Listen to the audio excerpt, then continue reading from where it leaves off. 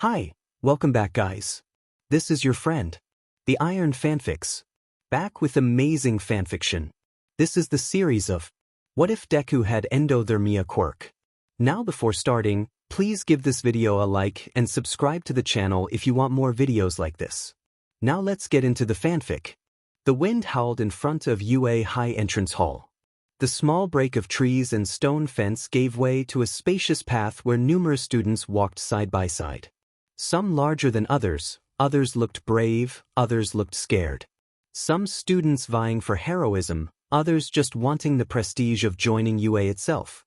Amongst the crowds of vibrantly colored children, with varying quirks and powers walked Izuku Midoriya.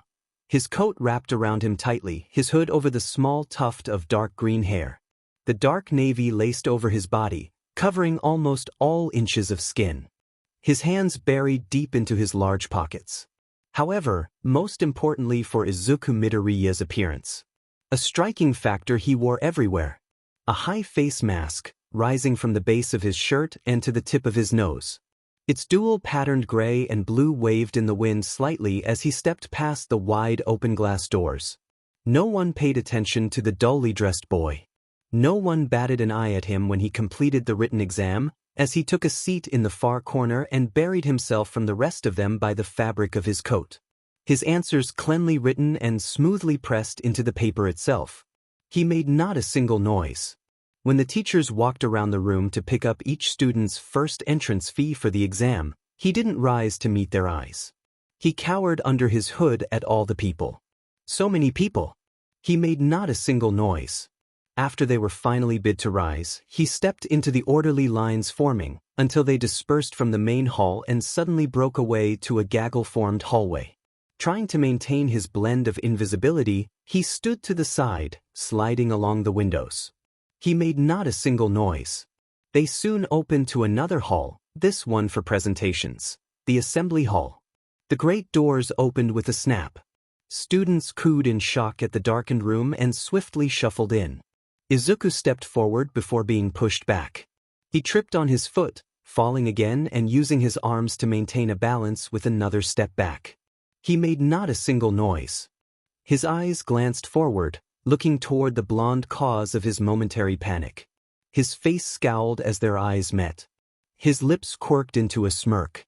Katsuki Bakugo, a classmate of over a decade and tormentor for just as long. Just as he regained his ability to stand, his back suddenly collided with another person. He startled out and quickly twisted around, leaving the smirking blonde to terrorize someone else. A light brown-haired girl had fallen behind him with a smile and sigh-less laugh. Her hand wrapped around the back of her neck. "I'm so sorry." Her rosy cheeks almost shone in the light that filtered from the window. As if drawn on by pen, she flustered more as he offered her a hand to stand up. She smiled, nodding a thank you as he pulled her up. "I'm so sorry, I was just looking at everything, it's so big here," she exclaimed as other students bustled past them. He made not a single noise. Izuku nodded back to the girl, and she took it as a reply. Currently, Izuku was trying to find a way out of this conversation. He really didn't want to mess up. "Well, I'm Ochako Uraraka. It's nice to meet you, so sorry for bumping into you." At this moment, his quirk was the worst, because he came across as uncaring or arrogant in his mind. He couldn't even reply properly. He signed for her not to worry, however, as predicted, she didn't understand. So many rarely did. She did take an interest in his signing hands, looking down at them. "Oh, can you not hear? Wait, can you not speak?" He nodded, pointing to his mouth without lowering the woolen mask. "Well, good luck then," she smiled again. "I hope we meet again." With one last nod, Ochako Uraraka walked into the assembly hall too. Izuku soon followed her lead. He made not a single noise. The rules of the entrance exam were explained: defeat robots and gain points. There were 0 pointers too, which one should ignore, like obstacles in a game. It was easy enough to gather. Each student was given a slip of paper and sent on their way towards a battle arena. Robots were good at least, he could easily not harm people. Energy from a robot was far weaker in comparison to energy in a person. The stroll over to the arenas was the same as the walk to the assembly hall, a walk filled with him by himself, not even being able to start communication with anyone around him and drifting in his own thoughts. He couldn't even sigh, he could make no noise to show his emotion, except an exhale through his nose at the very least. Alongside the other students, he probably looked the most somber, well maybe the purple-haired boy looked a little more on edge than he did.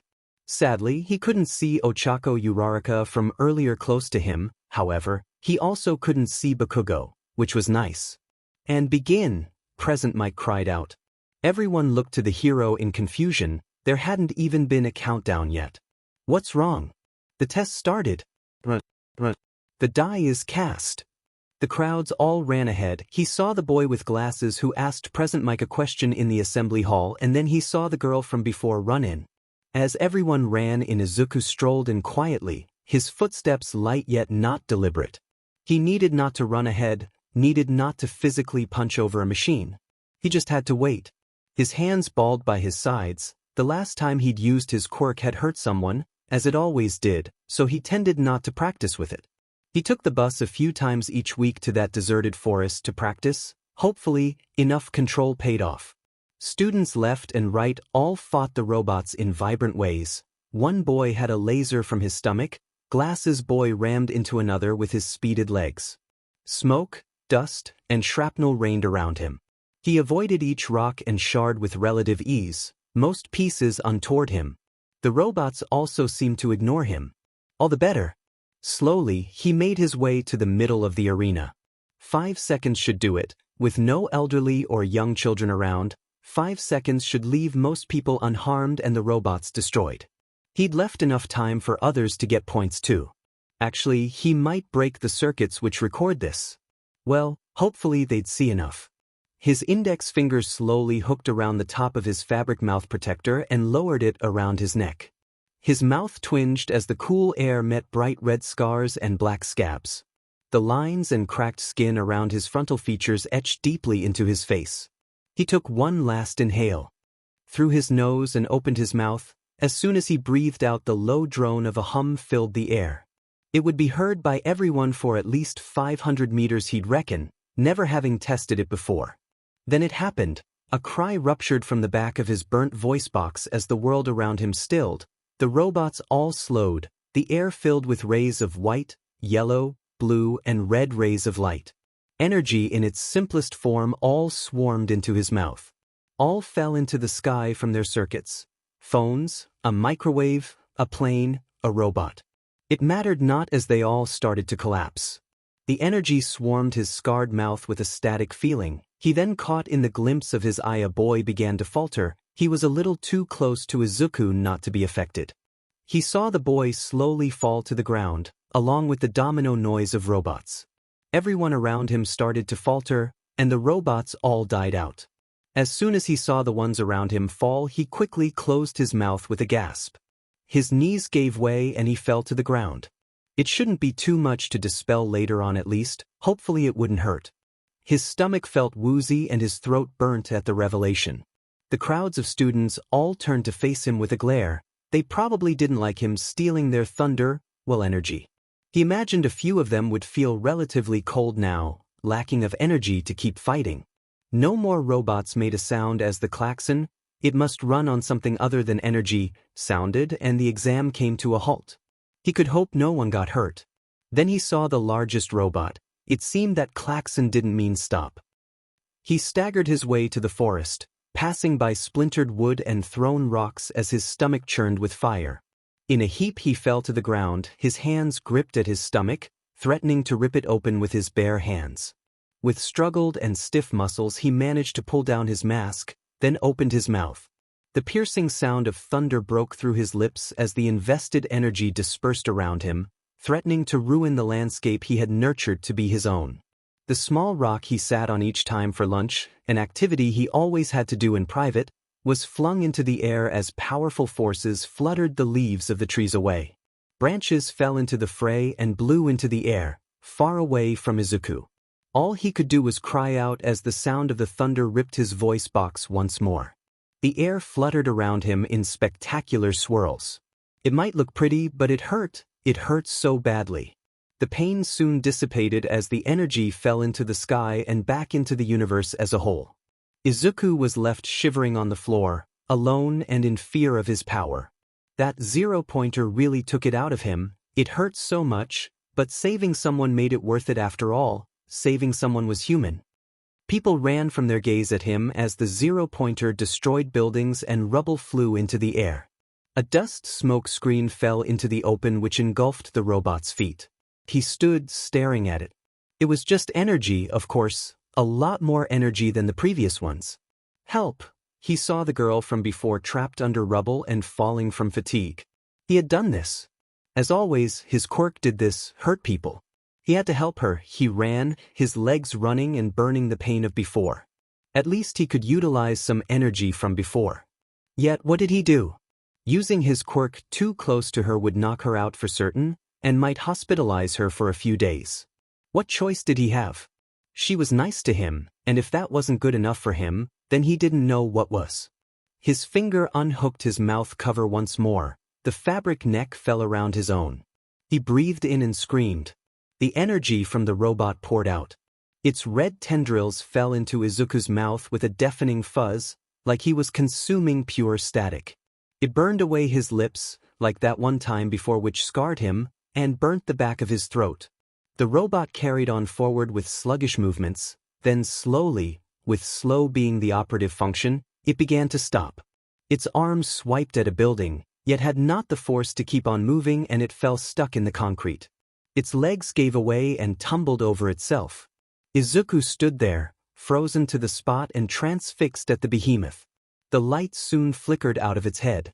With a sigh, he quickly pulled up his mask and ran to the girl. She was unconscious now but still breathing, a welcomed relief if there ever was one. His fingers pressed to her forehead. She was still warm enough. With a glare in the other direction, he pressed his mouth to her forehead as he lowered his mask. To make sure no one saw, a few embers of energy fell into her skin, absorbed by her pale stature. As he parted his mouth, with another pull-up of his mask, he glared to the stone on her body and heaved it off. It took some effort and he fought back a grunt, but soon it was released from her hold. With a grin, which was only seen through moon-curved eyes, he fell to the side and lay on the rubble. Relief at saving a person as well. Those embers should save her brain activity from any damage too. He struggled home that night from the forest. His legs felt weak and kept giving way. He probably looked drunk, if he knew what looking drunk was. The moment he stumbled through the door, his mum caught him with a grasp. "I've got you, Izu, I've got you, it's okay, Mum's here." His eyes drifted to her own caring eyes as she stumbled and helped him to the sofa. "Wait here, I'll be back with tea." She hurried to the kitchen as he fell in a heap on the sofa. He felt bad, making her worry like this. What choice did he have though? He would blow up an entire city again if he built enough energy again, something which had taken 4 counselors and a lot of media manipulation to cover up and forget. Izuku Midoriya, the perfect aspects of both his parents' quirk, and all he wishes for was to speak, to say one word. Soon his mum appeared with tea on the small coffee table and placed it down. "You didn't bleed again, did you?" she asked. A phrase for if he coughed up blood. They'd have to contact the doctor again if he did. Thankfully, he hadn't. He shook his head from side to side and signed, "Just energy release, hurt," with sluggish movements. "That's okay, that's good at least." "How did you do?" She sat on the sofa's edge.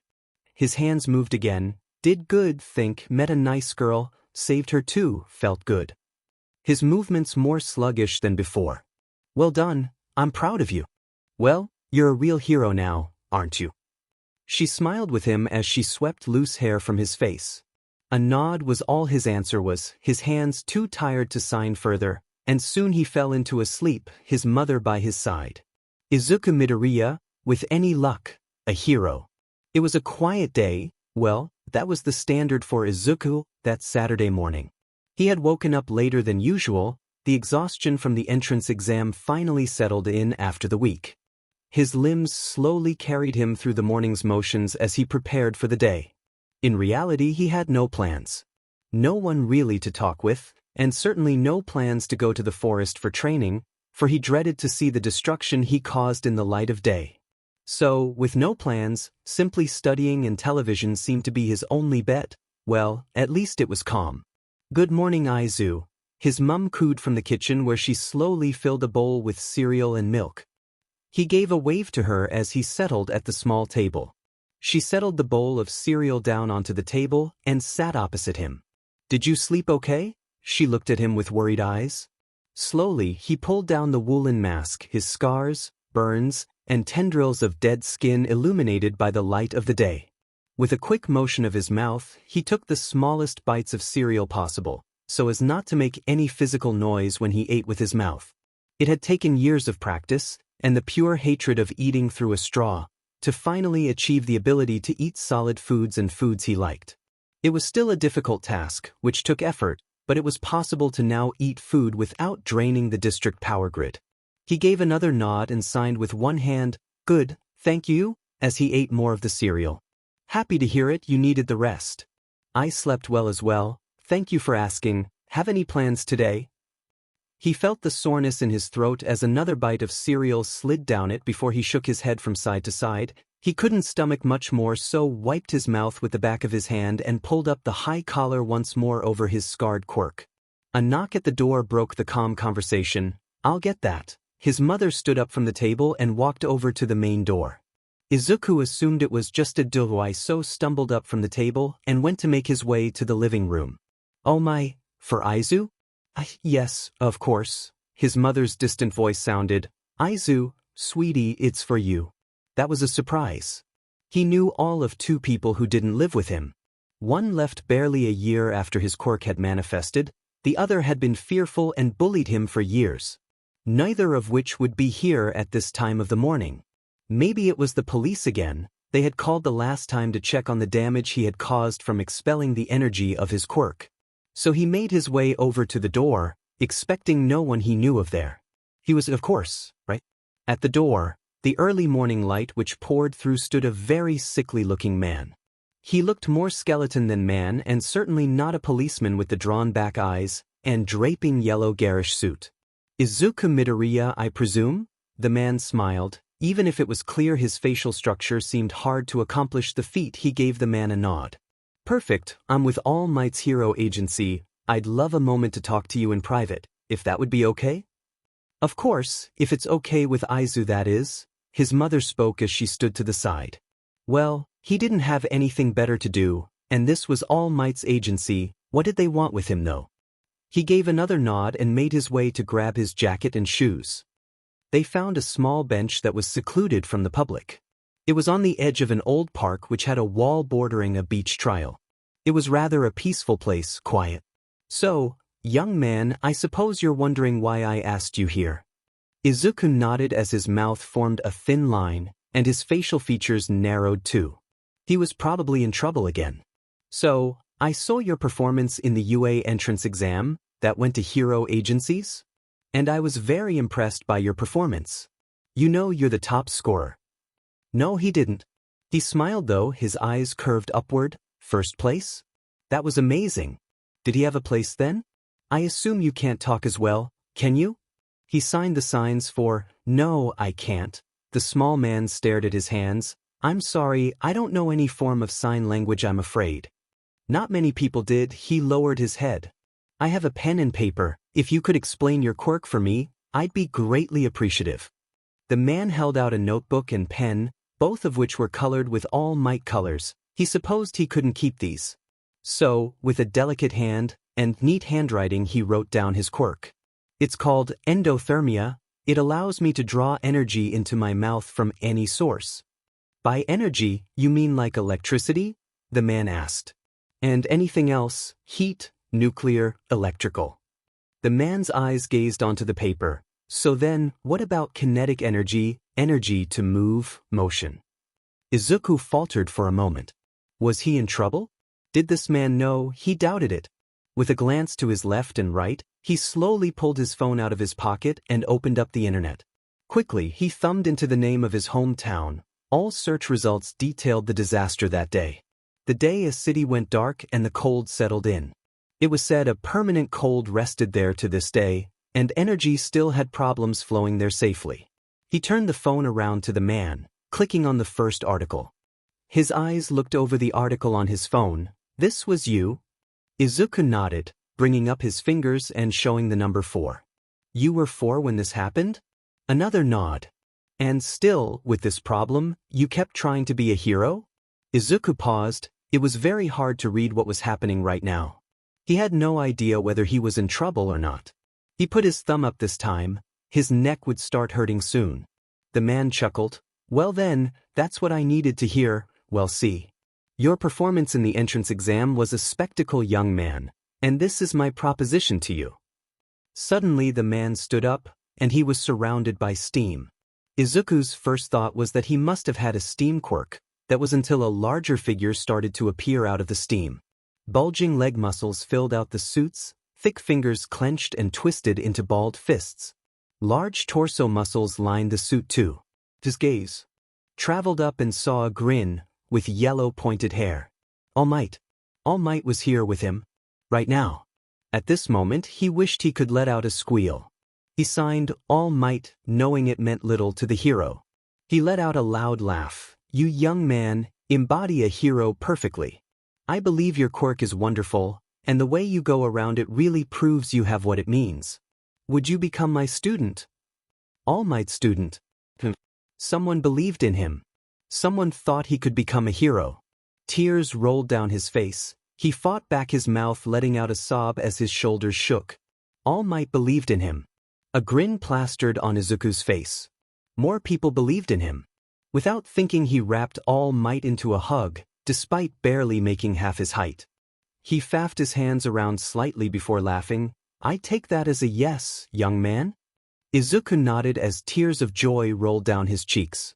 He had returned home to his mother shortly after his meeting with All Might, the actual All Might, and explained what had happened, excluding that the small man was All Might. Apparently that was a secret.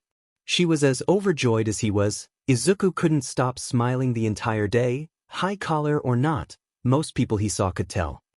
In the following days he spent some time with All Might. They trained on an old beach which was cleaned of a lot of rubbish and fly dumping, although it needed more cleaning. All Might was interested in the logic of his quirk, so he explained in further detail how it worked. He seemed pleased. They started working on physical endurance soon enough, something Izuku had worked on a little over time, to use most of the energy he absorbed in without dispelling it, as he could transfer it to his cells thankfully, if only a minimal amount. Physical exercise came easy enough, and if he ran low on energy, he could just absorb a little more energy and use that to power forward. A useful addition to his arsenal of skills. He wasn't sure about the full reasons as to why All Might trained him. Izuku couldn't even smile properly. The muscles around his mouth were damaged beyond repair, the scars too. So even the version of a smile he did was disgusting. It looked rotten, malicious, and villainous. All Might students should be able to smile, yet Izuku couldn't. Also, their quirks were wildly different. Izuku's relied upon little skill, All Might's did not, whatever his quirk may be. The time went flying by over the next week, and their training went well. All Might even learnt and caught onto a few different signings which made the job of communication that little bit easier. Young Midoriya, All Might called out as he finished his last set, I have something for you. Intrigued, Izuku made his way over to the small form of the number 1 hero as he held a brown paper bag in his hands.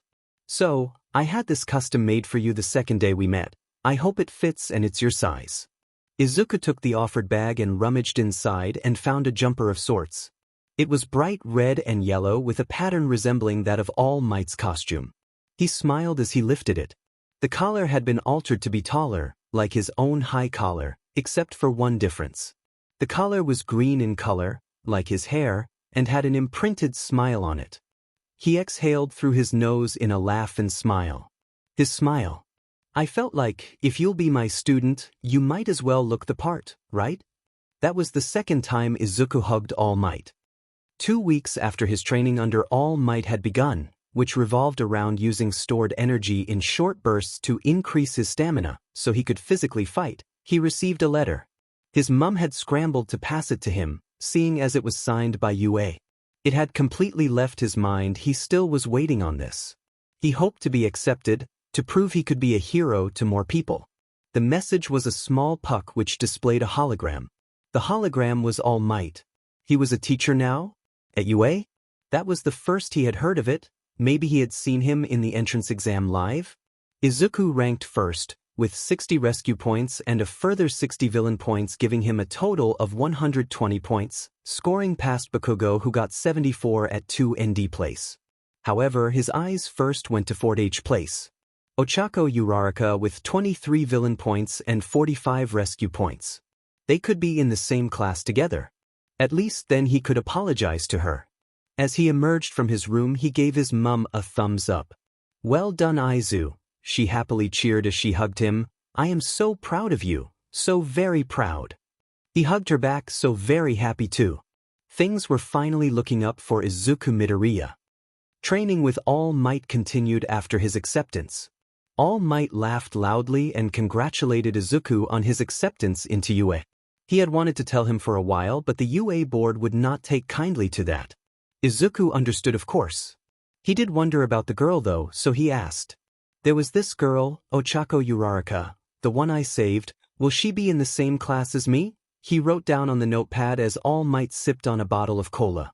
Ochako Uraraka, he pronounced each sound, as Izuku signed it. The name rings a bell. Oh right, that was it. Wait, can I tell you this? All Might hummed to himself as Izuku looked with pleading eyes. Oh, go on then. She came to visit us after the exam, asking about you? She did, he signed with his hands. All Might looked intently at his hands, recalling the memory of the signing. Yes, she did. She asked about the person who saved her from the robot. The boy with no voice and pretty eyes was how she described you. He laughed loudly as Izuku blushed a shade of deep red. Now, if she got into 1A, Izuku supposed that was his class. I really can't say, I'm afraid. He looked to the side as his hands signed, sloppily, yes. Another grin plastered itself on Izuku's face, underneath the faux grin of his new jumper which he liked to wear as often as possible. Izuku now had high hopes for UA going forward. Well then, we best be back off to training. Exciting prospects are ahead of us, young Midoriya. After all, my successor must train himself properly. Does what? Izuku froze as All Might strode onto the beach, talking aloud. It seemed it took him a moment to realize he wasn't beside him. Successor, he signed. All Might tilted his head. I'm sorry, I'm not familiar. He grabbed the notepad, scribbling down the word, successor. Well, of course, you are. Why else would I train you? You will be the future of heroes. All Might gave a smile. I thought I was just a student? All Might read the words over once, then twice, then a third time inside. Okay then, I suppose I should come clean. Izuku lay in bed staring up at the popcorn ceiling of his room, his eyes tracing over each bump. One for all. Quirk legacies. A quirk to pass on to someone. It seemed implausible. It was also way too much for Izuku Midoriya. He couldn't do it. He'd almost broken down at the idea. It was too much for him to take on the mantle of All Might. He couldn't even control his quirk. What gave All Might the idea he could take on one for all too? There was no way he could do it. All Might had gone mad then. That injury must have caused him to become delirious. Izuku Midoriya wanted to become a hero, but he wasn't that kind of hero. He was just Izuku Midoriya, plain, quiet. Hardly the type of person you would imagine when you said, symbol of peace. Children wouldn't hang pictures of the hero with deformities around his mouth on their walls. Newspapers wouldn't give exciting headlines to a boy who destroyed an entire town, aged the boy who couldn't even speak the language his friends spoke. He couldn't be a symbol of peace if you couldn't symbolize much yourself. So with heavy eyes, he fell to sleep, holding himself tightly, wishing to cry out his true feelings. With reflectance, a great amount of fear and anxiety, and an oozing stomach, Izuku made his way to the beach again that day. All Might was already there at the moment he arrived. It was one of their last training sessions before UA started now. Good morning, young Midoriya. All Might happily call out as his hands signed the motions for the phrase he said. Izuku didn't need to see them himself, but it helped others learn how he communicated with them, so he was thankful all the same. He gave a wave and signed, Morning All Might. Although, his heart wasn't in it for the moment. What's the matter, young Midoriya? You seem upset. Did he tell All Might? He deserved to know the boy he chose to be his successor was a coward and wimp. A boy who couldn't even look the part of a hero. Also, signing it was pointless. It would probably be pointless to try as he wouldn't understand it. Writing it down made him feel like an idiot too. He just shook his head and carried over to the recent training clearing they had formed. Young Midoriya, he turned to face All Might. I can't imagine the loneliness you've been through. However, your mental ability is just as important to heroism as your physical skill is. One has to be in the right frame of mind to stay heroic. His eyes wandered to a heap of sand, ignoring All Might's own. Quirk, he signed and pointed to All Might. One for all. Izuku nodded.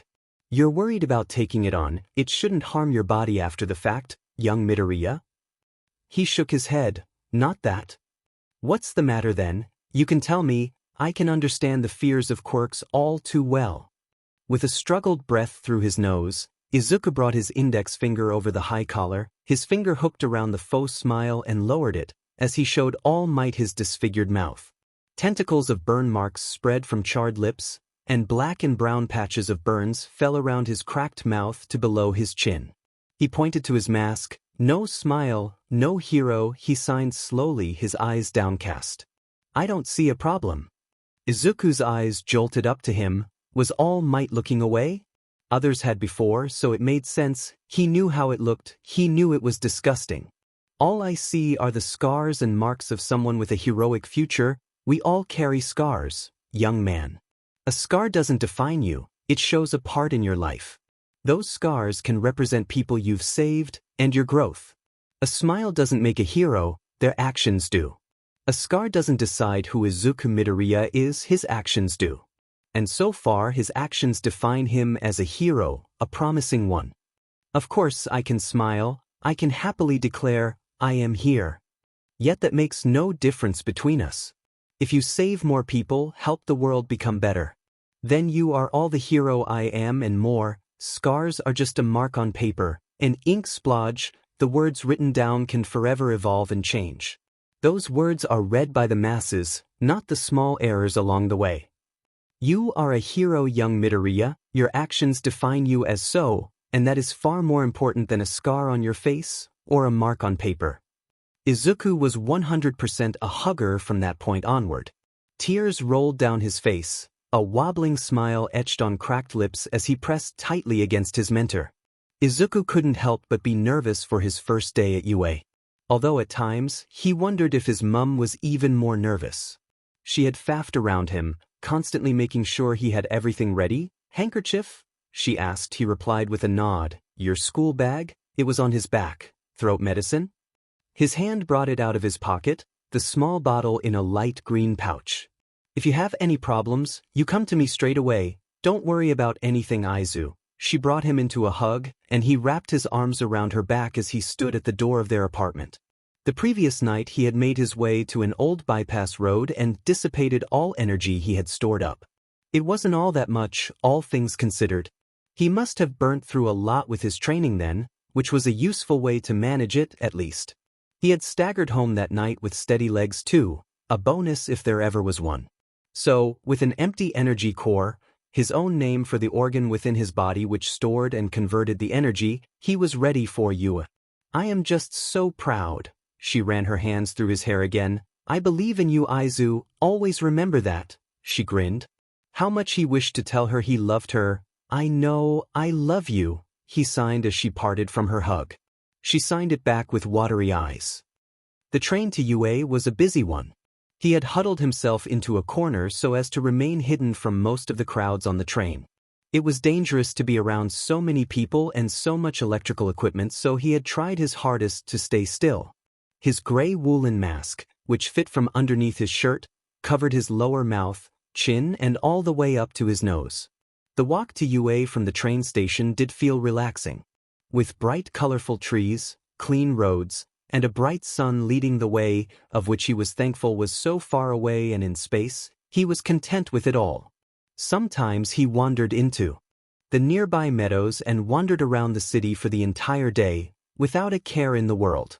He still had to be careful, energy was everywhere, but sometimes he let out an exhale or sigh, even for a split second, to calm himself. However, such calm ended the moment he stepped into you. It was loud and busy. Students everywhere, most of which he didn't recognize.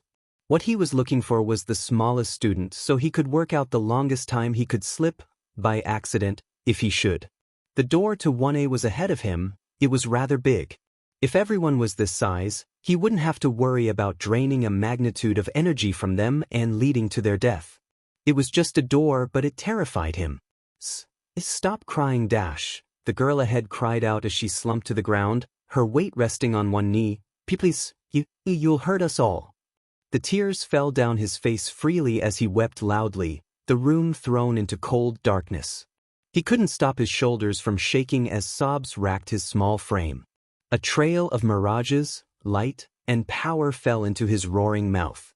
I told you, how do you expect to be a hero? That Demon Deku is villain? Bakugo fell out of the door, staggering backwards. He can't control that power, he'll kill us. He'll kill you all. He hadn't realized he had fisted his own hands until he felt his nails digging into his palms. With a quick separation he fell to ease. It was over. While his past actions defined him, his future, heroic actions were more important. His hand rose over his mask, it was still in place. No cries, no lights flickering. He was there at you. Everyone was safe. With a heavy hand, he opened the door. The noise enveloped him very quickly. Happy conversation filled the room, except for one familiar to him. He froze as he saw him come into view. Blonde, spiked hair, a smirk on his face, legs on the table. Why did he have to be in his class? As soon as he entered the room, their eyes locked. Why, you got in? Bakugo snarled, stepping up from the table and walking over it. Excuse me, a boy with glasses tried scolding him. Shut up. This kid here is dangerous. He jumped off the desk, pushing Izuku further back into the wall. As long as he didn't make a noise, everyone would be okay. Bakugo wouldn't hurt him at a school for heroes. He grabbed onto his blazer collar. How the hell did you get here? He snarled out, encroaching on his personal space. I really think you should leave our fellow classmen alone. The glasses boy stood to the side of the exchange. I really don't think we should have borderline villains in UA. The glasses boy scoffed. I can assure you, UA is secure without villains. He is wearing the uniform of a UA student, and I do remember seeing a boy with a face mask at the entrance exam. It was so strange to see someone stick up for him. Huh? You'll remember what he looks like with that demon mask off, right, Deku? His hands rose to his mask. He wanted to stop him. He didn't want anyone to see. You must stop now before a teacher comes.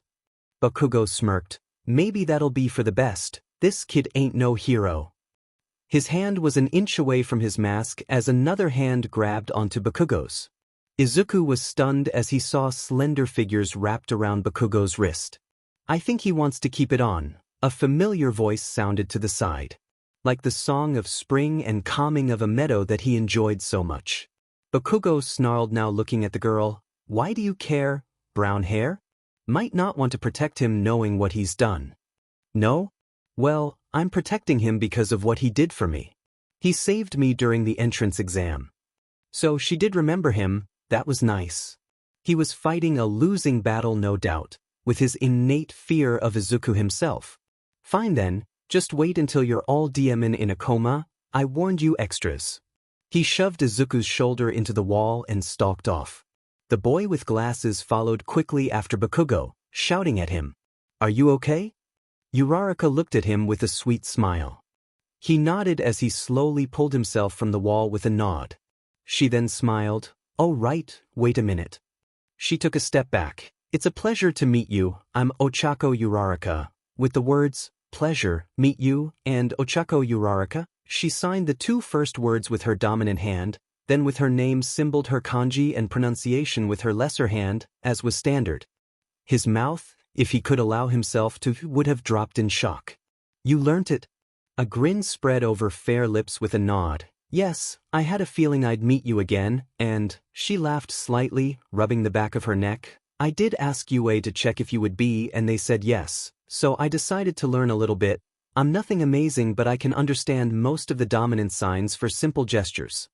And she did, she almost correctly signed amazing dominant signs, simple gestures, amongst a few other connectives.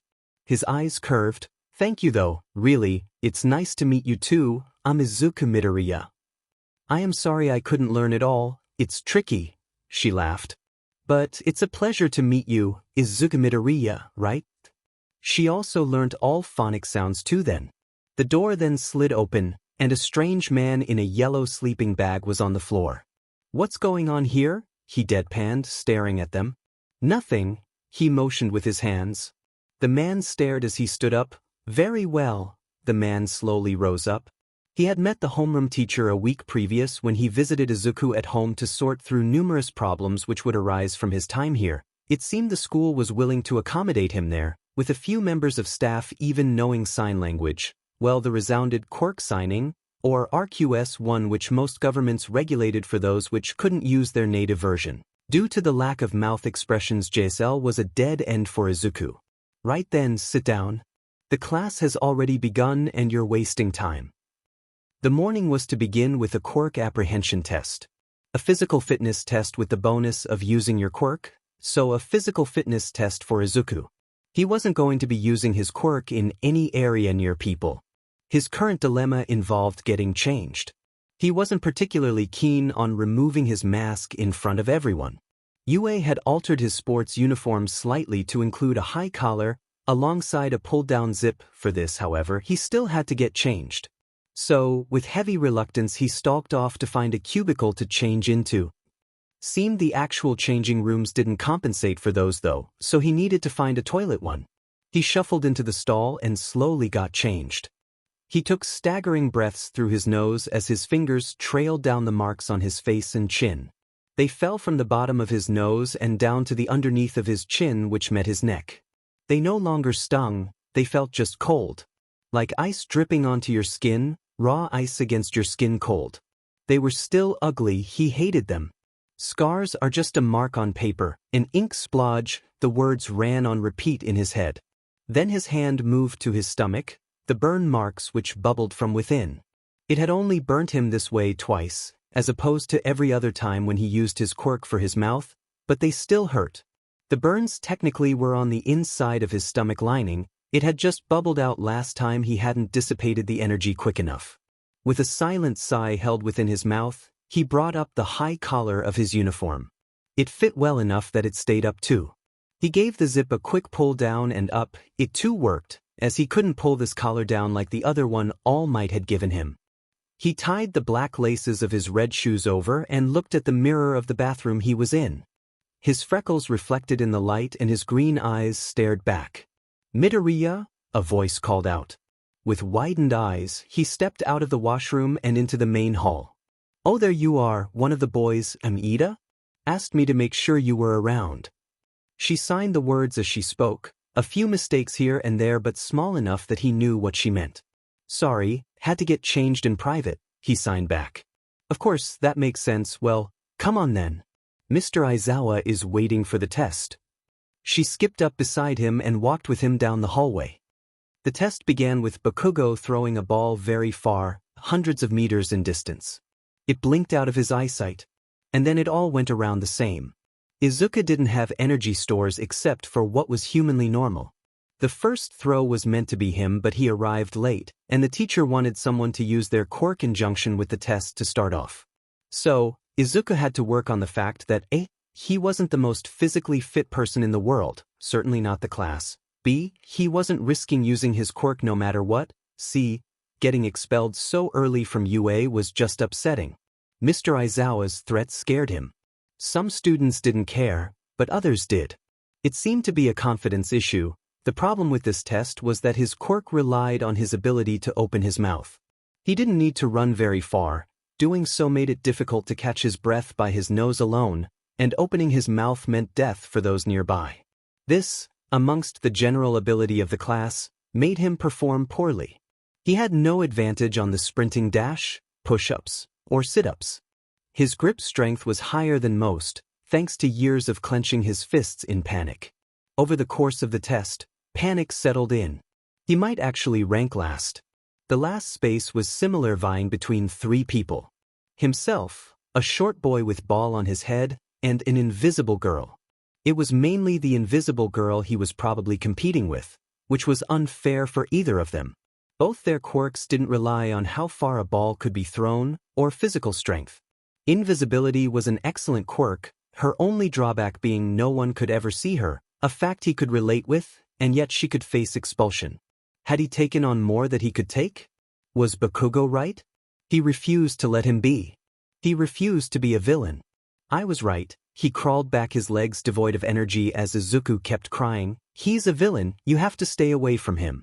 He'll never be a hero."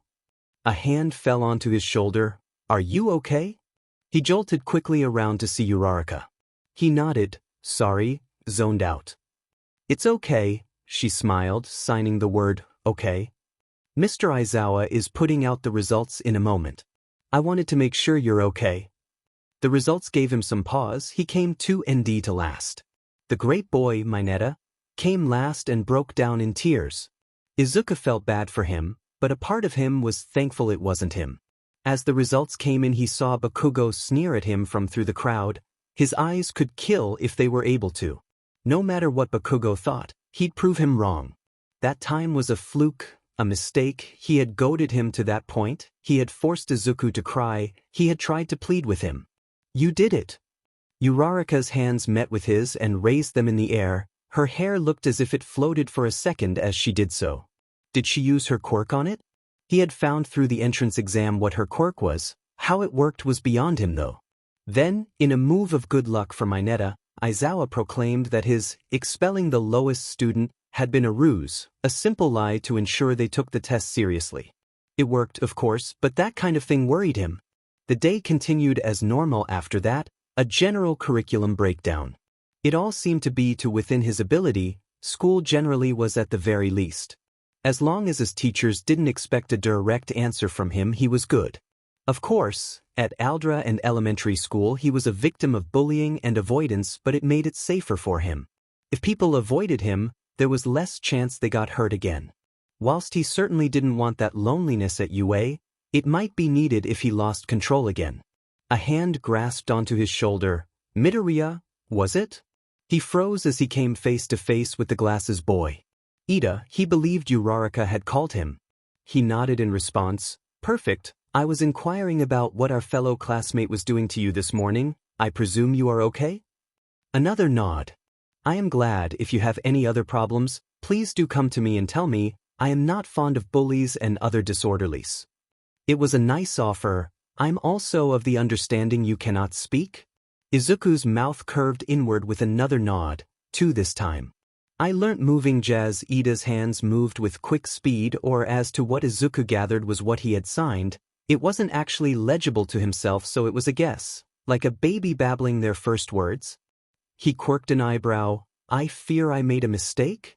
Izuku nodded, causing Ida to laugh. "I must apologize. The only sign language I am familiar with is that which my brother taught me." "Well, then it was a pleasure to meet you. Ida Tenya is my name." He bowed. Surely greetings came first in a conversation, not at the end? Before he could even attempt to reply, he was already speed walking off, his arms making large motions with each step. It was an amusing image. He could almost count him as his second friend at this point. That was nice. So, as he grasped onto his bag, he walked back to the train station in tranquil silence. Well, the tranquil silence lasted for a few moments before footsteps caught up to him quickly.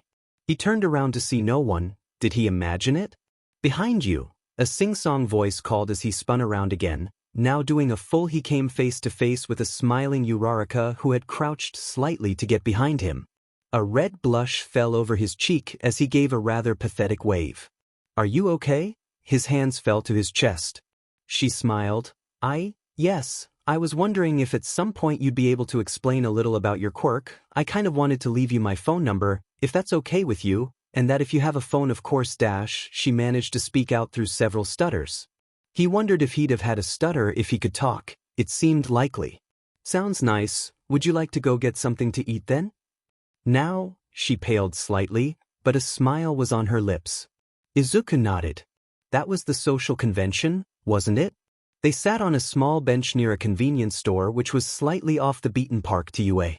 It was made of tall, slender concrete planks which towered upward, a small wooden board wrapped around the base. Only separation was for the tall black windows. The bench overlooked a small pavilion area with small flower beds surrounding it. Uraraka had opted for some machi, which he paid for, despite copious protest. For all he had to do was shake his head. "You really didn't have to buy me machi," she commented as she swallowed another bite of the treat. He'd make a mental note that she liked it for later on. Planning for the future was always appropriate, and this just seemed thankful. He also just shook his head at her complaint. He had never been able to buy a person food or anything in his life. It was more of something for him.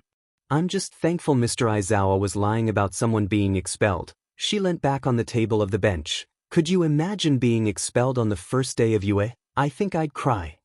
Well, he had been close. He gave another curt nod as he listened to the tweeting of birds with a soft grin on his face. "Do you think he would have expelled someone if they scored so low?" She pondered the question, or maybe she was trying to remember what he had said. With any luck she'd know enough of what he signed. "Well, I hope not," she did then. "I mean that would be unfair, right? Isn't the point of school trying to improve as a hero? If someone isn't ready from the start, then it's not their fault."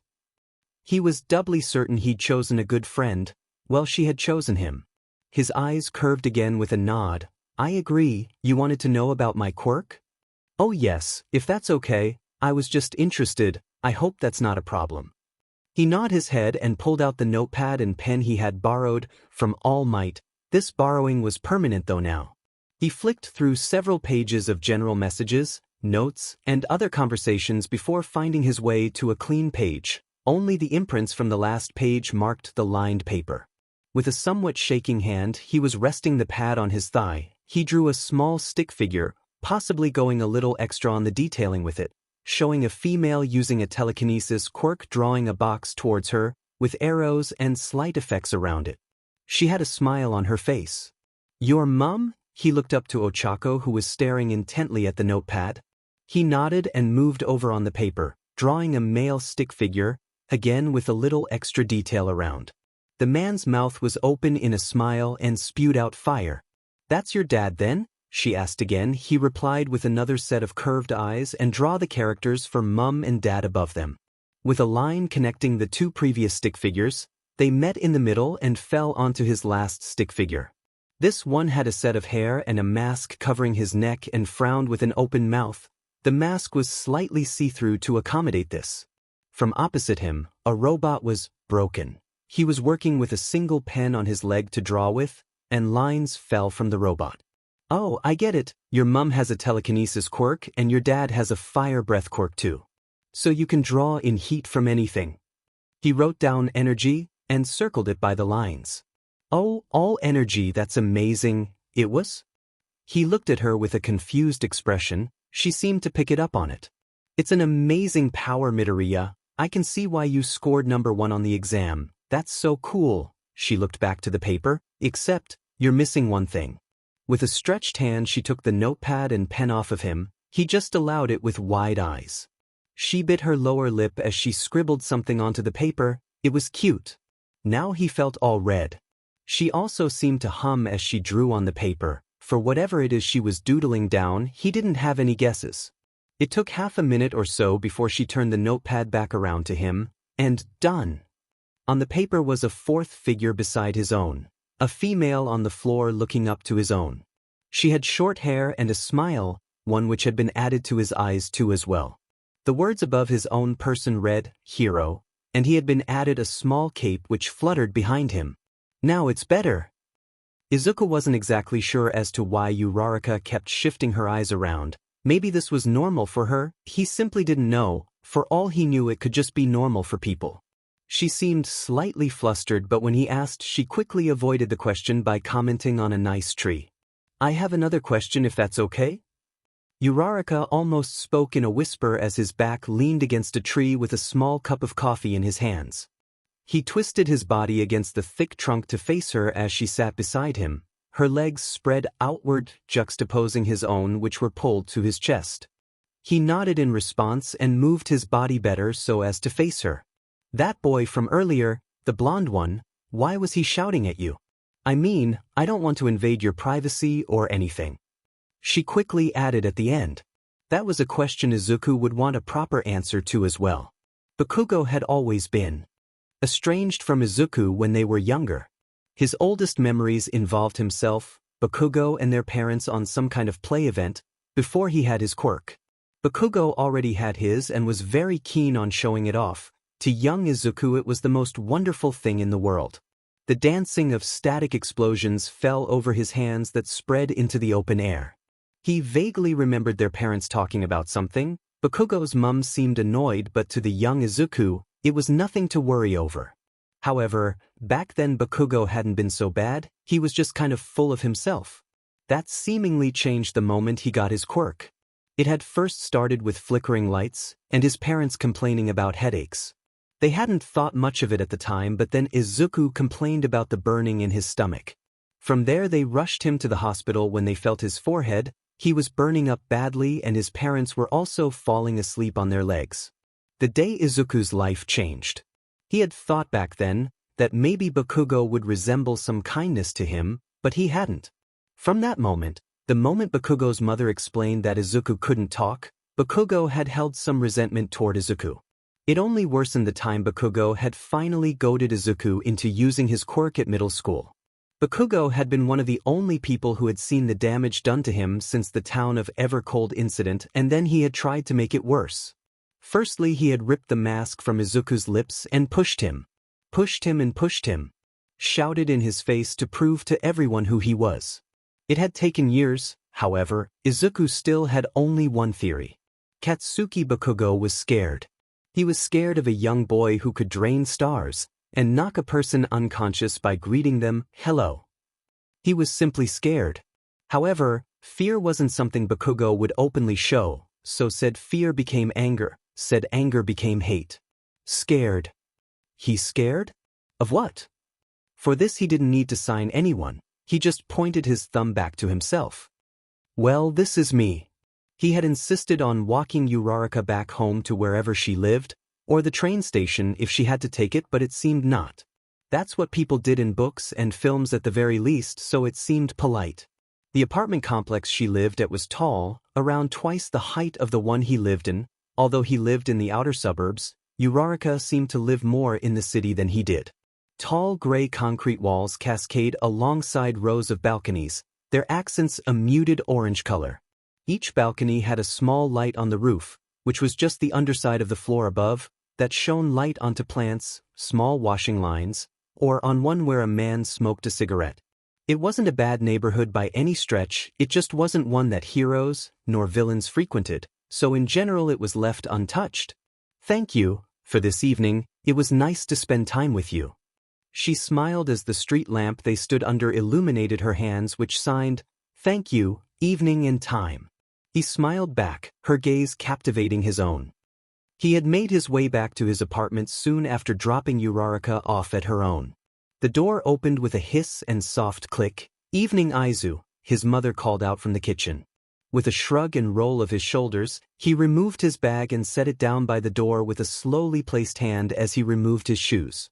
The kitchen was enthralled with brilliant smells, mixing and swerving with one another. He sniffed again as he approached the small archway which separate the hallway and kitchen. Black Bean was his best guess. Have a good day? She asked as he stepped through the arch. The kitchen was far more modern in design than the rest of the apartment, which wasn't to say it was futuristic modern by any stretch.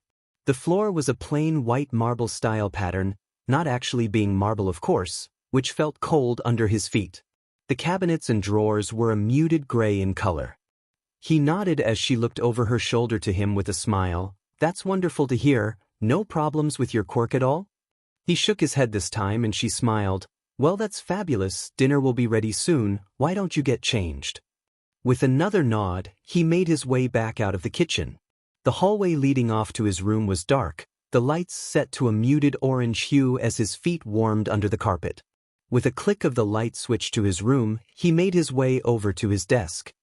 His hand ruffled into his pocket and softly grasped onto the paper which was folded neatly. A small excuse of a smile fell upon his lips as he pulled down his mask and glanced down at the small drawing.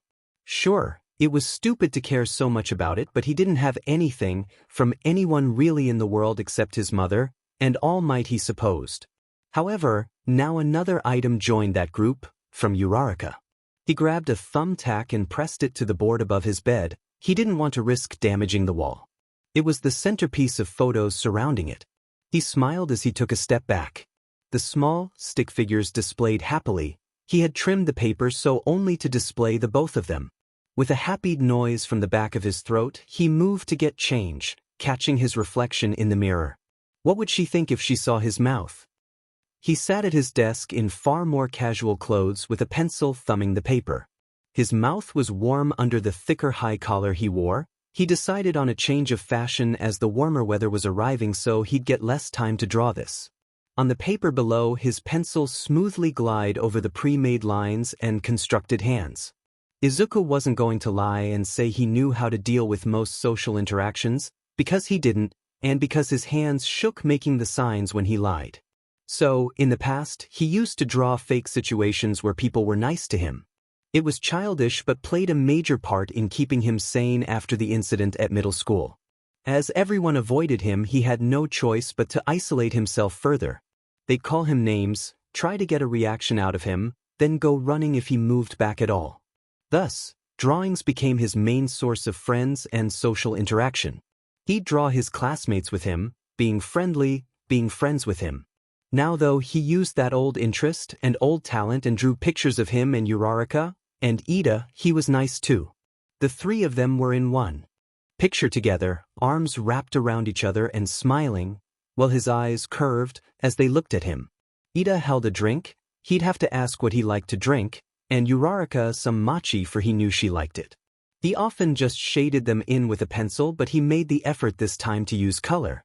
He wasn't a pioneer with his art skills, but he wasn't bad, just not very confident. Izu, his head tilted to his door, dinner is ready.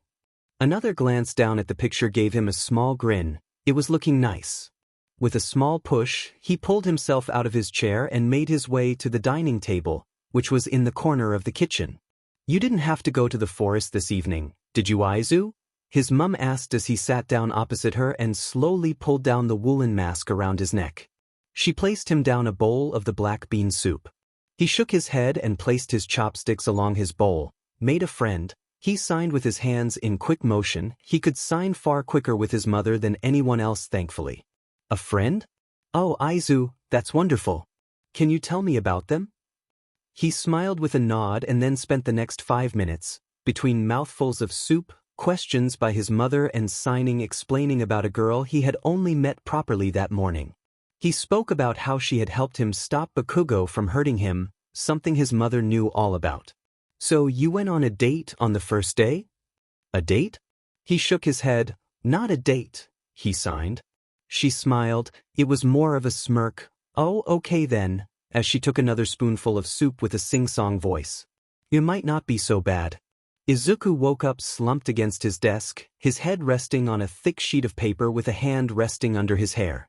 A soft hum emitted from the back of his throat as he pushed himself up. Dopey eyes stared ahead of himself for a moment. What was he doing?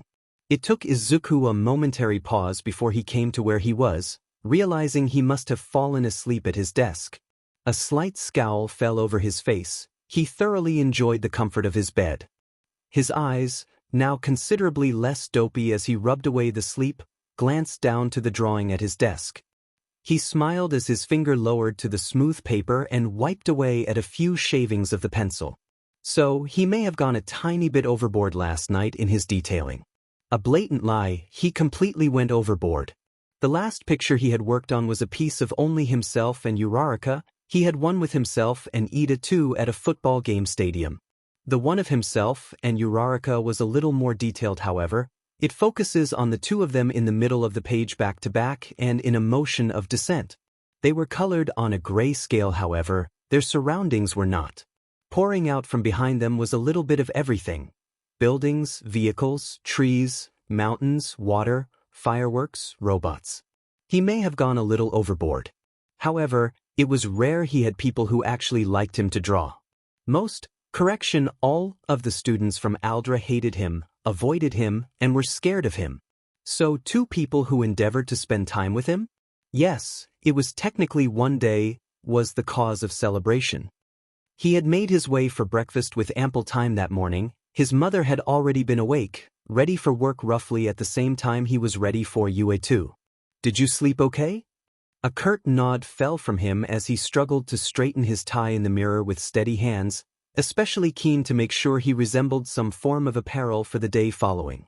The class schedule had them doing heroics training, which, whilst what he expected to learn in a hero course, was kind of an unknown to him. Whatever heroics was, it did sound fun at the very least, which was always a bonus in any situation. Do you need to dispel any energy? His eyes glanced over to her as she looked at him with a slightly worried gaze. He offered a resemblance of a smile and shook his head.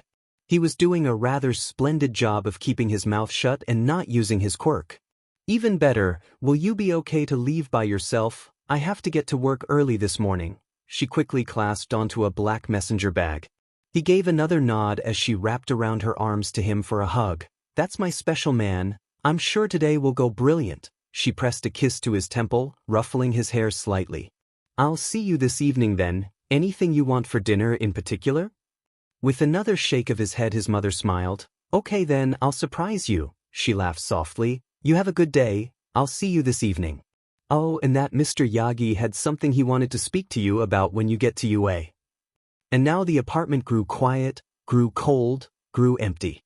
He fumbled with his pockets as he quickly sought out his throat medicine. He may have grown a slight dependence on the substance. It wasn't so much an addiction, as it was just a soothing syrup, more so a comfort. A child wasn't addicted to their favorite blanket, but there was a dependence, a comfort to sleeping with it. The same applied to Izuku. Well, he didn't sleep with the throat syrup, of course. However, there was a comfort to it, the same as his mask. He glanced back to his reflection, his tie now straightened. Well, hopefully today would be a good day. Also, what did All Might want? And why was he talking to his mother? Young Midoriya, All Might happily greet him as he stepped foot into the small office. It was more of a teacher's lounge really, but the placard on the front door listed it as an office. Trying to communicate with the lady at the reception had been difficult, so he had ended up writing down the question for her after a few minutes of back and forth. He gave a curt nod as he glanced at the office.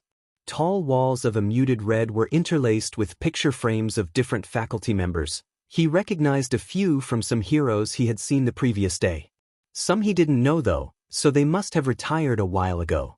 At the center of the room was an L-shaped red settee that surrounded a small coffee table. A table consisting of a small tea set.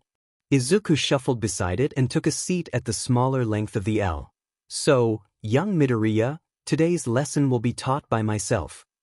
He looked at All Might with eager eyes. A lesson taught by All Might? That was amazing, being taught by All Might himself, forgetting he was All Might's private student at this moment.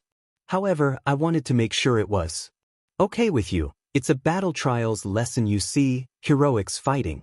Now, we can completely understand if you don't think you're ready to be using your quirk around others. Truth be told, we should have sorted you out a private entrance exam, which I can only apologize for. So, are you up for it? If not, we can easily accommodate some rescue training for you whilst I teach the rest of the class. Izuku paused in thought for a moment. His eyes wandered to the tall windows opposing him. They looked out onto expansive fields and tracks. The only break of plain green was a small tree line before hitting a tall wall of a battle arena. The problem was that he wanted to learn these kinds of lessons. He couldn't hide away forever, but then, at the same time, people could get hurt. However, they'd always get hurt. That was just a matter of his quirk. Learning control at the moment seemed like the best motivator for the problem, and he had self-control. Surely, whoever he was to combat or be near was sensible enough to quickly vacate the area. Looking back to All Might with a new determination, his eyes lit up, and he gave a shake of his head with a practiced grin. He was going to be a hero, and a hero took no shortcuts. Oh, and your mother and I had this prepared for you. All Might pulled out a briefcase by his feet, an object he had completely missed. Izuku took the case with welcoming hands. Your hero's suit. Why don't you get changed whilst I greet the rest of the class? All Might then pressed a hand to Izuku's shoulder with a grin. He stood in front of a tall mirror in a private changing room. It was a connective room of the support course section of UA, which was extremely noisy. The costume, he loved it. The teal green that covered his body in matching trousers and jacket. A red belt was wrapped around his waist that matched his face mask. It was red too, with a large grin painted on it. It was another fabric design, yet far thicker than usual and stood upright by itself fully. A zip could be pulled horizontally across too for access to his mouth, as the mask seemed not to be able to be pulled down. His hands rested on his knuckles slightly. They exposed under pads to his palm and fingers, but the top was protected by a plastic casing. A small smile spread on curved eyes. He looked like a hero, an actual hero. Glee overcame his mind as he looked back at the mirror. Izuku Midoriya, the silent hero. You ready, kid? The voice startled him as he quickly set his bag to the side and pressed open the door. Standing on the other side of the door was the support course teacher, Power Loader. He seemed kind of lackluster with energy, and he hadn't even used his quirk yet. Not bad, really. He poked at Izuku's arm. He just narrowed his eyes at the hero. Sorry. Well then you'll be at Arena B, or do they go by Beta by now? Can never remember. He scratched the metallic skull over his head as he stalked back off to the door. Good luck, kid, and if any problems arise with that costume, do feel free to ask yours truly. I want to get a look at that one, it's good quality. Power Loader soon turned left as Izuku turned right down a lighter hallway which led towards the battle arenas. He wondered what other people's costumes would look like. He could draw some of those too. That sounded like fun. With a silent gait, the usual, he made his way outside and into the plains of UA. The long grass fields plowed forward, carrying whispers of the wind amongst them, soft leaf rustles, and voices of people far away. It reminded him of the meadow he liked to frequent. Except UA was far more plain. He soon made his way to Arena Beta, although it was empty. He aimlessly wandered around, wondering if he was at the wrong place. There you are, young Midoriya. A voice caught his attention as he twisted around to see All Might walk into the small street he found himself standing in. He was hoisting a box underneath his arm and carrying a clipboard under the other arm. The others are still changing into their costumes, so we will have to wait upon their arrival. However, your costume looks well. All Might placed the box and clipboard onto the ground and grinned at Izuku's costume. Does it fit okay? He gave a polite nod as he outstretched his arms. All Might chuckled with a grin. Wonderful, your mother and I were worried that the sizing may be slightly off. How did you contact my mum? He signed, his eyes narrowed slightly. All Might gave another laugh. Yes, the costume took some time to make. We had it planned just after the entrance exam. That didn't answer his question at all. It took another 5 minutes until everyone arrived, with varying costumes and designs. He smiled as he made his way into the conversing crowd. I love your costume. Uraraka was behind him, causing Izuku to spin around. He offered an eye grin as he pushed his thumb up. I like yours too. It's okay, she sheepishly grinned. They made it a little too tight from what I was asking though. Her eyes moved to her arms, which she raised in front of her. Izuku didn't think so. He thought it looked nice and practical too. After the gathering of students all mulling over their hero costume, and a few asking him where he was and receiving an answer they didn't understand, they soon all stood around All Might as he explained the lesson. It was a heroics lesson using a basis of a battle trail. That much he knew. Students were to be paired up and would face off in those pairs as heroes or villains. He waited in eager anticipation as he was selected to be a part of Pair A. Soon after, Uraraka was also chosen to be a part of Pair A. So the pair was himself and Uraraka. That made things so much easier. He had been increasingly worried about working with anyone else, for there would certainly be a communication barrier, and that wasn't to say he could flawlessly communicate with Uraraka. She still wasn't perfect with sign language. She was just the best out of the class, so he could simplify the phrases and speak to her. It still amazed him she had gone through the effort of learning it.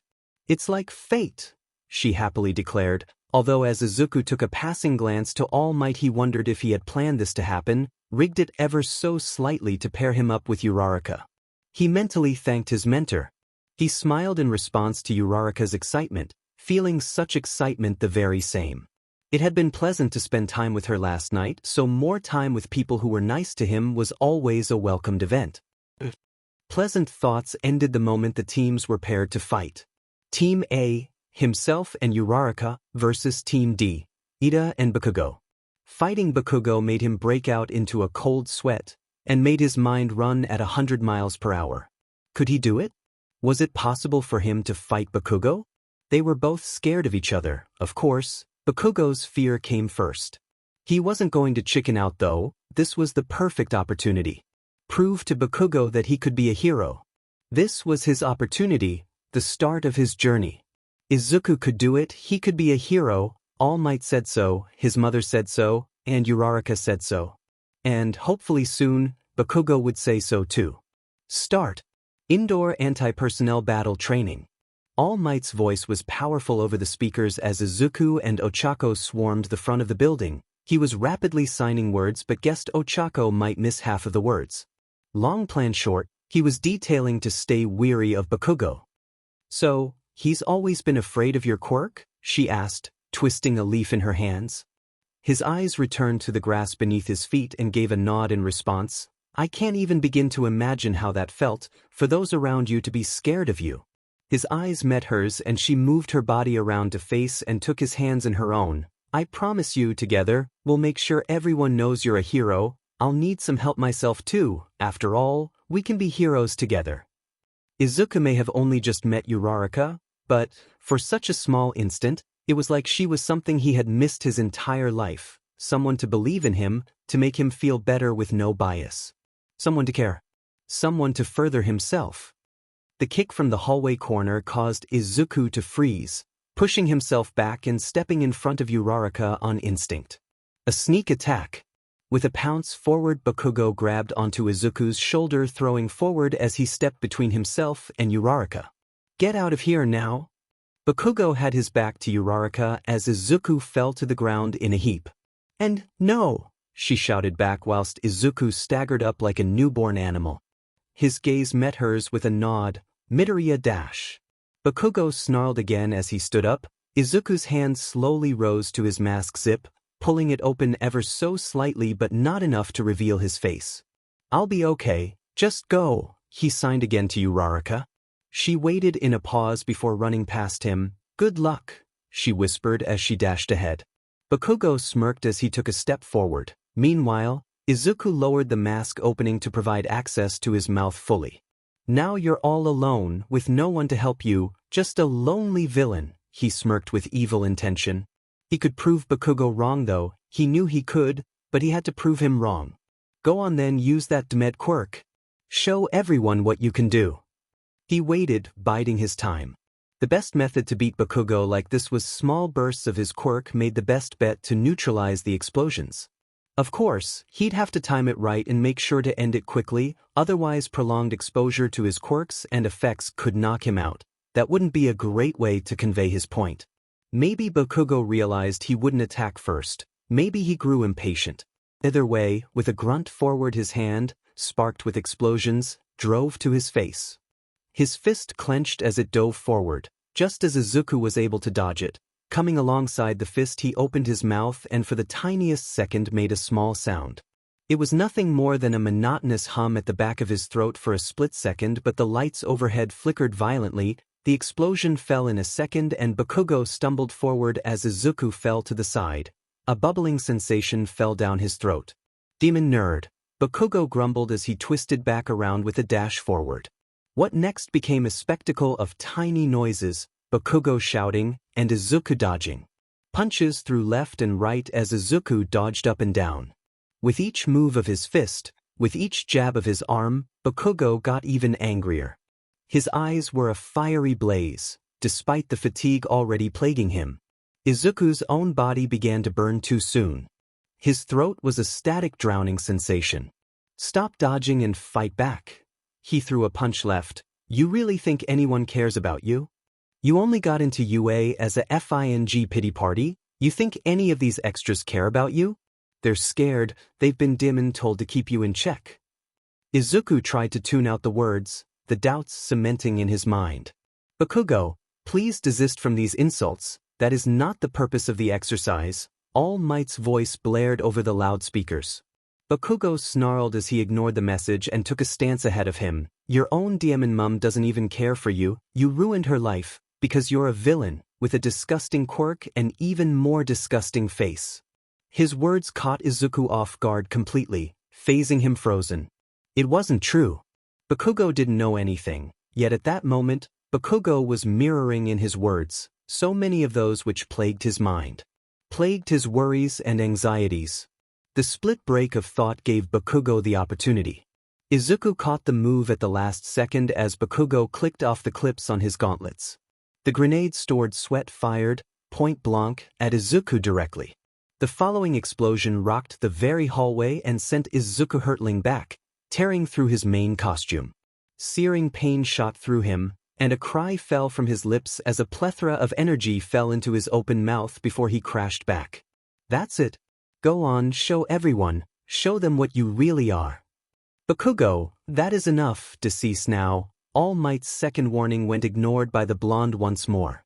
Bakugo stalked forward with a smirk. Just like how you almost killed those kids at middle school, you'll do the same here because that's what villains do. It's up to me, a hero, to stop monsters like you. He pushed forward, leveling another punch to Izuku with an explosion. Just as Izuku startled back before he could even stand, Bakugo grabbed onto his shoulder, and his knee shot into his torso, again and again and again. Worthless. F-I-N-G. Villainous. He shouted insult with each hit of his knee. The assault was too much as Izuku cried out, watching in innate fear as Bakugo fell dizzy, yet continued the assault. His knee once again met with Izuku's torso in searing pain, forcing Izuku to stagger back further, a foul taste reaching the back of his throat from the previous abuse. That's all you are. Bakugo cried out, a DMN quota to fill in a minority report, just plain FING funding. He placed a hand on the wall for support. Do you truly believe anyone, and I mean anyone, believes you can be a hero? You worthless, villainous B3D. Izuku's legs strained as he stood up again, his stomach burning too. Just as his legs mounted his body, Bakugo sent a fist straight to Izuku's face, causing him to cough out again, and more energy drained into Izuku's body. Just as he fell back, Bakugo grasped onto Izuku's mask and ripped it off. Now let them all see the face of a villain. Hands quickly fell over his face as he fell back to the floor after another kick. His breath fell out of his mouth in increasing gasps, causing Bakugo to falter. Yes, go on. Show them all what you really are. He fell to the wall again, his hand barely supporting his weight. A disgusting, scarred villain who can only hurt people. You think you can save anyone? He spoke through muffled gasps.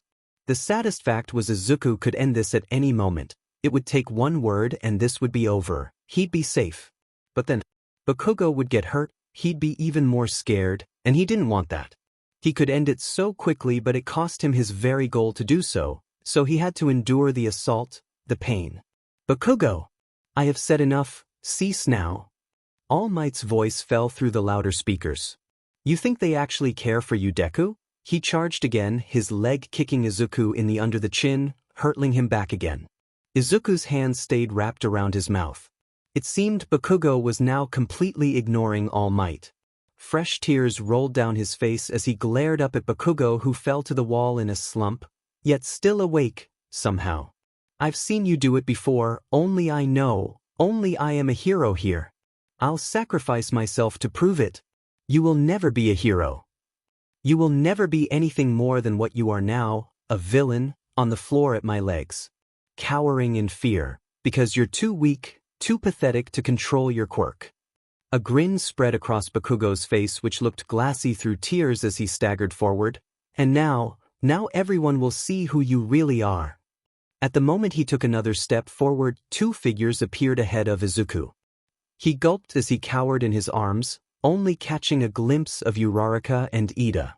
That is enough, Bakugo, Ida declared as Izuku buried himself further into himself. How can you say that? Bakugo shouted, look at what he's done. The effects are already working on you two nerds. He's a danger. No, he's not, you provoked him. Uraraka shouted back, you can't keep attacking people, he didn't even fight back. Bakugo scoffed, And look what he's done already. Now move out of my way or I move you both.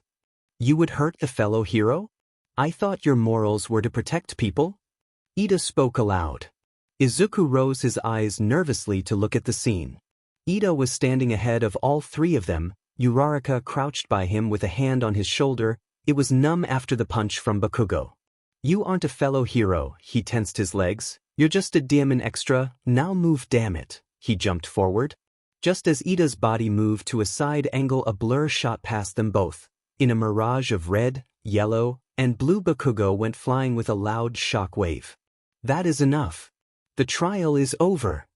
All Might's voice boomed with anger as he stood ahead of them whilst a crashing sound rattled the building as Bakugo fell into a heap with a cage of rumble surrounding him. Izuku had never heard such anger, such fierce commands. It wasn't like All Might at all, it was kind of scary. Was this how villains felt? How that man who gave All Might his injuries felt? Young Ida, please call in Recovery Girl for us. All Might direct Ida as he crouched down to Izuku. Izuku wrapped himself smaller. Sir? Uraraka asked. It is okay, young Uraraka. Please make sure you are well enough. If so, please make your way to the command center. I shall take young Midoriya to Recovery Girl. Uraraka seemed to motion for a second before walking off, leaving only All Might and himself in the hallway of rubble. Young Midoriya, can you hear me? He asked. Izuku nodded his head, which was wrapped by his arms tightly, trying his hardest not to make any noise or cry anymore. I'm going to pick you up, okay? Large hands slowly fell under his trembling form and slowly rose him off the ground. A sniffling, weak frame fell into his arms. A soft hum and beep filled the room as Izuku surrounded himself with the thin sheets of the small hospital bed. He had failed again, failed to prove who he was going to be, failed to prove how good a hero he would become. All Might had left soon after Recovery Girl had made her way to his bedside to return to 1A. He'll be okay? All Might frantically asked the elderly women as Izuku groaned on the bed, his throat burning in pain and stomach bubbling. Yes, he'll be fine. Hopefully, his body will use up that energy for stamina to heal himself, then you get rid of that and heal him. I can only do so much though, Toshinori, for radiation and heat burns, she coolly remarked beside him. All Might gulped. They aren't bad though? Not as bad as what he's already faced. Besides, you're a tough young one, aren't you? She looked at him. It had been a few minutes since Recovery Girl had left him alone in the bed, so in that time he had retreated into the cocoon of blankets. Would they kick him out now? From UA? For inciting violence? He didn't mean for it to end like that, it wasn't his choice. Here you go, kid. A soft heap fell on his bed. He slowly looked up to Recovery Girl, grasping the bed sheets over his mouth and neck, although she might have already seen them. On the corner of the gray sheets were a small set of clothes, the same physical education ones he had worn the previous day. He slowly rose his gaze to hers as she gestured to the clothes. Can't stay in your costume now, can you? He nodded in response as she turned to leave. I'll give you some privacy, get changed and rest. I'll check on you again soon. She closed the curtain back over and, after waiting half a minute, he crawled out of the hospital bed and shuffled over to the clothing. The entire front of his hero costume was torn. Would All Might be mad? He removed the strays of fabric and tears of plastic and slowly pulled it down his body, noting the red marking along the burns on his stomach. His old costume fell at his feet below him and spooled around his feet. With quick movements, he quickly fixated his trousers on, sorely pulling them up each leg with a halted effort. He felt smaller at that moment, as his hands ran down the marks on his face. They trailed down below his chin and onto his neck. He felt weak.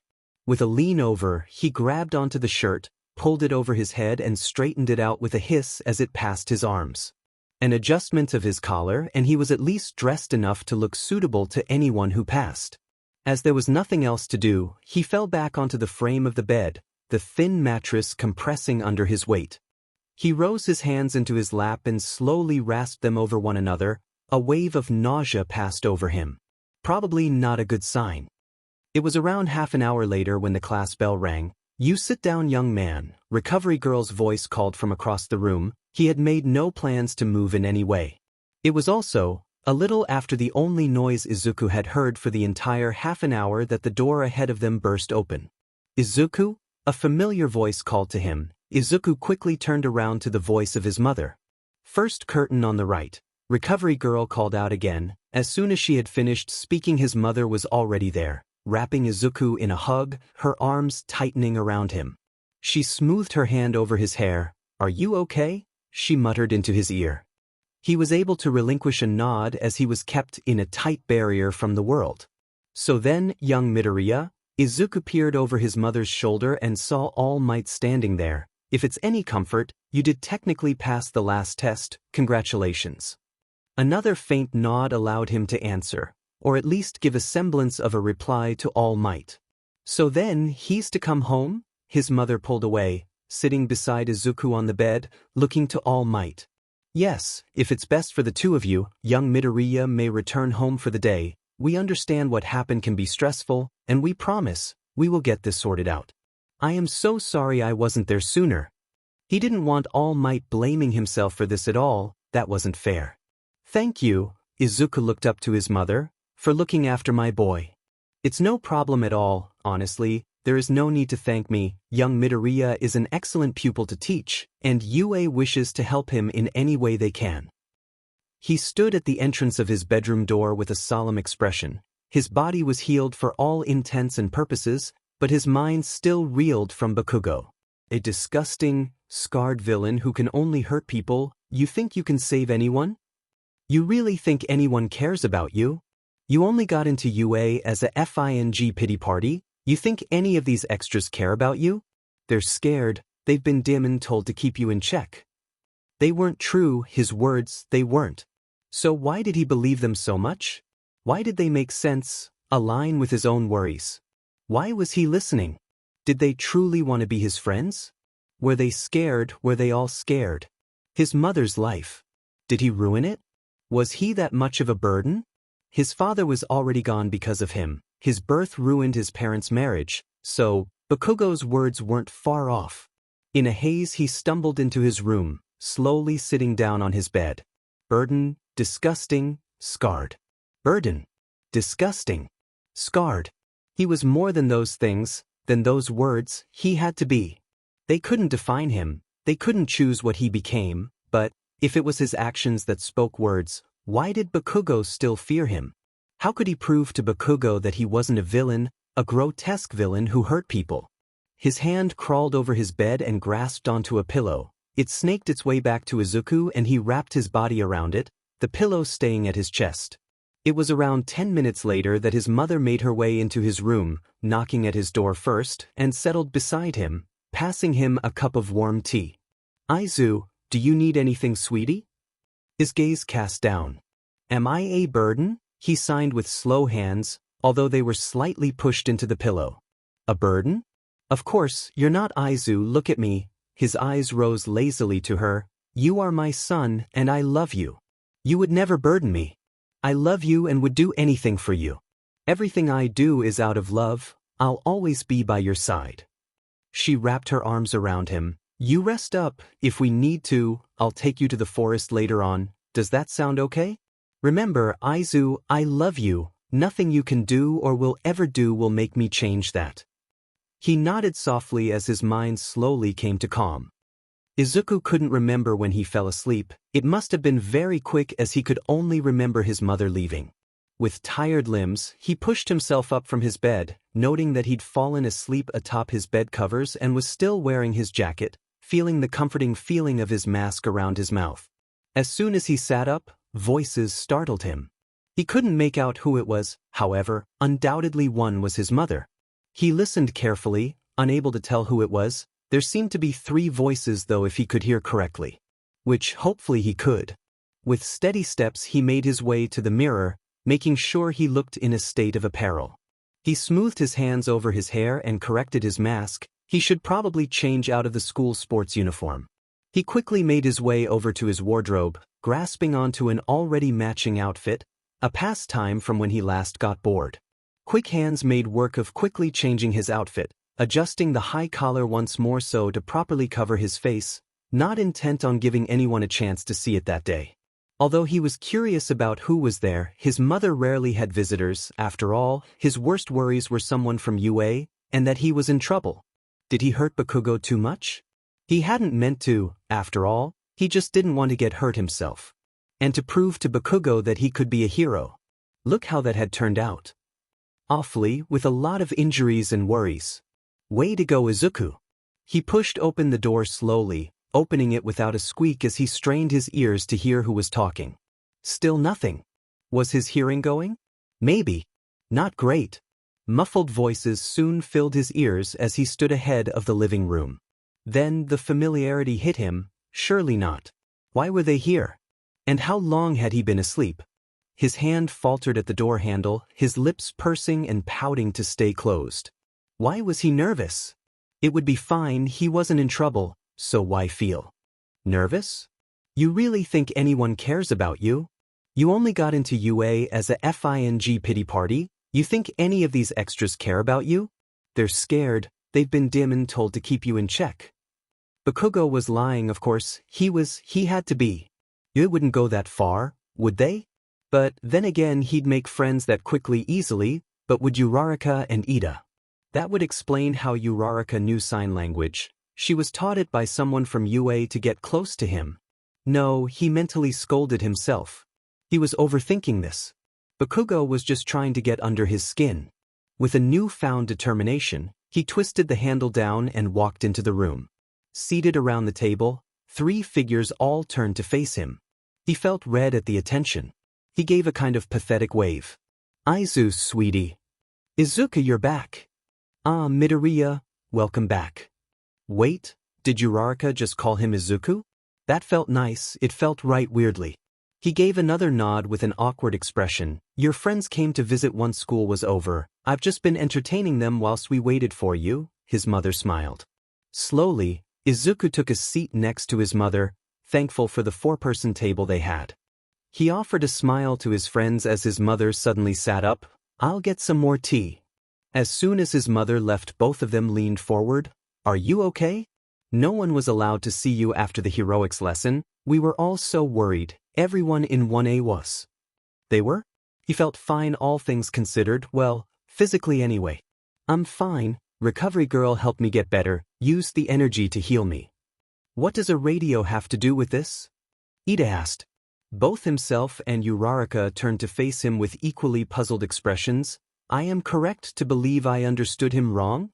Uraraka giggled. Yes, just a little bit. He said that recovery girl dash. She looked to him and he gave a nod. Help me, also using the, she signed, energy as well. He gave another nod as Uraraka proudly smiled. Ida then presumed to pull out a notepad and write something down. Although, Izuku did have one immediate question. How did you know where I live? He looked to Uraraka. Ida might get confused again. Oh, well, you see. Please, Mr. Aizawa, can't we at least check to see if he's okay? She pestered their teacher alongside Ida. The lesson had carried on and yet, no word on Bakugo or Midoriya had been given to them. She'd probably punch Bakugo if she so ever saw him again. You are both rather adamant about seeing another student you've met all but 3 times before. He spun his chair from the front desk, glancing up at them. Besides, he's not at UA anymore. What? What do you mean? Surely Midoriya hasn't left UA? Ida asked with a worried expression. A mask she wore in the same sense. Oh no, you misunderstand me, he's simply gone home, went so soon after recovery girl dubbed him well enough. Well, that was a relief. Well, is there any way we can visit him there? She asked. Mr. Aizawa pursed his lips. Again, you met him 2 days ago. Is there? She ignored his remark.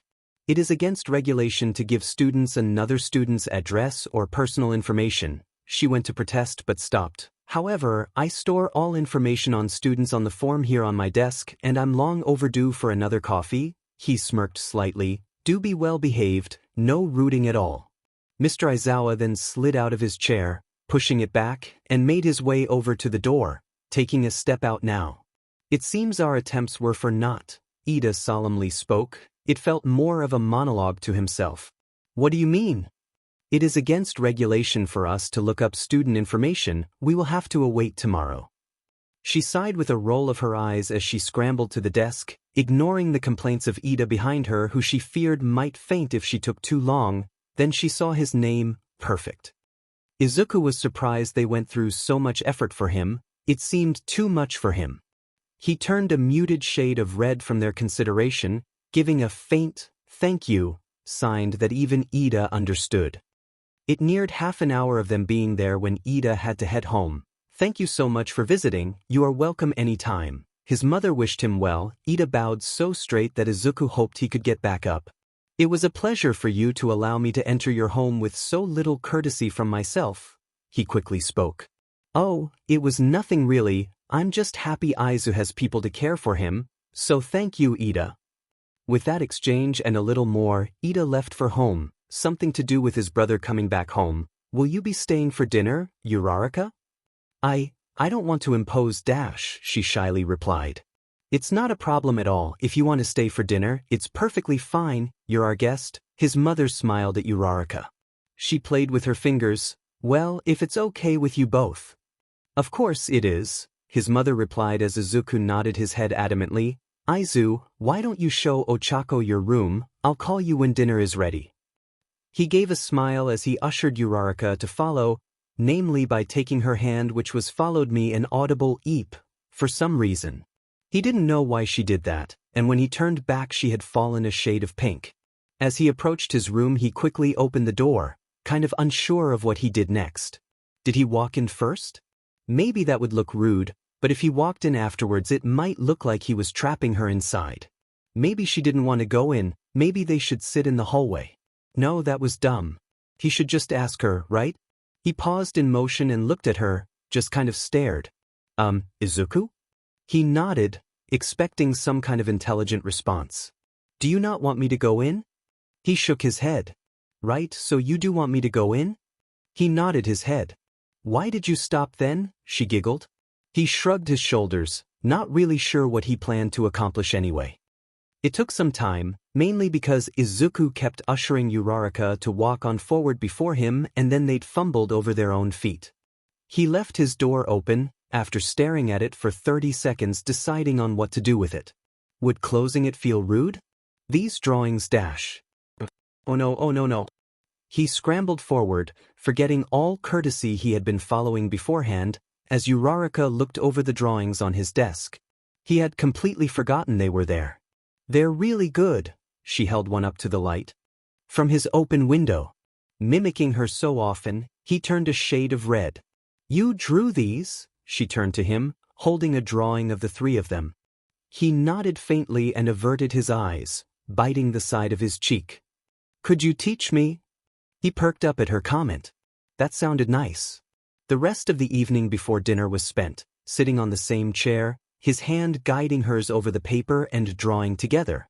During the entire time, Izuku forgot about the words Bakugo had said. For, at that moment, he was happy for the company, no matter the reason or cause. When she smiled or laughed or when she bobbed her head, Izuku realized he really liked having friends. He liked being around her, and that was good enough for him. Katsuki growled as he awoke in a frenzy. His body on high alert, that DMNFING villain? Where was he? It took him a short moment, fueled by anger, to realize where he was. Well, where he wasn't was the better descriptive. For he was no longer at Battleground Beta, but instead, in some kind of enclosed room. The walls were a hue of yellow that made up panelings. The door, despite almost merging into the walls, was clearly visible due to its subtle jut-out and handle latch. Behind him, in the room was a small bed with clean gray sheets. He did not need to take a nap or sleep, but he realized this room was at least something proper, and not the confines of his mind or something like that. He sprinted to the door opposite the bed. Hey! Let me out, he shouted, banging on the door, which turned out to be wooden. What had happened? His memory was hazy, he was fighting and winning. Then those two extras got in his way, the same as yesterday. Who did they think they were? DMN extras protecting that shitty villain. Then he loudly growled in anger, smacking himself on the forehead. Remember, stupid. Remember. Then it occurred to him. He had been punched. That was it, someone had sent him flying through a goddamn FNG wall.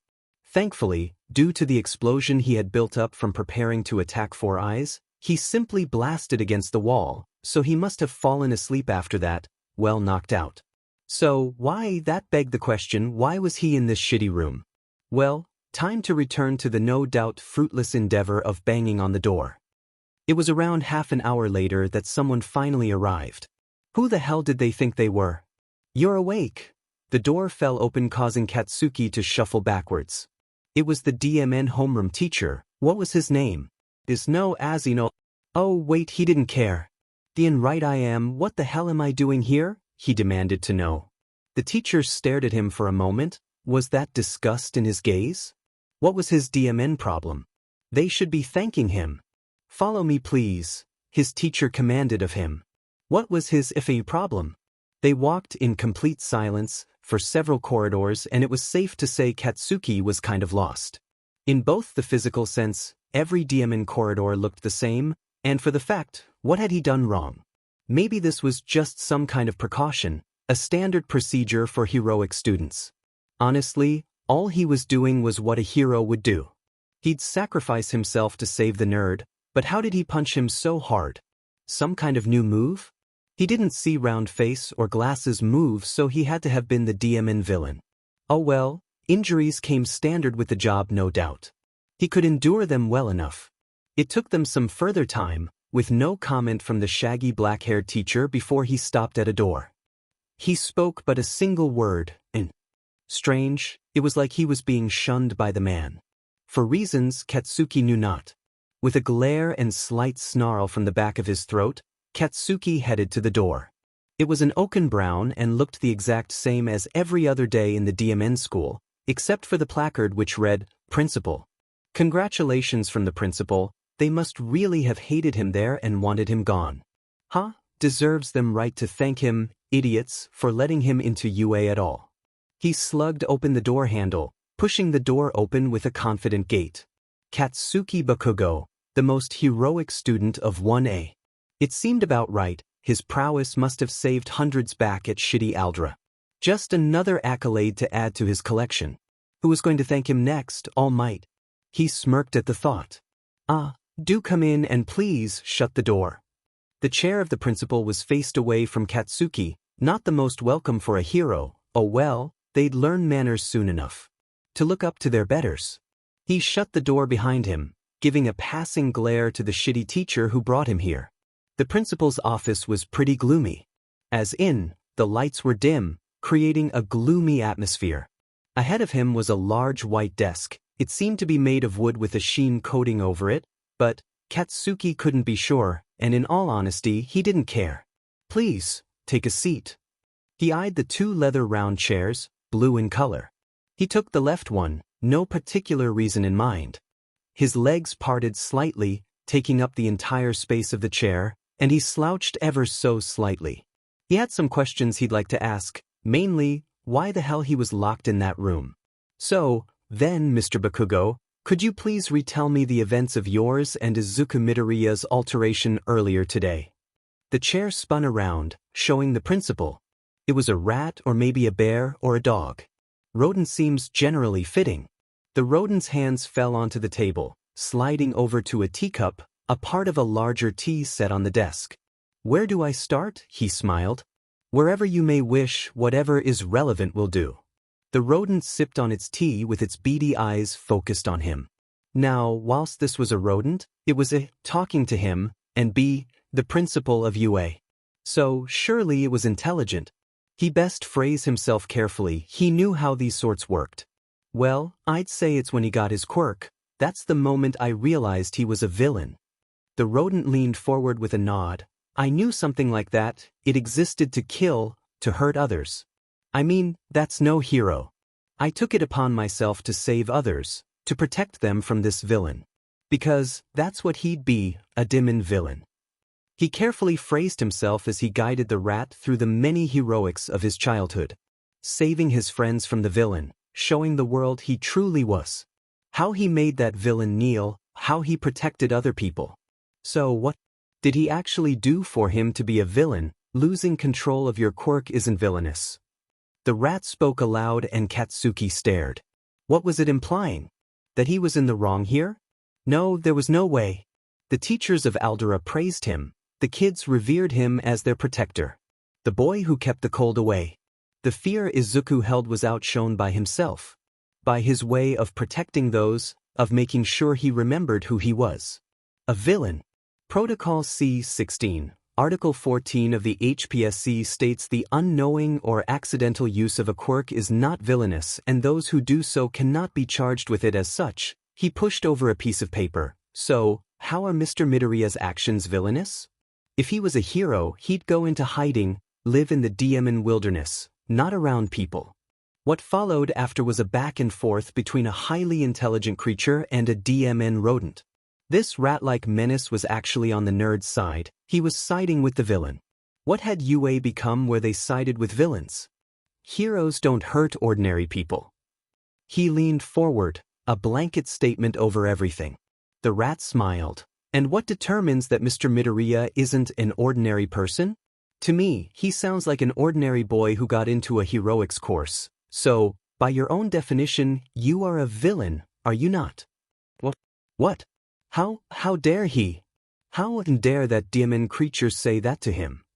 You weren't there, you can't decide that on what he is or isn't. The police aren't there for every crime.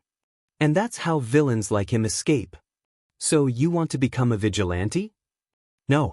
But if a hero has to breach what the system wants, then so DMN well be it. The rat laughed. I'll be honest with you, Mr. Bakugo, the Board of Investors wants you expelled for this ordeal. They want to expel? They wanted to expel him? His ears rang and his mouth went dry. Expelled? Expelled from UA. However, I don't think that's right. I feel like you still have a future. He looked to the rat. Just not in the heroics course.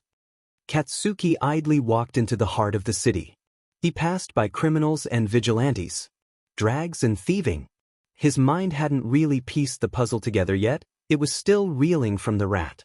How was he getting punished for this? Tall gray buildings surrounded him as dark clouds gathered beyond them.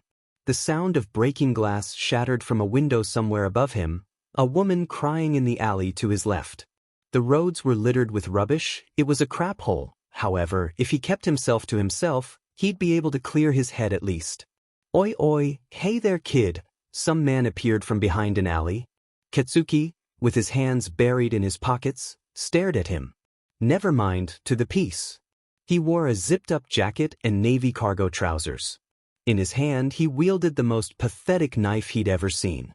His face was more circle than face, with sweat falling from his piggy features. His hair only sporting a few glimpses of hair. He lazily stared at him. What? He tilted his head to the side. Haha, you're pretty young to be out here on your own, you know?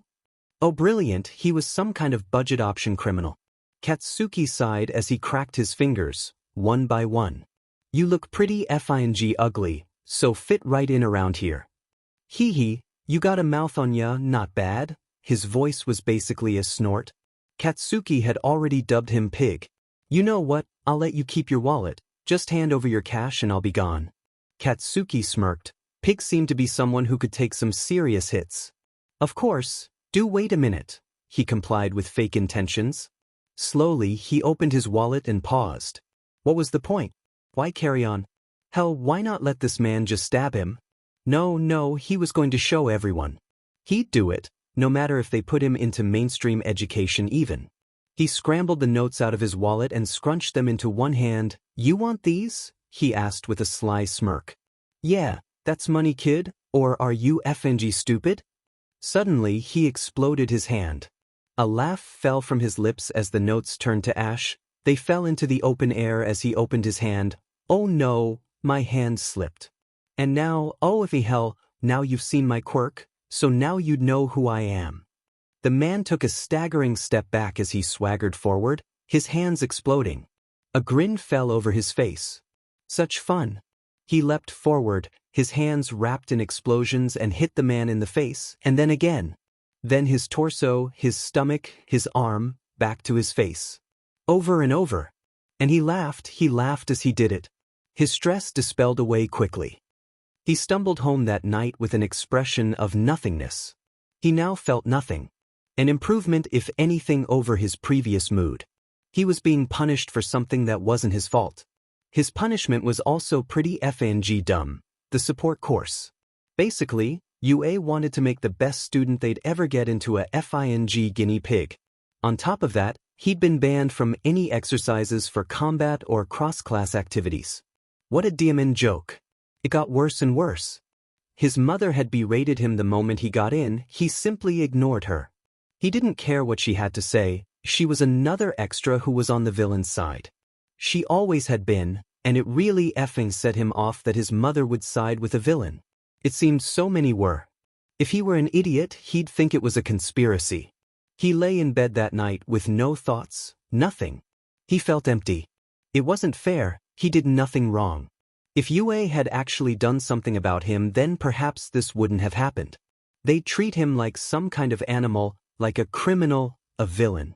They'd punish those who protected others, they'd judge him and look down on him. What a FNG joke. A knock at the door downstairs caught his attention.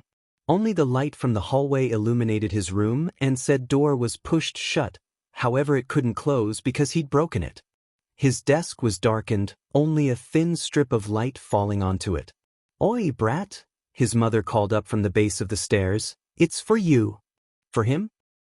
Perhaps it was the police coming to arrest him for the beating crap out of someone who'd mug a kid. Probably with this Fed-up system. He spat complaints as he grabbed his jacket from his bedpost. He grumbled as the light from the hallway blinded him slightly, thing. Slowly, making his way downstairs, he looked to the door. He glared at his mother as he stepped outside. "Coming to arrest me?" he slyly remarked as he shut it. Behind him, the cold evening air greeted him alongside the chirping of insects. "Well, I have no reason to, unless you give me one."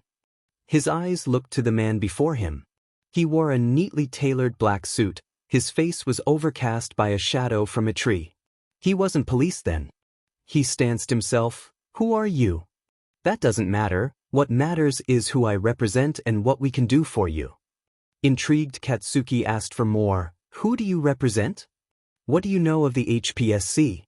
He ate breakfast with a leveled gaze whilst listening to the radio's song in their kitchen.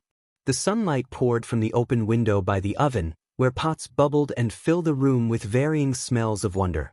It was at times like this that Izuku felt the most immersed in the real world. The smell of food, the birds squawking. The sunlight as it spread across the colorful tablecloth, the feeling of the cool metal on his hands. The knocking at the door. It was all peaceful.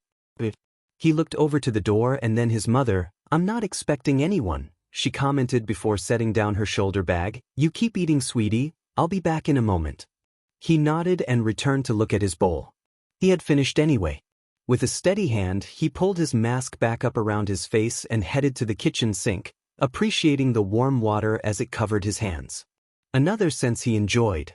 Being quiet all your life did allow you to enjoy these moments in their entirety. Sure, he'd rather be able to speak and lose such thoughts for those senses, but he was always looking for a silver lining. They were just getting rarer and rarer nowadays. Truthfully, he was just finding ways to distract himself from the day ahead. It was entirely possible that Bakugo would want revenge, or the rest of the class would now agree with him. All in all, it was safe to say his levels of anxiety were at their peak. Well, actually, they were far from his peak. So, he looked out of the window at the tall tree and how its leaves rustled in the wind. "How pretty." "Izuku, it's for you," he heard his mother call from the hallway. For him. Was it Bakugo? No, it probably wasn't. His mum knew what Bakugo was like. She wouldn't him there. So maybe it was All Might? He was guessing to stall himself further. In a half-haze, he made his way to the front door, passing by the sofa. "Hey Izuku," the girl gave him a wave.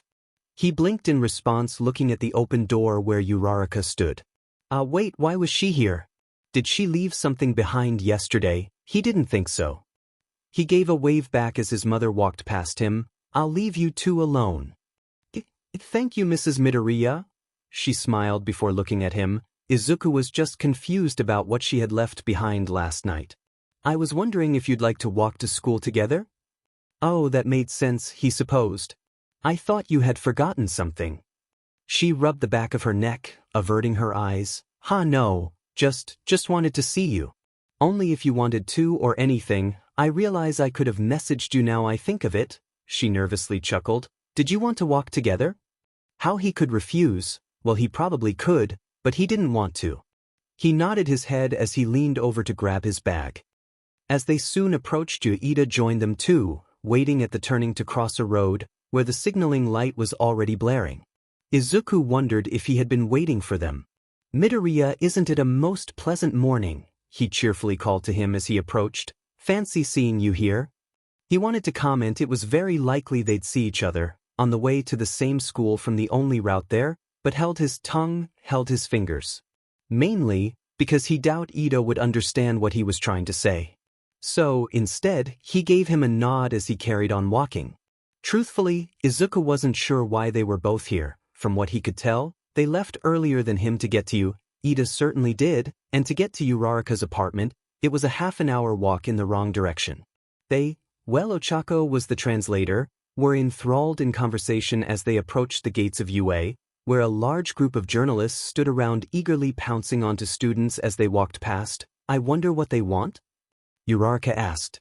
Izuku found himself quickly securing his mask and pulling it as high as it would go to cover all the way up to his nose and neck. Not letting any camera see anything for the press to remark on. Scarred face boy destroys town, injuring heroes. A mass murderer in the making. Horror strikes seaside town. He shook his head. No, they were gone. They had been hidden. The chance of someone having one of those was slim nowadays. Not even Bakugo had found one of those. Oh, now he was thinking of Bakugo again. Wonderful. More worries for him to mule over. His day got even better. "Are you okay?" He flinched slightly as Uraraka's hand fell onto his shoulder. He stiffened slightly. "Okay," he sloppily signed. His fingers felt cramped at the moment, and his muscles betray him. "Are you sure? We can wait for them to leave. I'm sure Mr. Aizawa won't mind." She glanced at him. It seemed the press's latest victim was Mineta, the boy with what looked like grapes for hair, who enjoyed the attention from a female who spoke to him. A nod of his head, also stiff, was his answer. It was better to get it over with. Well, that was what he kept telling himself. Truthfully, he felt as if his throat was about to close and seize up, and his eyes were about to turn bloodshot red with fire. His mind slowly fell into raw emotions. An unprocessed static rang in his ears and the cold numbness at the back of his head. Was it just him, or were those cameras getting increasingly louder? And those birds and that person breathing? His breathing felt heavy, it felt difficult. No, he was fine. He was fine. There was nothing wrong, they weren't here for him, not this time. What if they were here for him? Yesterday has happened, someone had told the press, Bakugo told them? They were interviewing his classmates for information on him. He quickly looked around behind him, praying no one was there. No one. Was he safe? No, maybe that's why Uraraka and Ida had arrived, to make he went to UA today, making sure the press had a chance to speak to him, to interrogate him, corner him, shame him. You really think anyone cares about you? You only got into UA as a FING pity party? You think any of these extras care about you? They're scared. They've been told to keep you in check. It made sense what Bakugo had said. For all his faults, of which there were many, he was attentive to his surroundings. Maybe it was obvious. Was Izuku's own stupidity to blame this time? Had he allowed this to happen, then that would have meant Bakugo had given him a chance. And because he was so against Bakugo he had ignored it, a subtle hint. Now it made sense. It all made sense. He took a cautionary step back as the center section of his vision seemed to vanish. He could only see out of the corner of his eye. Izuku. Why was she calling him that? Wait, she'd do that last night, had she? His memory was barely tangible right now. Why did she call him that then yesterday? Was it to lure him in? Another step back. Excuse me. A loud voice caught his attention, however, his vision was too blurry to see anything. You're preventing my students from entering. A teacher. Which one? Their homeroom teacher, if he remembered correctly. He paused as sounds drowned out in his ears. What was he thinking? He was being an idiot. Logical options and innate fears battled in his mind. Kid. It didn't make sense for UA to trap him. Kid. And Uraraka and Ida were nice to him, they wouldn't have bothered coming around last night if they didn't have honest intentions. Midoriya? Also, Bakugo always lied, he'd always try to get people to turn on him. Izuku, what's wrong? He shook his head as he snapped to the voices. He looked around and was greeted by a group of nervous-looking faces. And pale white walls. What? His eyes glanced at the navy blue carpet and the posters of hygiene. The paneled ceiling and long lights on the tall ceilings. He was inside, he couldn't even remember getting there. Nothing, he quickly signed, looking to Uraraka. You can tell us if something's wrong, the press are gone. Mr. Aizawa scared them off. She smiled at him, her hand over his. Well, I more advised them to leave UA property alone and then reset the security system than scared them, Mr. Aizawa countered. Izuku just watched them both in a confused state. How had he gotten into UA? I have to go prepare for today's lesson, stay with him please, and if he needs to go to Recovery Girl just come back afterwards, I don't mind either way. So, he spent the next 5 minutes alongside Ida and Uraraka in relative silence trying to calm himself down. Slowly, he pieced together the same conclusion he came to the previous night, so what if they were meant to be keeping an eye on him? He liked them being around. After the 5 minutes were over, Uraraka's hand left his own, he missed its warmth. He was just being stupid, So, yesterday's battle trails went a little over the top. Mr. Aizawa stood at the front of the class talking to them all. No one had said anything to Izuku as he walked in, although Izuku had noticed Bakugo was nowhere to be seen. There were only 19 students there. Where was he? Now, I won't make any specific comments, but as a general notice, everyone in this room has the potential to be a hero. It's why we chose you from the entrance exam. You and Class 1B were not the top 40 scorers. You were the ones with the most potential, the most amount of drive to become heroes. That is why you were chosen. If you have a problem with it, do us all a favor and leave, as that means I chose poorly. Mr. Aizawa's stern threat was met with absolute silence. You'd be able to hear a pin drop if one had a pin to drop. Excellent, now on to homeroom business. I am sorry for the sudden announcement, but today you'll pick a class president.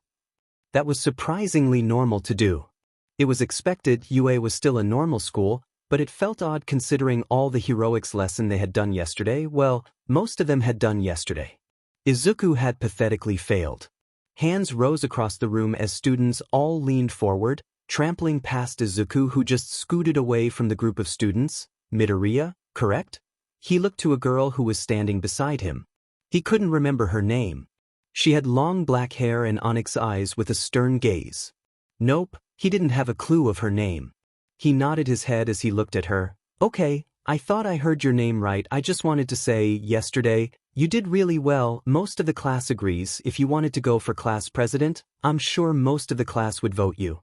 Izuku was completely shocked. People generally were impressed with him? For what? What did he do to deserve that kind of respect? Get beaten up? Cling to the floor in tears like a pathetic wimp? However, he didn't want class president either way. That wasn't something he'd want to do.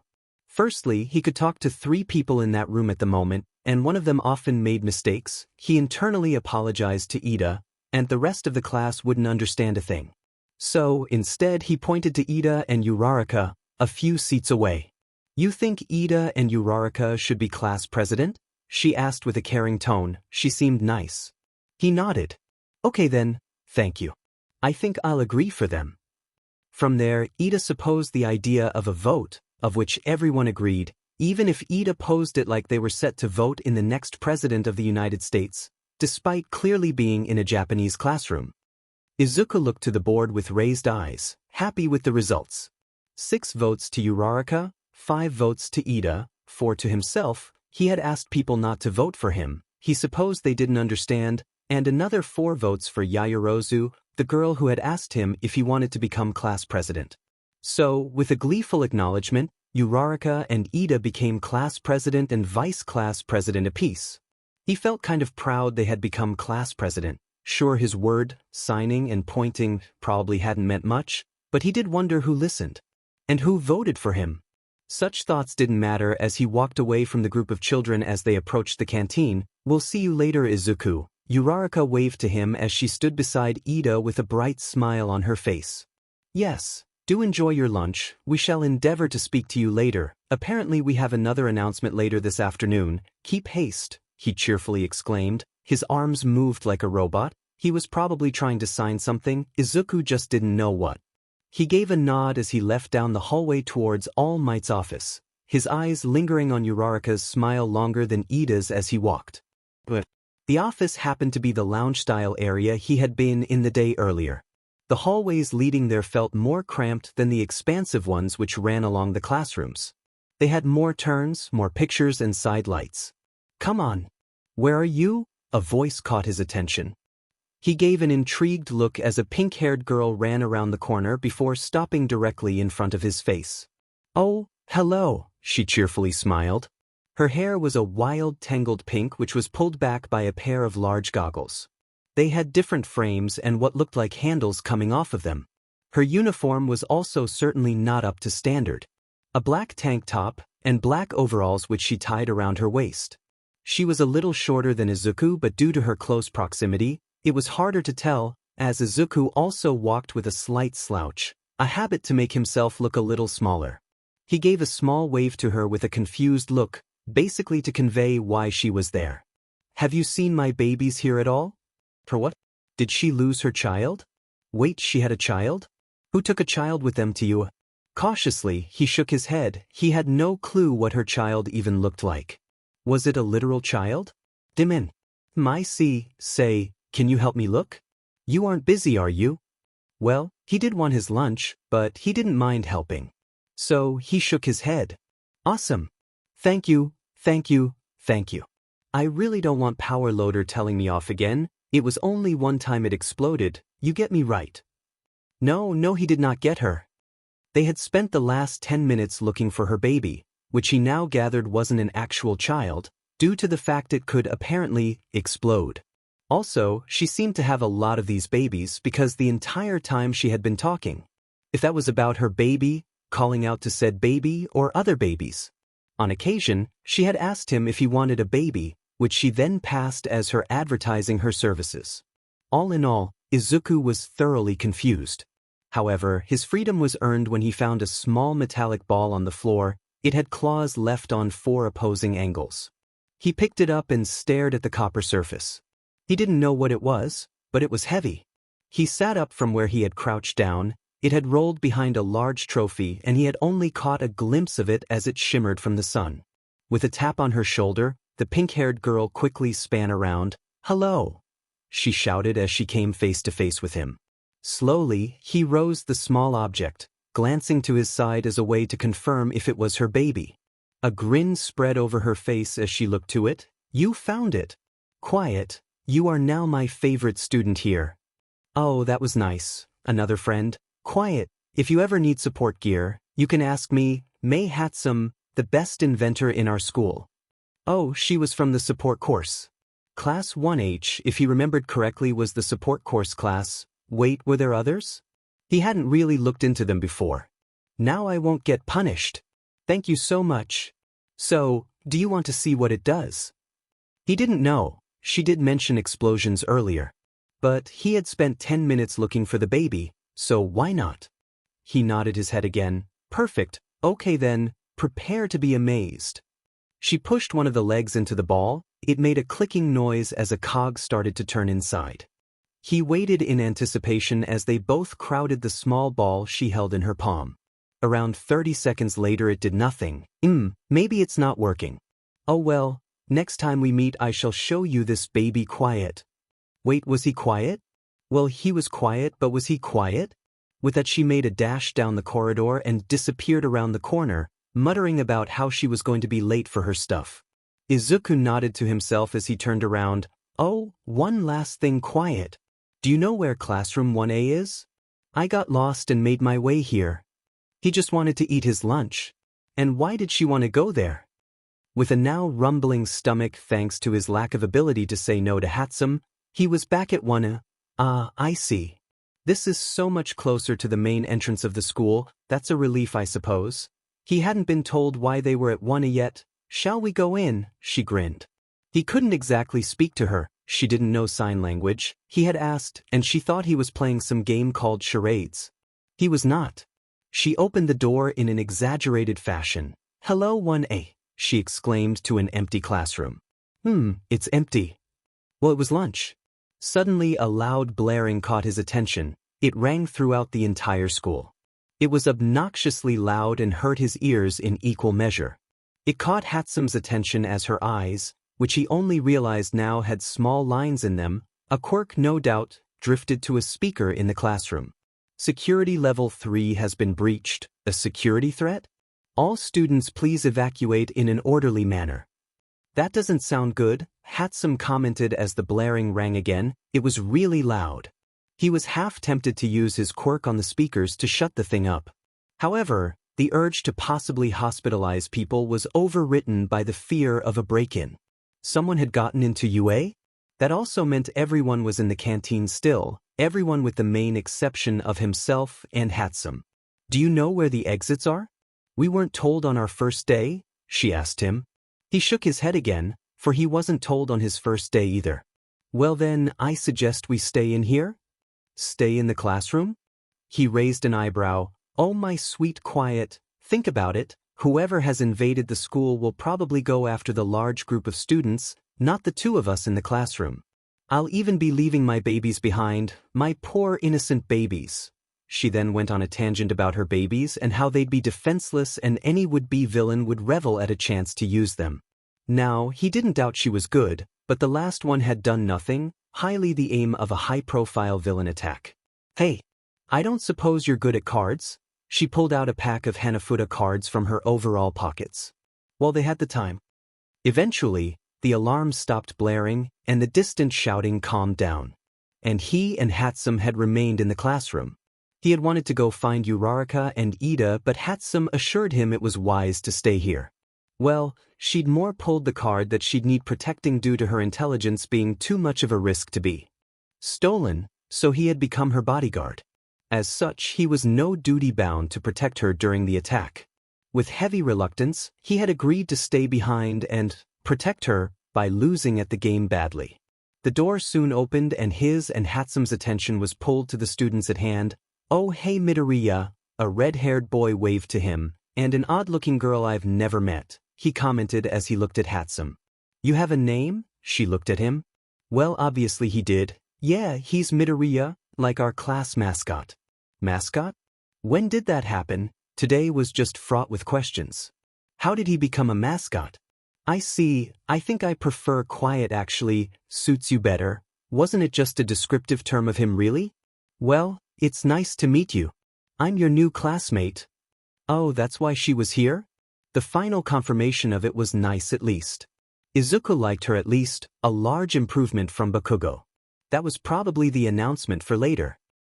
His hands shook as he rattled through the files. Slipping past the barrier, by decaying, may have been a little extreme, but when obstacles got in your way, your power move was always the best play.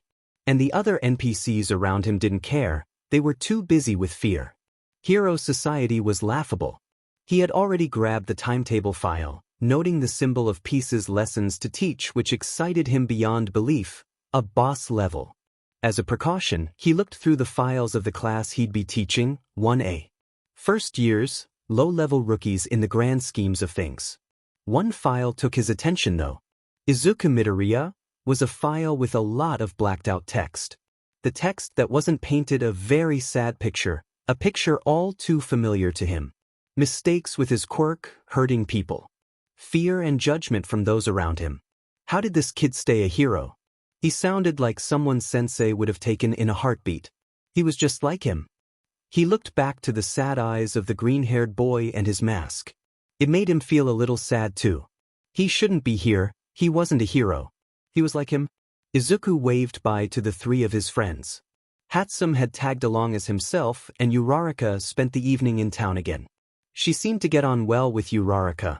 Ida seemed a little hesitant of her. Mainly because in her first 5 minutes as an official member of 1A she had caused an explosion. "Ah, it works. See quiet, I told you I'd get it working." Hatsume cheerfully decreed as she held out the now opened ball which puffed out some smoke signals. He didn't actually see a purpose to the device. As she cheerfully laughed over how her baby was alive, Ms. Midnight came up behind her. "Hatsum," he spoke in a dead tone, "could we please leave the trinkets for after class or when they're needed? This is very important. I had to show quiet my new baby." She grinned, her eyes looking like they flashed with the tilt of her head. Ms. Midnight sighed. "Put it away now." Hatsum grumbled something under her breath as she dropped the small orb into her pocket. Ms. Midnight seemed satisfied and moved back to the front of the class. And now, due to the historical prowess of the possibility dash. "Pissed quiet? Hey." She leant over in her desk to his, as they sat next to each other. This did make Izuku realize that if Bakugo had still been there, he would have been there instead. He much preferred Hatsum, in the single afternoon he'd known her. He looked at her and leant over too as she passed him a slip of paper. "Ms. Hatsum, could we please leave Midoriya alone? Do stop distracting the lesson or you'll be spending the next lunch with me." "A lunch with you, teacher?" "I could hardly refuse." She grinned with a sparkle. Ms. Midnight sighed as the class all stared at Hatsum. He still liked her, she was fun.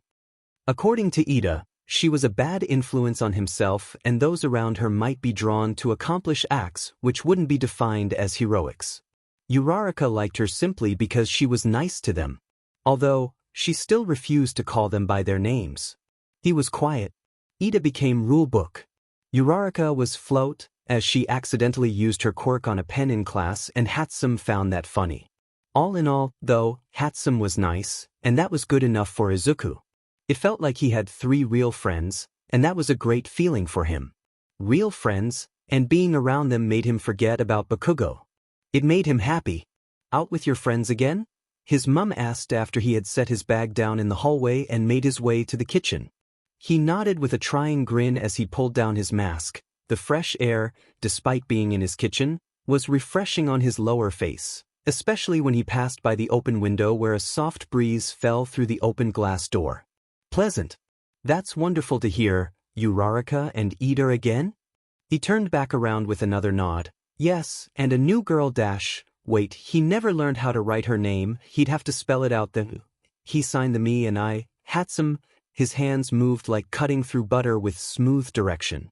"That's wonderful. I'm so happy to hear you've been making friends. Really, Izuku, I'm so proud." She smiled at him and he smiled back.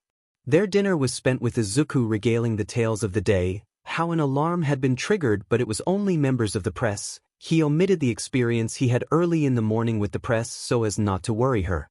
The stories of Hatsum did amuse his mother. She did comment that Hatsum reminded his mum of how she used to act in high school, which did surprise Izuku that they'd be similar. Then he spoke of the evening he and his friends had spent. All in all, it had been a good day, but one thing still weighed on Izuku's mind. Where was Bakugo? He had walked to UA alongside Uraraka again, who had come to pick him up. They then met Ida, who waited at the same place, except this time, he was arguing with Hatsum. "No, the rules exist to be followed, maintained and used as reference." "Wrong." "I am not wrong. And just stating that I am wrong is an entirely useless defense dash." "Wrong," Hatsum said again before she saw the two of them arrive. "Quiet," she cheered. "And float, wait, you two live near each other?" "Not really," Uraraka replied. "I just make my way over in the mornings." Hatsum smirked as she raised her eyebrows. "Oh, you do you?"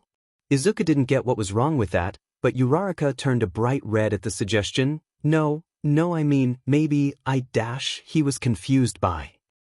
What was wrong with that? Soon after, the 4 of them made their way to UA. There had been news of a few villain attacks that morning. It seemed to be a busy day to be a hero. Hatsum currently regaled ideas of different support gear options for them. Strangely, she was yet to ask about his mask. Although, she did suggest the idea of a device that could give him pre-recorded messages to speak to people, which sounded like a good idea. There was no press at the gates today. The stern warning they'd apparently received yesterday must have been enough to scare them off. "Aha, young Midoriya." He was ambushed by All Might as he walked through the front entrance of UA. He smiled as he looked at his mentor, not having seen him since 2 days ago. Where had he been? "All Might," the group cheerfully declared. "Young Uraraka and young Ida, a pleasure to see you both again." He looked to Hatsum. And young Dash, he probably didn't know her name, he signed the pronunciation of her name discreetly beside his bag. Isumi, young Hatsum, it's a pleasure to see you all. That was kind of obvious. They all seemed happy at it though. May I borrow young Midoriya from you? It's for urgent hero business. All Might beamed. Of course, Uraraka replied. We'll see you later, Izuku. Do stay safe, Midoriya. Please don't damage my crash dummy. They all had varying levels of ways to say bye to him. Wait, what did Hatsum mean by being a crash dummy? All Might laughed as he watched his friends all disappear around the corner. It's nice to see you making friends. Your mum did say you had made a few. When did he speak to his mum? Anyway, we have important business to deal with now, young Midoriya. What kind of business? He signed, intrigued by All Might's words. All Might look up and down the hallway and then crouch down to Izuku's ear. One for all. He was led through the school towards where a group of offices where they'd pass a few teachers grabbing coffee and other such things, like complaining about a student or a class they'd be teaching. Now, we'll be with the principal for this too, don't worry for he does know about what's going on. So you can talk, sign freely. Izuku did want to tell All Might it didn't matter to say, talk, it worked all the same and was just a normal phrase people used. Well, they soon approached the door to the principal's office. It was tall, foreboding and was basically like every other door in UA. After you, All Might gestured to him. Izuku complied by entering the room and was greeted with the heavy smell of freshly brewed tea. Seated on a settee was a small white bear-looking creature. He had small black beady eyes, and his paws sat on the table. From what Izuku had heard, this was the principal. Greetings, Izuku Midoriya, I presume. Izuku nodded as he was followed in by All Might. This is Principal Nizu, he'll be with us just whilst we go through this whole procedure. At that moment, it occurred to Izuku that he didn't actually know how he'd receive one for all. Was it going to be a display of lights, perhaps a blood ritual, a contract to sign? Maybe the spirits of the dead would bless the power onto him. Let me explain how it'll happen. He sat beside All Might and opposite the principal with a confused gaze. He was to eat All Might's hair. Not as exciting as he thought it would be, but it worked well enough he supposed. We'll sadly be a little late to this morning's lesson, All Might spoke. He had also deflated himself into his smaller form, although as both himself and Mr. Nizu knew, Izuku knew that it was okay. A shame he'd missed the lesson though, it had become a recurring theme. So, young Midoriya, do you accept? It was a big ask, and Izuku's self-worth was wavering. To take after All Might wasn't just a big ask, it was an investment. All Might only had one chance to choose a successor, and for that single chance, he had chosen Izuku. Yet, still, Izuku got nervous even seeing the press. He was scared of losing his mask, he wasn't even honest with his friends, and he had hurt people. But, All Might, the world's #1 hero, is the man people cheered on in the streets. He believed in him. His mum had always believed in him. Ida believed in him. Hatsum believed in him. Uraraka believed in him. People were starting to change around him, he wasn't worthless. Yet still he was scared. Midoriya, if I may, the principal spoke, I can understand how you might be scared, worried about your own worth, but can I tell you something? Izuku nodded his head. I have seen so many students pass through these halls. I've overseen the teaching of some of the most amazing heroes this country has to offer, and you are one of them. You push forward no matter the obstacle, you have gone through things many cannot imagine, and yet, look. Here you sit, at UA High, a hero in training. He smiled, you're an amazing student, and you'll be an amazing hero, I'm sure of it. Now, looking to All Might, Izuku nodded his head. He'd do it. He'd take on one for all and show everyone he could be a hero. Ochako sighed as she looked out of the bus window. Izuku still wasn't here. Where was he? All Might had borrowed him but then nothing else. Mr. Aizawa didn't know where he was either. Well, if he did he wasn't telling them. So, you and quiet, Hatsum grinned beside her, sneaking up behind her chair. How did she even get there? What's going on there? No, nothing, she stuttered, turning slightly pink. So, okay, she was kind of fond of Izuku, he was just very nice and caring. And a small part of her felt drawn to him in a way. Maybe it was when they first met, Maybe it was him saving her or her saving him. She didn't know, but he was so nice to be around. And maybe, no, she wasn't going there. It was Hatsume's nature of phrasing that led her there. Really? Well then, I mean he's kind of cute. What? She looked to May, who shamelessly grinned. Just saying he's kind of cute, right? Mysterious too with the whole mask ordeal. He's elusive, double right. I'm not talking about it. She huffed, looking away, not disagreeing with Hatsume in the slightest. Eventually, they arrived at what was the USJ. It was huge. The unforeseen simulation joint was a massive dome structure for rescue training. Something Ochako wanted to pursue, so she was extra eager to participate here. She was still a little upset that Izuku wasn't going to be here, also because 13 was here, a hero she looked up to immensely. Mr. Aizawa? She rose her hand and he cast his eyes over to her. Will Izuku be joining us? Midoriya is held up with all might, so he did know. He'll be joining us a little later in the lesson. Then the alarms blared and a black portal opened. Ochako looked down with wide eyes at the figures that emerge. Well, feel anything different? All Might asked Izuku as he tried to keep the hair in his stomach. He really wanted to throw up. He shook his head. He felt very much the same as before he ate the hair, except he now had the taste of said hair in his mouth. It wasn't pleasant. So, Midoriya, could you please explain a little bit more about your quirk to me? I'm interested to learn more, so we can provide better lessons and situations for you.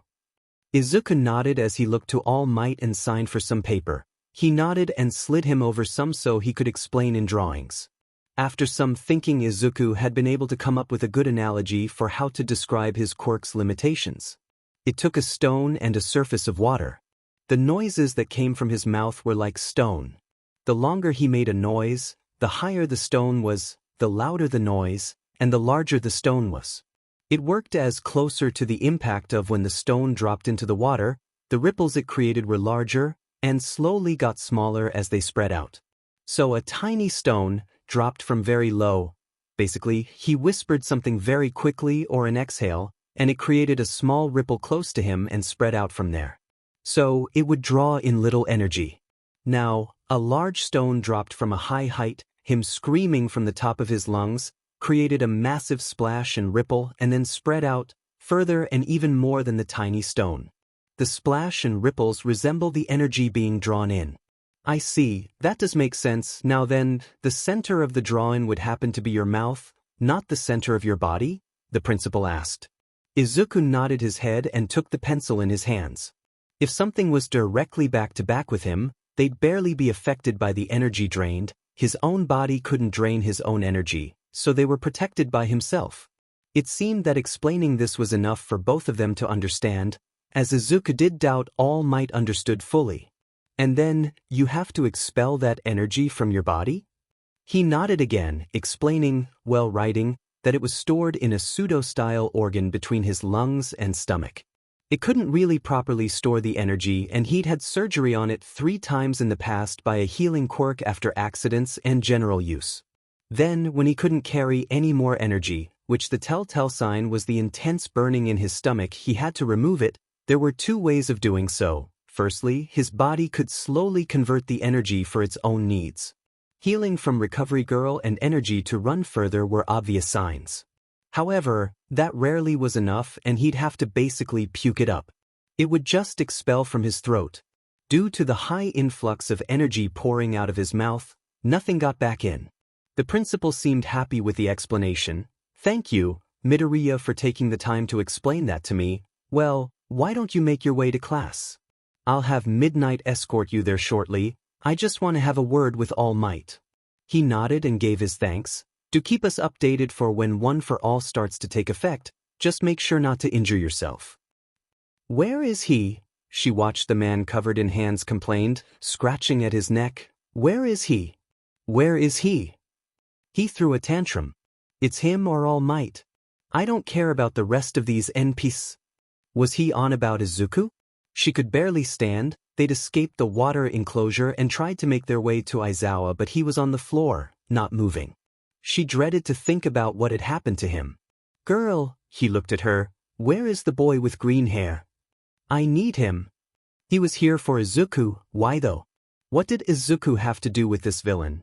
You don't tell him anything, Uraraka, Sue pleaded, hanging onto the side of her with a limp. No, she could bluff until Izuku arrived. He wanted Izuku, she could have him and then sign his own death warrant.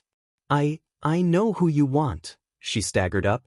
His eyes shot around to her, the hands standing firm. Izuku Midoriya? You know him? He almost grinned. She had to keep her cool, but she was terrified of those eyes. They terrified her, but they looked familiar, where though? Where had she seen that look, that crazed and scared gaze? Why? Yes, I know Izuku, she boasted, and if you don't let us live, he'll stop you, he'll beat you. She tried to maintain his piercing gaze. Then it dawned on her, the look in his eyes. That scared, scarred, terrified and childish look. The way they darted around, protected him. It was the same look that Izuku had had yesterday morning. Who was this man? And why did his eyes look just like Izuku's? What the hell? Midnight commented as the bike slid to a halt, sliding sideways along the road to the USJ at a now 90 degrees angle from how they rode. He peered at the building as well, broken glass, a black cloud. Shouting and fighting. He was pretty sure this was meant to be for rescue training. Kids, stay here. I'm going to get help, just wait here. No, Sheet, what do I do? She was clearly confused about what to do. No, you get help, I'll go in. Yes, Kid, run to All Might and the principal. She looked to him and quickly leapt off the bike, throwing her helmet onto the floor, poor thing, and attached her mask on, dashing into the building, tearing off a section of her costume. Izuku stood there, picking up her helmet which fell to the floor. He had gotten changed into the school's sports uniform, the one with the high collar anyway. His hero costume was being repaired still, Hatsum would enjoy doing that. Another loud explosion rocked the large dome structure. He couldn't just run away, he should help. He was a hero. After wiping Midnight's biking helmet with his sleeve, and removing the goggles she had given him, he set both of them down onto the bike and ran off towards the USJ. Strange pain in his stomach caused him to wince slightly. The shouting, explosions and general sounds of fighting increased as he crashed through the door. Then he was met with carnage. What greeted his eyes wasn't that of what he expected. It would have seemed that the USJ was meant to be split into several different sections. However, the view that he saw looked like a war zone. A metallic tower had crumbled and crashed down onto a building. Said building was on fire and a layer of smoke fell around it. A boat had been split in half too, which was off to the side nearer the center. Rubble, smoke, broken railings and shattered glass littered the floor. And then, it was the center of the area which caught his attention. It was a circular stone-slabbed area littered with bodies he didn't recognize. Criminals. His ears rang as a loud blast to his side threw him to the side. He shook the haze off of himself when he suddenly heard shouting, "Midoriya?" Ida shouted, sprinting past and out of the door. For he couldn't say anything, he only hoped he could be of help in there instead. Staggering up, he glanced around and made his way to the stairs. He noted a group of students fighting at the base with a man who looked like shadows for a face. No, it wasn't a shadow, it was a void-like smoke. Izuku ran forward, tilting his body sideways to clamber down the stairs quicker. He suddenly found himself exhaling through his mouth, noting the flames which lisped towards him and a man staggering to the side and leveling onto a fallen slab of concrete. That strange pain in his stomach returning once more. Midoriya? He heard someone else shout, although he didn't actually know who was calling him. Nor could he see, as the moment he looked to the side, another explosion blocked his view and sent him tumbled downwards and hit his head harshly against a jagged step. He cried out and brought his hands around his head as he fell down the steep incline and towards the base with a worrying pace. Slowly, he felt energy swirl in his stomach and static suffocate his throat. He could barely breathe. Another loud cry fell from his lips as barreled towards the bottom of the steps, bouncing off of a metal railing and tumbling to a halt. He breathed heavy, noting the swirling lightning funneling into his mouth. His mask had fallen down as he rolled down the stairs. He staggered up, his knees hurting and his arm bending a slightly wrong way. That wasn't great. Chew, quiet, he heard a girl cry out, and an arm wrapped around his, and lift him up as he pulled his mask back up. How did you get here? He met the worried look of Hatsum. Her hair was covered in soot and gravel. A trail of blood trickled from her forehead. Where? I don't understand, she gasped as she suddenly flinched loudly. Izuku looked down in shock at the metal shard in her side. It pressed through her torn hero costume, which was basically just her normal outfit with padding on the shoulders and knees and a lot of support gear on top, and trickled blood. She was hurt. His friend was hurt. What had happened? He took his weight off of her and took her own, carrying her over to a small incline where a metal plating had created a cover of sorts. Midoriya, she spoke loudly, please be careful, I can't have my favorite crash dummy getting hurt now, can I? She tried to offer a smile but winced as she pressed her side. Izuku gave a nod and slowly rose back up, ignoring the throbbing sensation where his arm jutted out slightly. He looked over back to the center of the dome as he clambered over a pile of rubble, noting the bodies and strange bird creature which stood before a smaller man. He was covered in hands, on his back, on his arms, and covering his face. Beside him was a larger man who nodded to the creature beside him. At his feet, he froze. At his feet was Uraraka. She wasn't moving. He felt his nose flare, he felt his muscles burn. He needed one for all, he needed it now. The bird creature then looked at him. It staggered slightly and then leapt. That couldn't be good. He went to start running over to dodge out the way and get Hatsum out of danger. His plan was kind of non-existent. He couldn't take it head-on with so many people around. Just as he made his way down the slope, a sudden impact caught him off guard, sending him flying through the air. He tried to grasp onto a metal railing but fell forward further, his wrist shattering against the harsh metal, hitting the ground. He cried out at the impact, again, before he caught a glimpse of sunlight bursting through the ceiling above. How did it get to his side? Then a shadow quickly covered the light. It had bulging eyes, an exposed brain and beak. A monster. It squawked, or maybe it was in his head, as its fist drove into Izuku with a cry out. Izuku screamed in pain as he was crushed into the ground. It then threw another punch with a screech. And another, and another. He felt a bone snap, a muscle tear from his skin as he fought back. Izuku scrambled his arms against the creature, he kicked at its legs, yet it was no good. The thing didn't move. How had it not been drained of energy yet? Surely most things around him were now knocked out. Then, a punch leveled against his head and it all went dark.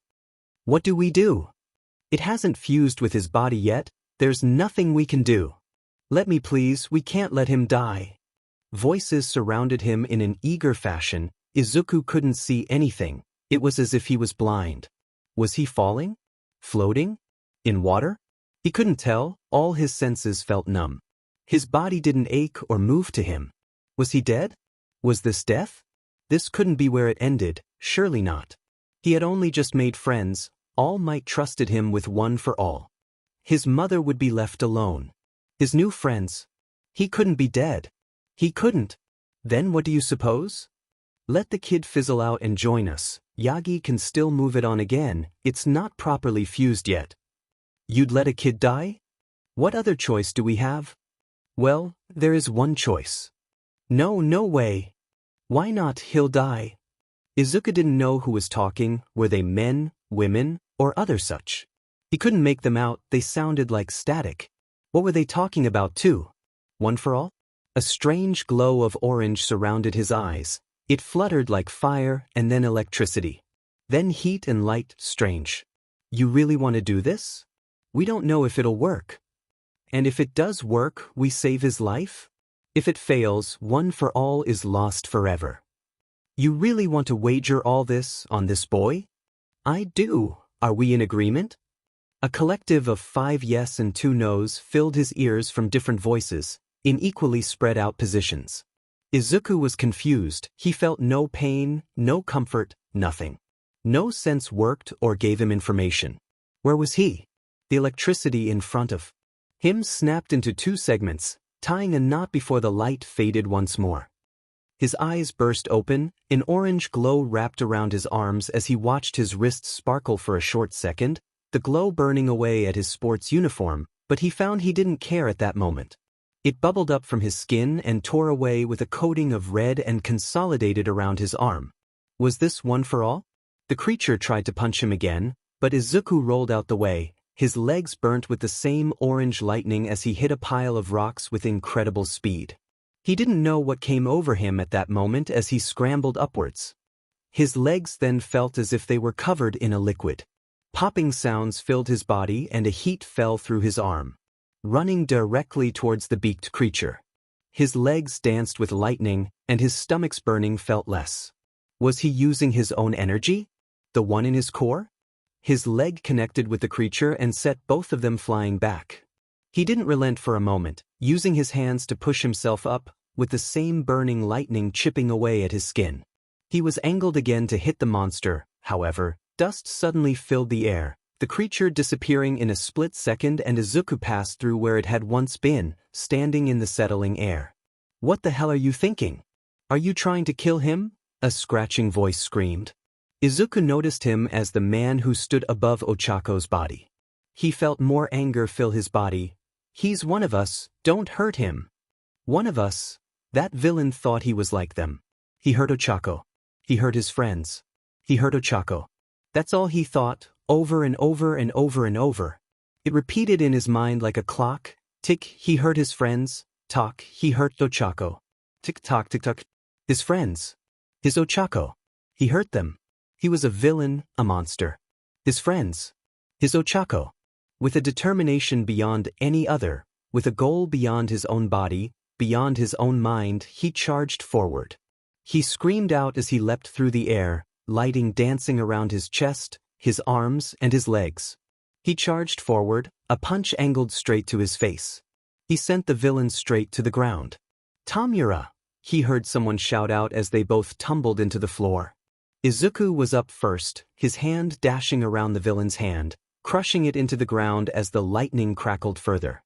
The man beneath him cried out as they slid over the harsh surface. Stop it! I'm not trying to hurt you," he begged as Izuku fell forward and tumbled forward. He twisted back as a snarl fell from his lips, as he sprinted ahead and stood up, as did the hand man with an outstretched hand. Izuku dashed forward and then they stopped. The man's hand came dangerously close to Izuku's face. It hovered, just close enough that he could feel the breaths from his nose hit him back in the face. His lips were parted, ready to use his quirk on the man. It was a stalemate. The lightning that sparkled through his skin and burnt his uniform slowly fizzled away into dull senses. Izuku didn't know this man's quirk fully, but it clearly worked off of using his hand and killed a person. Fingers were his best guess, like Ochako's quirk did. That meant this man could win the fight by just moving his hand forward. At the same time, Izuku just had to utter a few words and this man was dead too. He had already taken a lot of his energy if the swaying was anything to go by.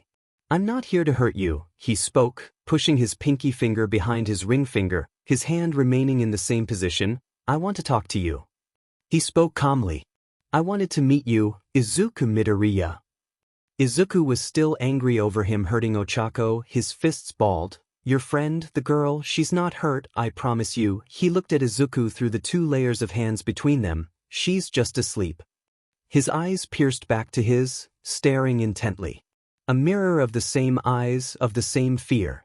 "Look, this is a perfect stalemate. I cannot harm you as your quirk would work just as quick, and you can't do that as you'll hurt a lot of other people here, am I right?" Izuku maintained his guess, his mouth slowly came to a close. "Look, I just want to talk, how about this?" He cleared his throat. "Maintain a retreat, Kurigori, everyone leaves now." "Tamura?" a voice called out in response. "Do it now, I have what I came for now." His eyes looked over to the man with a black cloud around his face, his hand maintained in front of Izuku. "The symbol of peace can wait." "Very well then." The man spoke with a clean and authoritarian discretion. Suddenly he saw black puffs of flames open up everywhere. Izuku was thoroughly confused. "See, I only want to talk to you," the man said again. Izuku looked back at him, generally curious about what this man wanted. "I'd appreciate it if you could signal for your classmates to retire back to the main campus. I'm sure you also don't want them to see your face, am I right?" He didn't like how close the man was to the truth, Slowly his hand to his right signed a signal for leave and then retreat. Hopefully, someone understood. Thank you. Now, I'd like to introduce myself. My name is Tamura Shigaraki, and you? There was a high doubt he wouldn't understand what Izuku was signing. However, he had already said his name, so he did know anyway. Still, he signed the kanji for his name with his dominant hand as Shigaraki stared at it, and then he signed the syllables for it too. Thank you, I sadly cannot understand your language. Now, if it may please you, we'll wait for both of our forces to retreat. We'll make this easier. They both stood there, slowly as the groups slowly made their way out of the USJ. Kid. Midnight was behind him now, having made her way to him after beating a villain. He kept his eyes and face towards Shigaraki, his signing for her to retreat, before simply making a gesture for her to leave. Retreat? A thumbs up was his reply. Are you sure? We wouldn't be able to get to you in time if we're far away enough. He knew that, but he had the suspicion that Shigaraki wasn't planning to hurt him. He hadn't been rude so far. There was a weird side of Izuku that felt like Shigaraki cared, that he actually wanted to talk to him. It took some time for the heroes, as the other heroes soon arrived, to come to collect the injured, the fighting coming to an end. And the entire time, Izuku and Shigaraki stood in silence, his hands still raised at their eyes still staring. Izuku had heard Hatsum call something over to him, but he didn't know what it was. All Might had also arrived, but no one had let him get close enough to Izuku. No one had gotten close enough. At that moment, in their intense stalemate, it was just Shigaraki and Izuku. No one else mattered, as two quirks so powerful they could kill with a single word or touch stand ready to start a war unlike any other. Then silence. The smoke flung in small circles as it drifted into the sky, and light poured in from a shattered window, showering them with its rays. They stood amongst the rubble, amongst shrapnel and destruction. Just him and Shigaraki. The perfect stalemate. Slowly, his spare hand rose, removing the hand which covered his face, setting it beside him, and maintaining his other hand in front of him. They fear you, don't they? Shigaraki broke the silence as they were left alone. Izuku was shocked by his statement, but he couldn't disagree. It was true, so he nodded in response. They look at your scars and they don't see heroism, they see suffering, a dark side, a fact they don't want to see, am I right? He spoke aloud. He was right again. Izuku shifted on his feet nervously, and then Shigaraki's second hand raised and pointed to his face and down to his broken mask. You hide these scars. Why? To adhere to hero society and to fit in? Another truth is he couldn't let people see him. They'd be scared of him, abhor him. You know, you didn't choose this quirk, this danger to yourself, and yet others will look at you like you did chose such a fate. They'll abhor you, they'll fear you, hate you, bully you. He got riled up as he spoke, anger fell from spits from his mouth and his mannerisms got more intense. Because, he paused, you're just like me, Izuku Midoriya? Izuku froze, contemplating what he was saying. He wasn't like a villain, he wasn't, but then, how had everything he'd said been correct so far? A quirk they hate you for, and you've hurt people, they've run from you, ridiculed you. It's happened to me too, he spoke softer, his head dropping slightly. Why do you stand here, on the opposite side of me? Why not beside me? Why don't you wish to see hero society fall?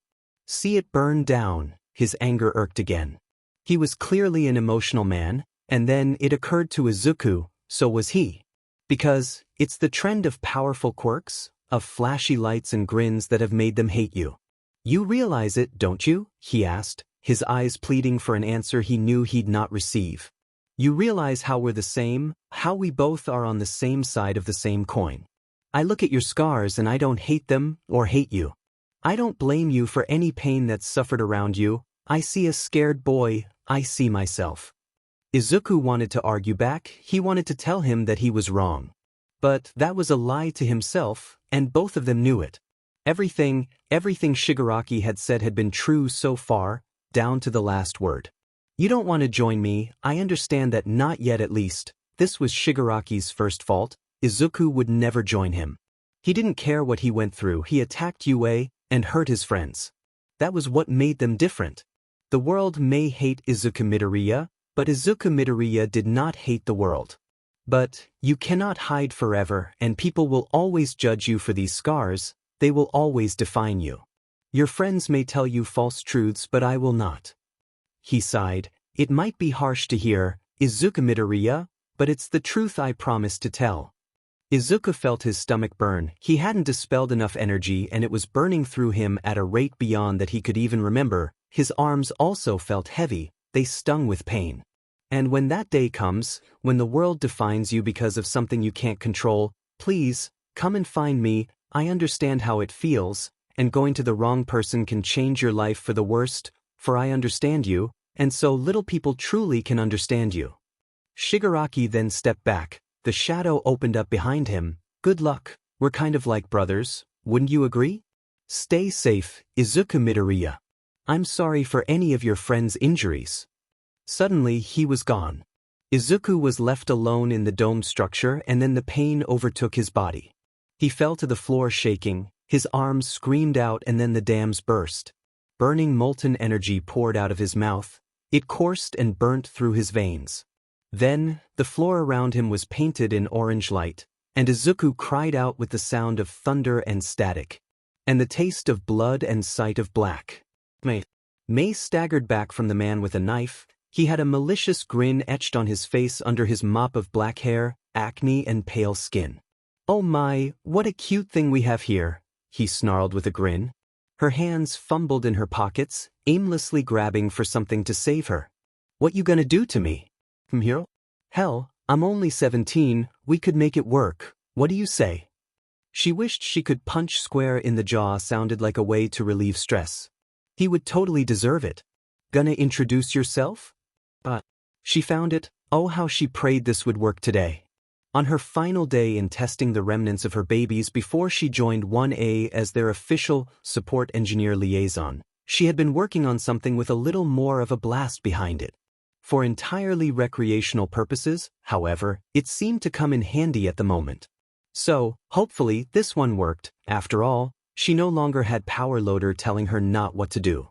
She exhaled as the pervert, the name for this freak, slowly approached Timur with a disgusting grin on his face. She threw the ball to the side, it curved in front of her, it did nothing, perfect. Pervert caught the ball with a laugh. That's the best you got? Wow, that was just sad dash, he slyly remarked as an explosion rocked the UC. She stared up as debris and concrete fell into the open air. That couldn't be good, some people are just so prone to explosions and violence, now where were we? Right, so then I dash. And then, a smirk fell over her face as the orb went up in smoke. Boom. Pervert squealed out, not very manly, as he fell back. Sheet. He had a potty mouth too, hardly desirable. She wasn't all that into folk who swore all the time. Dinging beach. The smoke soon cleaned and his one acne and pale face was now rippled with black smog and slight burns, along with a large cut under his eye. He pulled a knife out of his pocket, his hand shaking violently as he rose it up.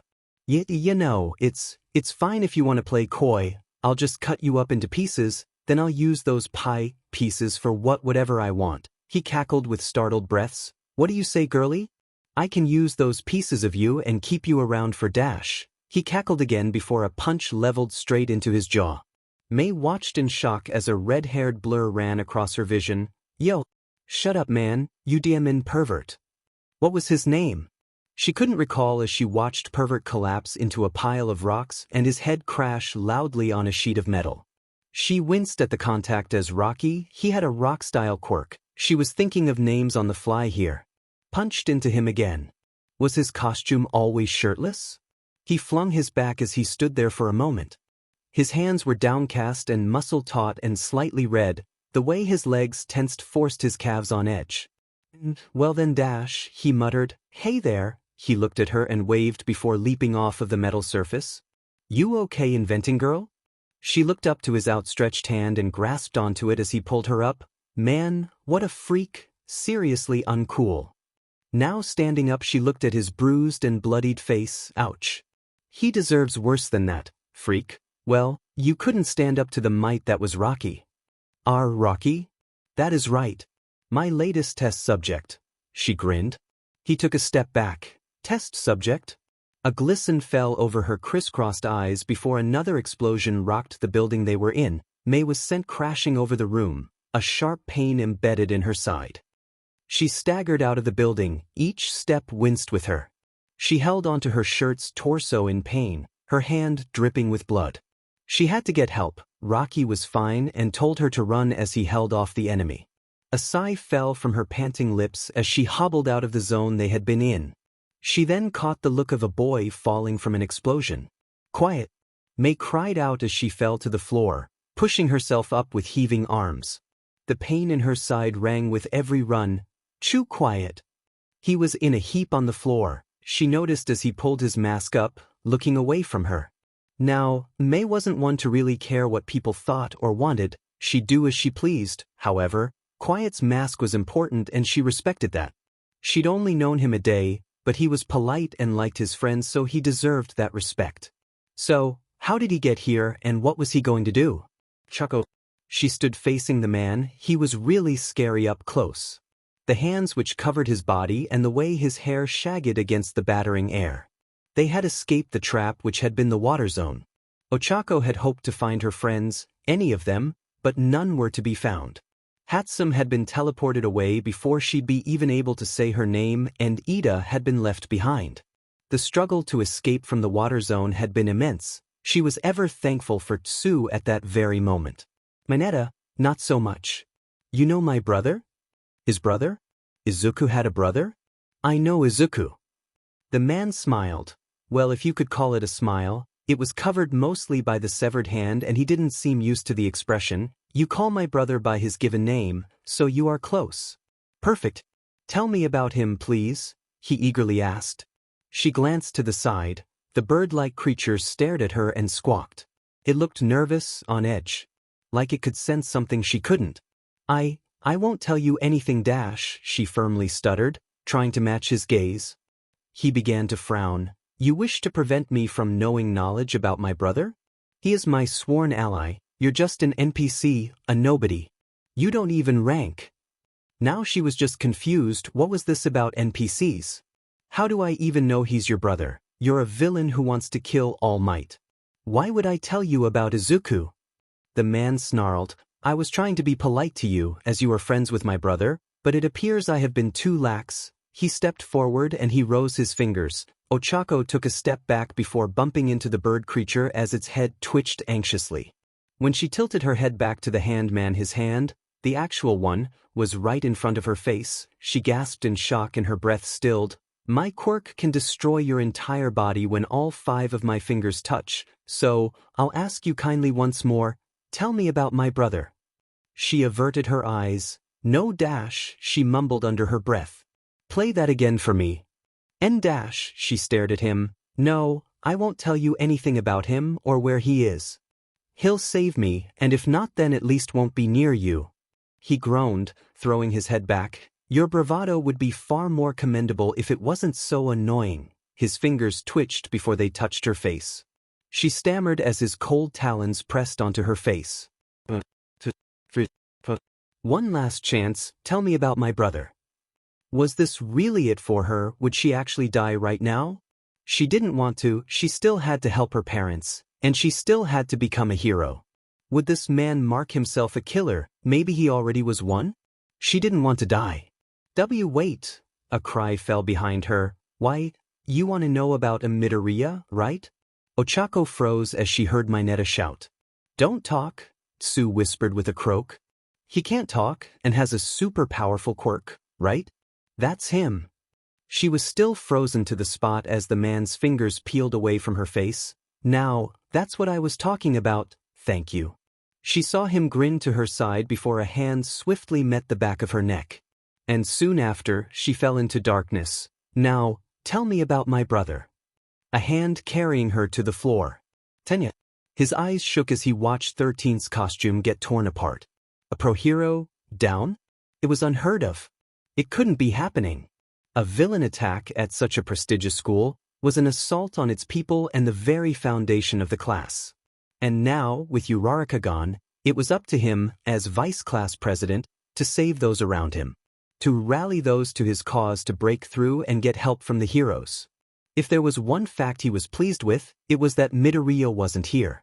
Midoriya was powerful, but with his limited knowledge of his fellow hero in training, he would be faced with an impossible choice should he be here.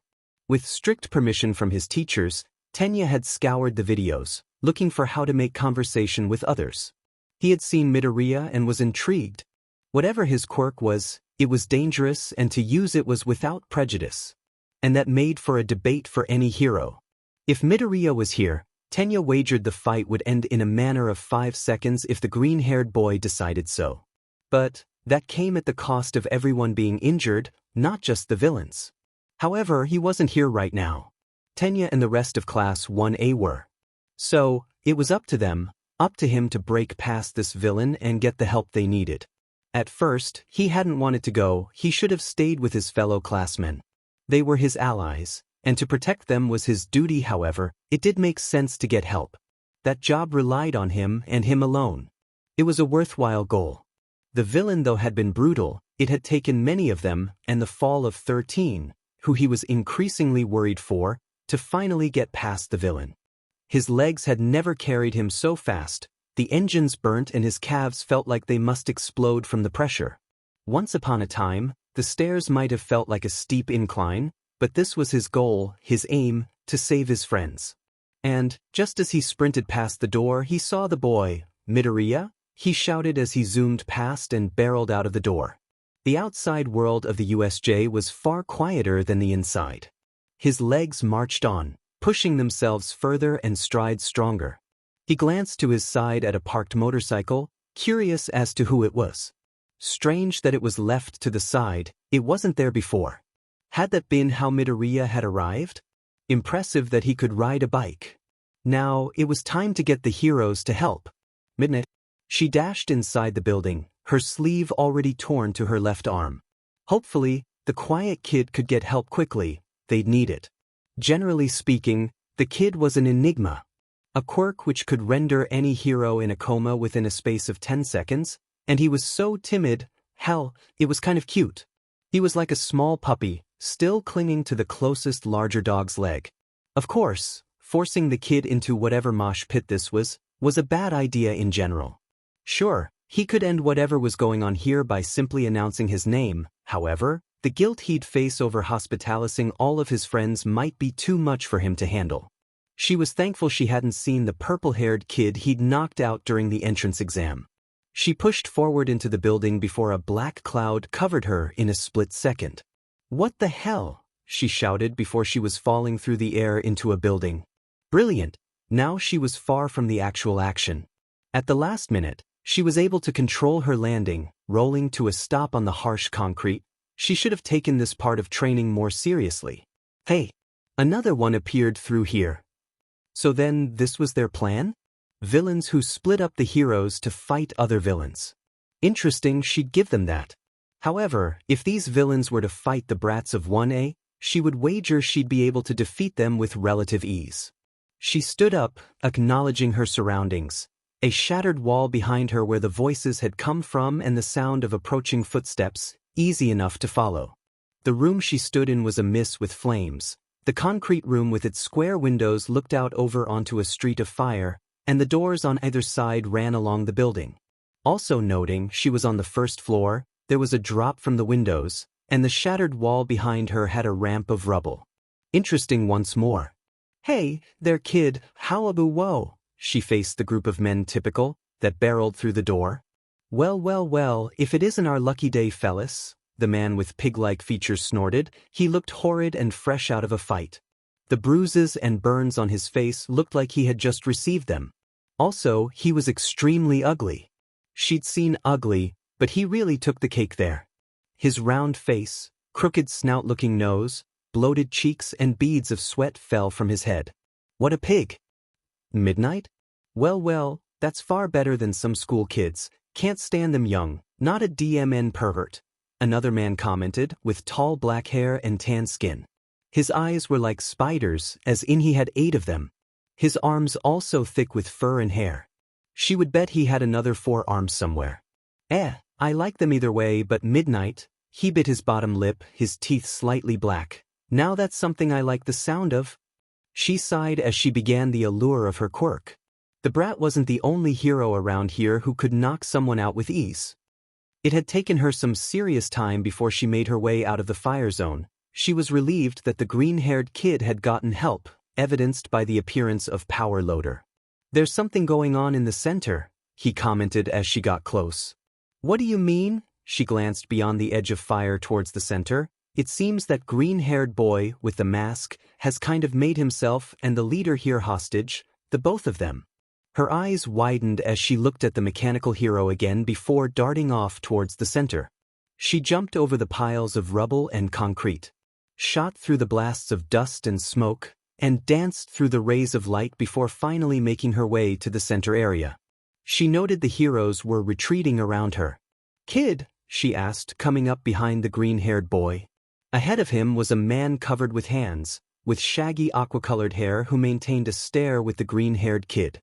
His hands started to sign motions. She knew only what was needed for combat, and this word she knew all too well. Retreat. She had to double-check she knew what he was asking. He would be here, alone, with this villain. No one could get to him. At closer inspection, she saw the blood was dripped from his arms and stained his trouser legs. A tear in his lower leg shows a long line of burns which center on a line of blood seeping from long cuts in his skin. What had done that? He shot a shaking thumb up. It shook as he rose the digit. It, too, was covered in blood. Blood she guessed was his own. "Are you sure? We wouldn't be able to get to you in time if we're far away enough." She needed him to know what he was asking. She could probably knock both of them out now. Had half a mind to at that very moment. But with the other boy's raised fingers, they'd have to be quick. And she didn't want to join in this stalemate. The kid nodded and she sighed. Stupidly self-sacrificial kid. However, the other man, well, more a boy, seemed somewhat indifferent to hurting him. For a man who organized a villain attack on UA, he had awfully kind eyes. Slowly, she stepped back, picking up the girl who lay on the floor beside them both. Her soft breathing confirmed she was alive and was covered in no injuries. All the better. All Might. He ran at a grueling pace. He ran cursing his body that it couldn't reach the levels he once could, that his body couldn't save him sooner. Young Midoriya was in danger. His pupil, his successor, was in the line of fire. His mind ran with horrible thoughts about the boy. Izuku Midoriya was everything Yagi wanted to find. The boy was caring, in touch with emotions, and willing to give his all. He was someone he would have happily called a son. Everything he had learnt about young Midoriya made him feel closer to the boy than before. And if there was one thing Yagi would do, it was to give that boy the time to shine, to smile to the world, for him to shout in his own way that he was there. So, he wasn't going to let some villains attack the boy, or the rest of his class, not on his watch. Not ever. As he approached the USJ from young Ida's pleas, he noted the chaos outside, and then the students filtering out of the building sporting all kinds of injuries. "Is everyone okay?" he asked, running up to the pink-skinned girl. He leaned onto the girl with earphone jacks. "Nothing we won't survive," she grinned. "But not everyone is here yet. They're still looking," she commented. He gave a nod. "I see. You wait here until someone arrives to help you. The police will be on their way." "No, we've been told to clear the area," the other girl said. "Why?" "Apparently, there's a worry that Midoriya, I think, will have to use his quirk, so we've been told to clear the area. We're waiting on transport out." His worries took over again as he looked through the doors to the USJ. "I see, thank you," he replied as he dashed inside, nervously looking around the place. Where was the kid? He looked anxiously around, almost slamming down the stairs. "All Might," he heard someone call out. Looking to his left, he saw young Midoriya's new friend. The pink-haired girl. How had he forgotten her name already? What was it? Young Handsome. He took a wagering guess. To remember the names of the rest of 1A, he had stared at the class roster for a good hour, taking tests to remember them, so he wasn't familiar with the new girl's name. It's Midoriya." She staggered from where she leaned against a pile of rocks. "He went to help float, but hasn't come back. Please make sure he's okay." She winced as she staggered again. He took a step beside her, offering his arm. "I will find young Midoriya. First though, I have to help you as well. Come on, I'll get you out." It hadn't taken him long to get the young inventor to the other teachers at the entrance of the USJ. He watched on as students all evacuated the area. It seemed they were leaving in an orderly fashion, yet the nerves on display were more than obvious to the number one hero. He was about to step foot back in before he was stopped by an outstretched hand. "We are to leave now," he looked to the R-rated hero. "Young Midoriya is still inside," he pointed through the doors. "We cannot just leave him. There are other students unaccounted for as well. We are only missing the invisible girl. There were reports she had made a break for it and escaped earlier. We'll have scanners out for her, but Midoriya stays inside." He stammered. "What? Why would you leave him with all the villains?" he demanded to know, anxiously passing glances to the door and his fellow teacher. "He's offered himself as a hostage. Only he and the leader of the group are left now. There is nothing we can do." She looked back through the door as well. "Sadly, it's in his hands to fix this now." Yagi stammered, his throat running dry as he looked into the USA Dome. Desperately he wanted to dash in there, save young Midoriya, punch the villain, and maybe go have some tea or something. What he didn't want to do was leave him alone. He could only hope One for All helped him. So, her feet hurt from the loss of her shoes, an unfortunate loss as now her feet hurt and were speckled with stones that kept stabbing into them. They'd be sore for weeks. Her gloves were also forsaken earlier. The rest of her costume worked with her invisibility, with the gloves and shoes needed to show where she was, but now, with the lack of shoes and gloves, no one could see her. She was so thankful for that notice of how actually have clothing on and stay invisible. And now, she had the unfortunate case of being separated from her teammates and then spending the entire time sneaking around or taking out those she could. It was nerve-wracking, but she was getting it done. And then, finally, she saw someone. It was the quiet boy. The class had learnt, after the ordeal with the battle training, that his name was Izuku Midoriya. He was polite, quiet, reserved, and apparently, a nice person to be around. She just hadn't had time to speak to him. Mainly the language barrier between them did that. His other friends might have been able to speak to him, but the only person who seemed to understand him, except the teachers, was Uraraka. She'd have to speak to him at some point. However, opposite him, was someone who she didn't recognize. Untidy clothes, shaggy tinted hairs covering his body, he was totally a villain. What was Midoriya doing there though? She had to sneak past them. Maybe she could give Midoriya a signal she was there somehow, without alerting the villain. Slowly, she descended the barrier which surrounded them both, stepping into the center, noting the scattered bodies around. "You realize how we're the same, how we both are on the same side of the same coin. I look at your scars and I don't hate them or hate you. I don't blame you for any pain that's suffered around you. I see a scared boy, I see myself." The man spoke to Midoriya as she sneaked up behind them. Now, Midoriya didn't say anything, but she noticed the clenching of his fist and the blood that fell from his fingers. How injured was he? "You don't want to join me, I understand that, not yet at least." Wait, was Midoriya joining the villains now? No way. "But, you cannot hide forever and people will always judge you for these scars, they will always define you. Your friends may tell you false truths but I will not," the man spoke. Again, and Toru noticed he didn't seem very harsh, he sounded caring. He sighed. "It might be harsh to hear, Izuku Midoriya, but it's the truth I promised to tell." This wasn't her place though, she shouldn't be listening to this. Midoriya seemed to be safe, she didn't know what he'd been through, but she had to have faith in him. However, now more than ever, she was intrigued by the boy. Next time they met, she'd make a promise to say hello, and possibly even befriend him. So, she scampered around quietly, making her way back towards the door of the UJ. And then, the roar of thunder ripped through the open air. She froze as the hairs on her neck stood on end. Toru looked back to the center of the UJ where lights of orange were thundering around, crackling into the open air. And within the noise of thunder, within the light show, she heard the sound of crying. A soft mewl of whimpering. "Midoriya," she quietly hushed. "I need to perform the surgery now," a faint distant voice was shouting, or perhaps whispering. Izuku was entirely unsure as he drifted through a void of sorts. He felt drenched in a thick and heavy liquid. It kind of stung. "The entire hospital is at risk if you do that." Another voice, this one was a softer female-sounding voice, possibly younger than the man from before.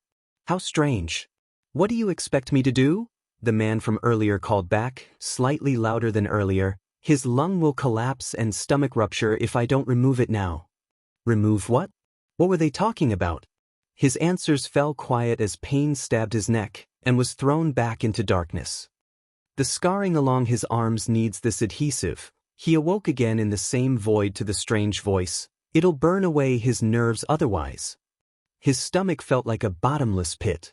You apply that adhesive and they don't heal. Simple as, another man replied. His breathing was staggered and howling. They were closer than before, and the liquid hurt more. It burnt at his skin. He wanted to swim away from it. His chest has already lost those nerves and the healing isn't complete. We have to make a choice. Attempt to heal the scars, or save his nerves. We can't have both. What were they on about? Whose scars were they saving? A sigh.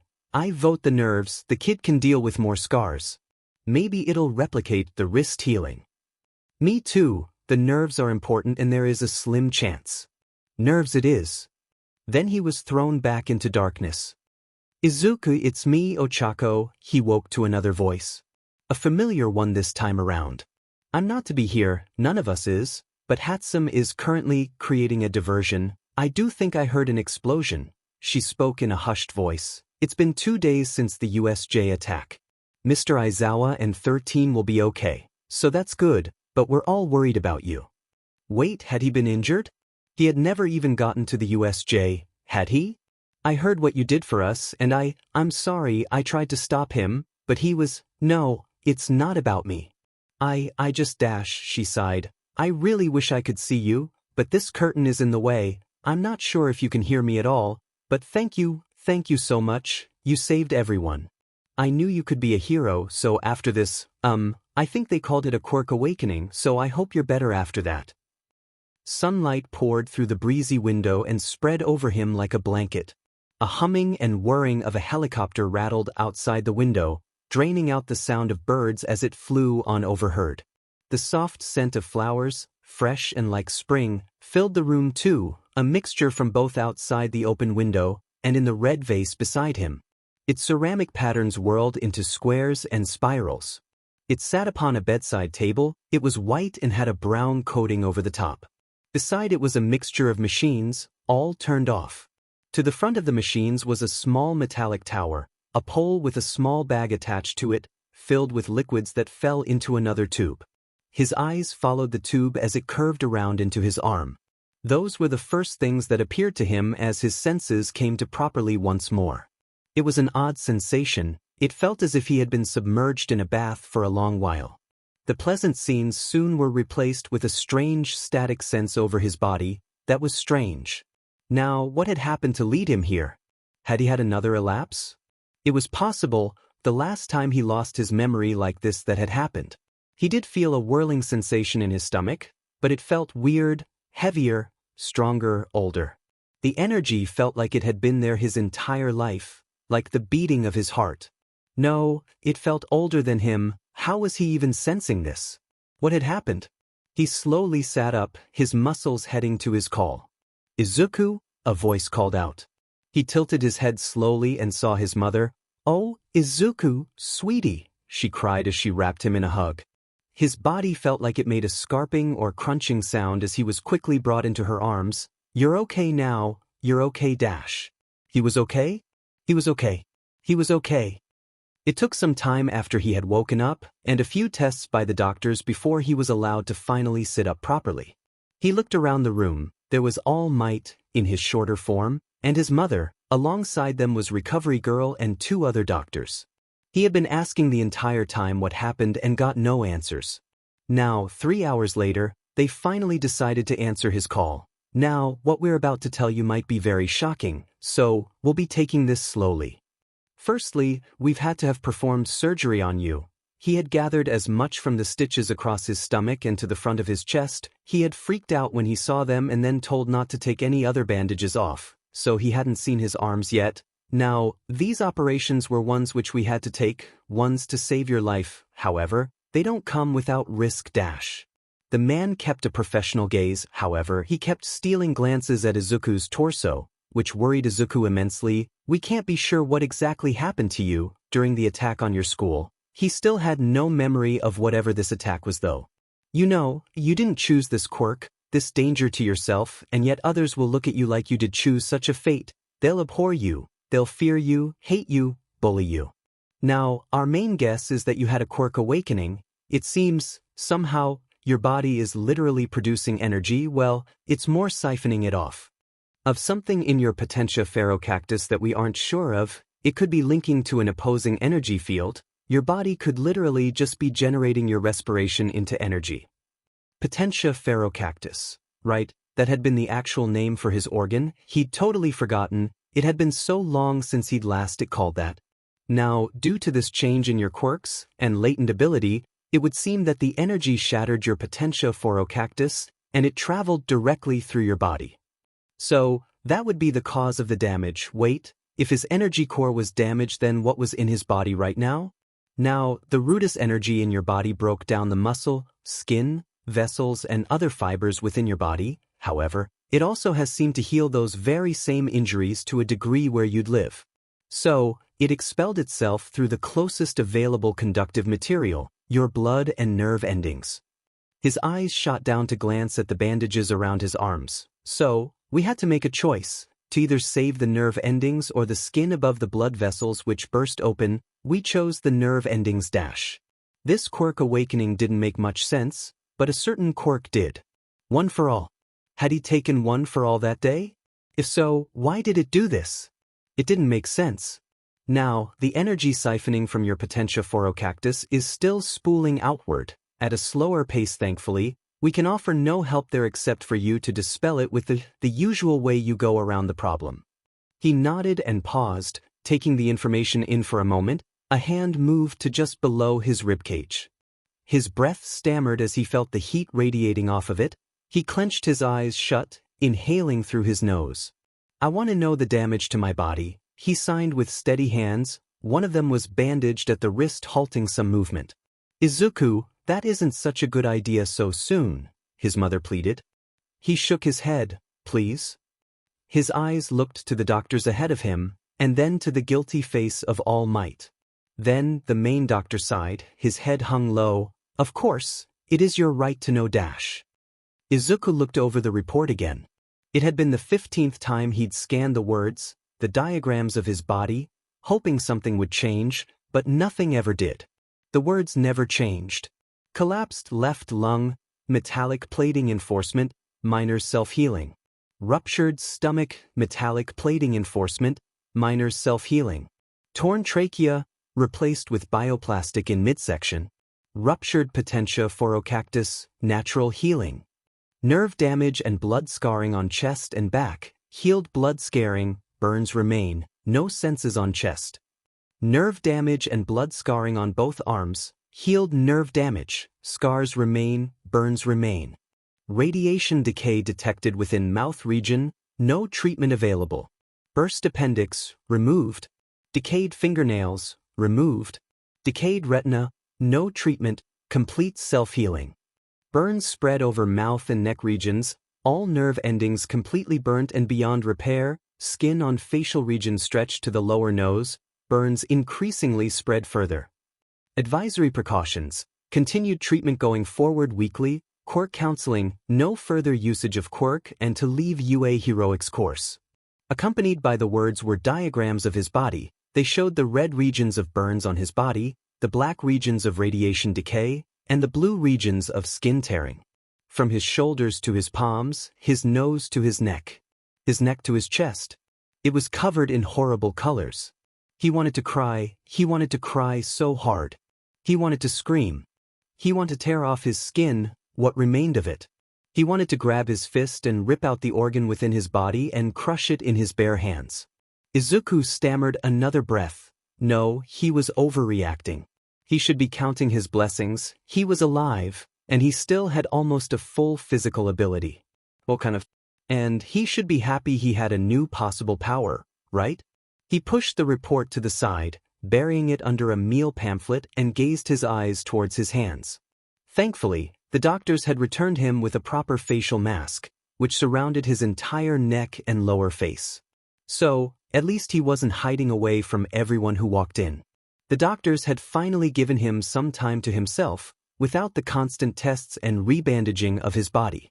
It was humiliating to be so weak, so dependent, so needing their help.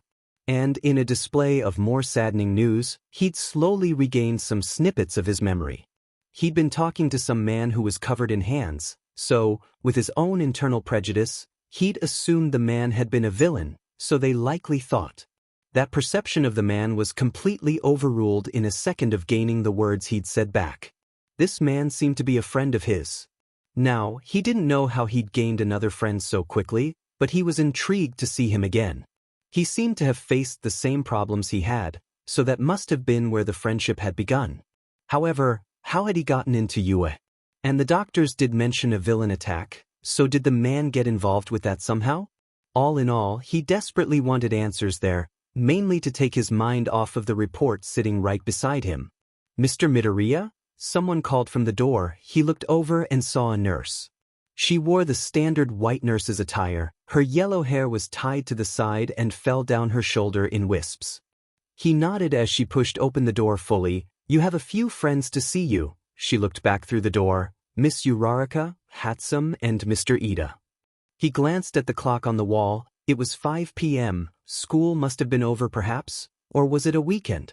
He hadn't actually checked. Although he did light up at the mention of his friends being here, they were all okay.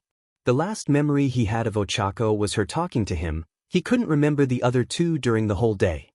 He nodded once more to accept them to come in, excited to see them. "Midoriya, you're well." "Izuku." "Quiet, you're alive."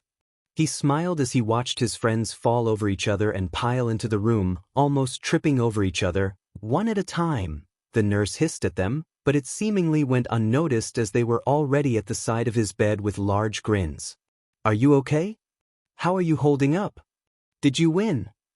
They all asked over one another with an eagerness Izuku wasn't used to. Was this normal for people in a hospital?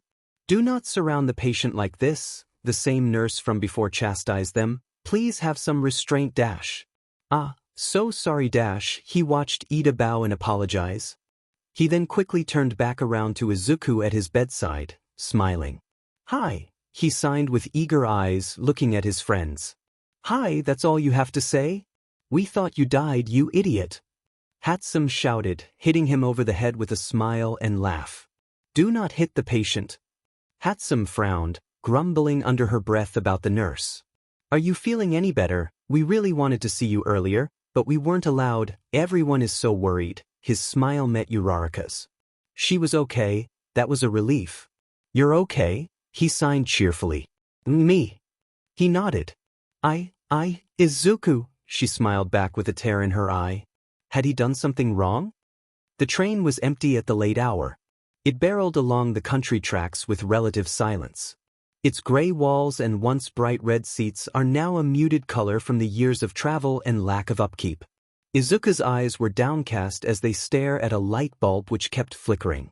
His mask stayed tightly wrapped around his neck and mouth. It muffled his breathing and felt as if he would suffocate at a moment's notice. His ears noted the train's motion, but he ignored it, his mind empty, like a void. A swirling in his stomach lurched as the train made a stop. "Please depart safely and mind the gap." The autonomous voice spoke loudly as Izuku stood up, wrapping his jacket around himself. A faux barrier from the real world, a fabrication of safety. The breeze of the country immediately hit him as he stepped onto the platform, watching the train doors slide shut and then slowly zoom off into the distance, back towards the city. Plains of dark grass spread out in the distance as the tall scrapers of the sky towered the distance. The fashioned lights lit up the landscape as the city stood tall in the distance. Behind him, the thick trees and mountains spread out further than the city, overpowering the senses. He sighed, picking up his phone and checking the time. Glancing down at his lock screen and a text too. "Choco, hope you're feeling better soon. I'll bring you up some mochi when I next visit you." With a saddened frown, he clicked the phone off fully, holding down the power switch before sliding it back into his pocket. He made his way off of the station platform with a limping gait, his hands holding onto his stomach. Over the course of the day, and his conversation with his friends, he'd gotten snippets back from that day. There had been a bird creature, it attacked him. Then his body got covered in energy, he could remember the bleeding, the pain, the torment, the drive to punch it. And then, there was Tamura Shigaraki. A man he was still not sure who he was. The words he said seemed to make sense to him, they resonated with him. A man who didn't flinch at his scars, but instead related to them. Was that why he carried those hands? As a burden. A reminder. His feet carried him along a gravel path, the dark landscape a mystery to him now as he trekked along the wilderness, familiar with the route through. Eventually, he saw the sign of splintered trees and burnt ground. His energy release from the entrance exam. Then he remembered the doctor's notes and recommendations. To leave the hero course. To give up his goal and his drive to do better. To prove to others who he was. Misery became his guidance as he clambered over a fractured rock.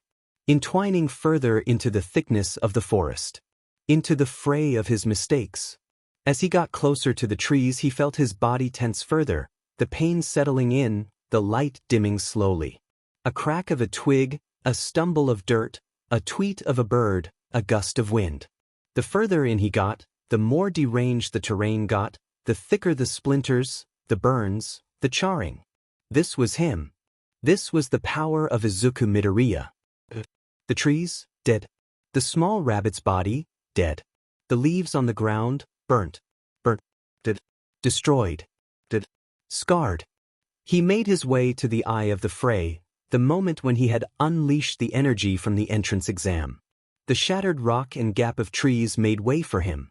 He fell to the large boulder, his arm pressed onto the ragged surface. The bandages entwined underneath his fingers. The medical white gave way to reddened skin. He grimaced and looked away, his breath clawing at his throat. His eyes tear away at the tree line, threatening to spill over. Slowly, his gaze returned to the white BLNDFLD around his arm, the armor protecting him. His hair was flowing in the wind and his eyes squinted as the moonlight shone on the white fabric, slowly peeling away the layer of his new skin. The fabric ripped off in small hesitation, the bubbled skin and black slowly uncovered under the light. Black lines of char rippled and danced between flaked white and brown. His breath stammered as he followed the lines up his arm as the bandages came undone. A tremble of his arm slowly spread over his neck into his head, his eyes trained, focused, staring down at the skin. It rippled along fresh cuts, scars and stitches. Blackened lines of would-be rot, trails of radiated decay and burns. The burns. Everywhere, covering all over his arms, up his sleeve. Crying fell from his mouth, a whimper escaping him. His fingers brushed over the skin as the cries spilt from his mouth, and tears fell from his face. He ripped the other bandage off his other arm, revealing more. He howled and screamed as he stared down at the scarred body. Disgusting. Scarred. He screamed, his head tilted back as he wept into the night, pouring out heat from his mouth that burnt his throat. The bile of energy ripped through into the open air and flickered with fire. Blue and orange swirled together as Izuku's small form shook and wept. Then, a roar of fire ripped through the night sky, shooting into the sky as lines of blue electricity surrounded it and funneled upwards. The sky was bathed in blue and orange. And Izuku cried himself into a small ball, flickers of fire fell from his mouth, the light showed unnoticed as he cried, muffled tears and silent weeps. The black lines over his body buzzed a soft hue of green. Okay then, this ointment should prevent the irritation from your skin, apply it after you've showered every time. The doctor's office was a modern affair in a small surgery. The wall was painted plain white, and a gap for a window looked out over the car park on one-way glass. The doctor's desk sat in the corner of the room with an old-looking laptop connected to a printer, beside it a small table with a few different plants Izuku didn't recognize, nor care that much for. He hated being here. It had been a week since the hospital had begrudgingly let him leave, but that wasn't without 3 trips to the doctor's. He hated being here, it was a reminder of what his long sleeves concealed. Now, we've had a breakthrough in the quirk awakening situation. His eyes moved from the wandering they did to the doctor, It would seem that the energy you expelled earlier last week is directly linked to what is currently being created in your body. Now, reports of the incident at UA had you cover your arm in energy, correct? He nodded his head cautiously, remembering the sensation of his skin breaking open as an orange glow covered his arm. I'd like you to replicate that dash. He violently shook his head. He wasn't ever going to do that again, ever. Please listen to me. What you did at UA was what we believe to be an extremely high percentage of release, probably linked to the quirk awakening and attack on your body. If you release a short amount of energy, it should simply transfer through the pores of your skin, like sweat. It won't cause any scars. With another shake of his head, okay then, the doctor agreed. Whenever you're ready, do try for us. You may need some energy in your Potentia Phorocactus for it to work. Our guess is the energy stored there is transferred to the needed body parts, and then used to create such strengths from your body. However, high usage of it, like your base quirk, can cause damage, as your muscles don't have a latent protection from that kind of power. Of course, as everyone kept mentioning a quirk awakening, he knew what it really was. One for all. Somehow, One for All had given him the power to save his life, and then save his friends. One for All gave him that power. Without it, he wondered if he would have died. Well then, have you had time to visit the quirk counseling? He sighed with a nod of his head. That's good. Please keep visiting him, it is for the best. However, as you are adamant about staying at UA, you are cleared to return. His eyes shot up, and under evaluation from the healthcare team there, in coordination with us. He nodded eagerly with glee, finally able to go back to UA.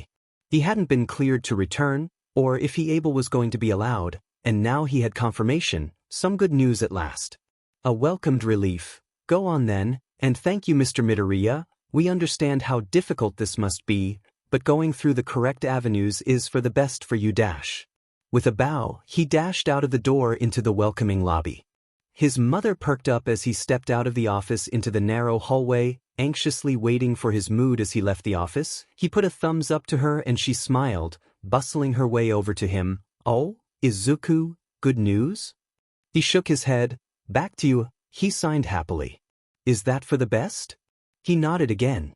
I'm so happy for you, Izuku. Izuku? Midoriya? You moron, he's not in ta. His friends all stammered to stare at him as he sat at the table in the cafeteria. He gave a pathetic wave as they all glared to look at him. You're alive. Hatsum cheered as if she hadn't seen him a couple of days ago. So, what's the verdict? Ochako asked nervously. Verdict? Ida inquired afterwards. Izuku had only told Ochako about the fact that every medical advice and counseling advice was for him to leave UA. However, he was rather stubborn, to many people's upset and dismay. Slowly, as if he were to build up suspense, he rose a thumb. Ochako grinned whilst the other two looked over in confusement. Yo, Midoriya's back. Kirishima suddenly cried out as 1A quickly hoarded the table. And in the ensuing madness, Izuku caught the solitary figure on the other side of the cafeteria, by himself, mingled with the rest of the support course. Katsuki Bakugo. Now, please remember to bring the homework sheet in tomorrow. Without delay, I won't accept sloppiness, Mr. Aizawa droned at the front of the class. He had been sent a pack of notes of all their classes by Ochako the last couple of days, as she visited him at his apartment. And Machi, quite often, she brought over him Machi too. The class, with bows, thank yous and conversations, soon all left to leave the classroom. That was, until Izuku felt a tug on his arm, and a non-existent face come close to his own. Midoriya she whispered. It was the invisible girl. He hadn't recalled speaking to her before. He nodded as his friends walked on ahead, Hatsum turning around to face him. Crash test. With a quick response of 5 gloved fingers, which he saw Hatsum take a quick glance at, she nodded and Izuku followed the invisible girl down the other side of the corridor. They paused, a little past 1A at the turning of the hallway. The tall gray walls and gleaming windows show the setting sun in the faraway distance as the orange lit up trees. I heard you. He quirked a brow in a confused gaze. When he signed. If she understood what he signed, he didn't know, but she replied anyway. At the man with you, the hand villain. Izuku listened intently. If she had heard what he had said, perhaps she could show on some light on what his potential friend had spoken of. He smiled at her, a quirking of his eyes only visible to her, and she took a cautious step back. He stopped, dazed at her reaction, tilting his head to the side. Never mind, and she dashed off the hallway, running past the corner down a flight of stairs. Izuku was left alone, standing dazed. Izuku! Ochako came up behind him. He turned back to her. Sorry, the invisible girl wanted to talk. Oh, Toru. Was that her name then? You missed my amazing display of how stuck-up rule book was. He went beet red. Hatsum laughed loudly. Her laughter bounced off of the small enclosure they all sat around. The small natural flora that they sat around was within the constrictions of a large street. Tall white buildings sat up beside him, all covered in business flyers and hustling of noodle stores, a vegetable store, and a CRT shop. Izuku had his shirt, long-sleeved, rolled down and cuffed at his wrists, and his mask, a gray and black gradient, sat around his neck. His blazer was on the floor beside his feet. Hatsum had her tie loosened around her neck and sleeves rolled up, with some oil stain on her shirt, seemingly from the morning when he had been with the doctors. Ida was still pristine and could honestly walk into school this morning with his uniform. Ochako's skirt was slightly ruffled at the base and rolled down her legs, her shoes cleaned with a speck of mud and a scuff from when she had fallen earlier. Her shirt was buttoned up and had minimal creases. Her hair bobbed atop her shoulders and around her neck. She smiled as she listened to Hatsum's story, with a glint in her eyes. Her rosy cheeks were shadowed by the tree above them. It was a clear violation of the rules. Ida retorted, a cup noddle in his hand, of which he had looked at warily when given it, before eagerly slurping it at first taste. Hatsum had got him one too, but he had sealed it away in his bag when handed, with a polite nod of thanks. Ochako was half eating hers, sharing glances with him every so often with a blush and smile. Well, I think Hatsum shouldn't have done that, but it wasn't bad either to tell a teacher dash. Thank you. Hatsum cheered. She still agreed with me, Ida grumbled. Izuku was still thoroughly confused about what was going on. Besides, how are all of you planning on the sports festival? The sports festival? Hatsum and Ochako glared at Ida, who staggered back, like a scared seahorse. He sighed. You haven't told him yet, have you? No, you idiot. We haven't told Izuku yet. Told him what? Told me what? He signed. Ochako waringly smiled. So, Mr. Aizawa, thought it might be best if we spoke to you about, perhaps, maybe not entirely dash. Mr. Aizawa doesn't want you to participate in the sports festival. Hatsum shouted out what Ochako couldn't finish. Hatsum! She shrugged. Better to rip off the plaster. Izuku's head lowered, and his shoulders sagged. Great. How was that fair? He had tried to save everyone. It wasn't his fault, and now they forced him not to compete in school fairs. What was next? Ban him from physical education. It was absurd. He had fought the past fortnight to get back and stay in the hero course. He had to prove himself, to All Might, who he still hadn't spoken to yet, to his mother, his friends, Bakugo, everyone. Why would they not want him to compete? Why? You see, Aizu, the thing is, she sighed. Mr. Aizawa is worried about the use of your quirk during the festival. It's entirely possible you could keep your face mask on, that's not a problem, but if you used your quirk, you could, possibly, hurt people. He phased the noise out as they spoke, the same old excuse, the same old line. Dangerous. Painful. People could die. You will never be anything more than what you are now, a villain, on the floor at my legs. Cowering in fear, because you're too weak, too pathetic to control your quirk. A grin spread across Bakugo's face, which looked glassy through tears as he staggered forward. And now everyone will see who you really are. Had Bakugo really been right? He noted his breathing getting erratic, and arms itching with a burn. With a quick motion he walked off. Midoriya dash, he heard Ida call out, and a faint, Izuku dash, from Ochako. Before he was gone. His legs were tucked underneath him as he watched the city's busy landscape pass by below him. The lights of cars and the honking of trucks. The young children smiling, the the sparse hero passing by. "Izuku, sweetie?" he heard a voice behind him. He slowed and turned his head around to see his mother. "Sweetheart, it's time for dinner. Did you want to wait for a little longer?" A slow nod was all he answered. "Perhaps I could sit with you?" she asked. Izuku slowly nodded, before looking back to the city. "You know, Izu, I'm so proud of you, you're doing so well." She spoke after a small silence fell in between them. "But, sweetie, you don't have to push yourself so much, you can take time. That doesn't make you worth any less than anyone else. You are still amazing, and still doing amazing things. You don't have to prove yourself." He listened quietly as the wind whipped past them. "You are an amazing person, you strive so much for your friends, no matter what happens to you. I just want you to know, you, still being here with me, still striding forward, even the tiniest piece, each day, is enough." He took in her words, looking out beyond the scope of the city. "Also, a package arrived for you earlier. I'm not sure who it's from though, I don't recognize the handwriting." In his mother's hand was a brown envelope, large enough to contain a book, or perhaps an old DVD case. He took the brown packaging with a nod of gratitude as his mother sat up. "I'll serve dinner shortly, Izuku." Then he was alone again on the rooftop, his legs dangling through the metal railing. His fingers sliced through the tape as he removed a glove, trying to ignore the way his body reacted to the cool air, like a stinging nettle or needle. He tried to ignore how he stared at the scare that ran down his skin. He slid open the disc, pulling out a note with it. "Dear brother, I hope all is well and your health has regenerated. I can only guess how much these things hurt for you. I've been thinking of you, and hope you're okay. How is your throat and your mother? Anyway, getting off that side quest.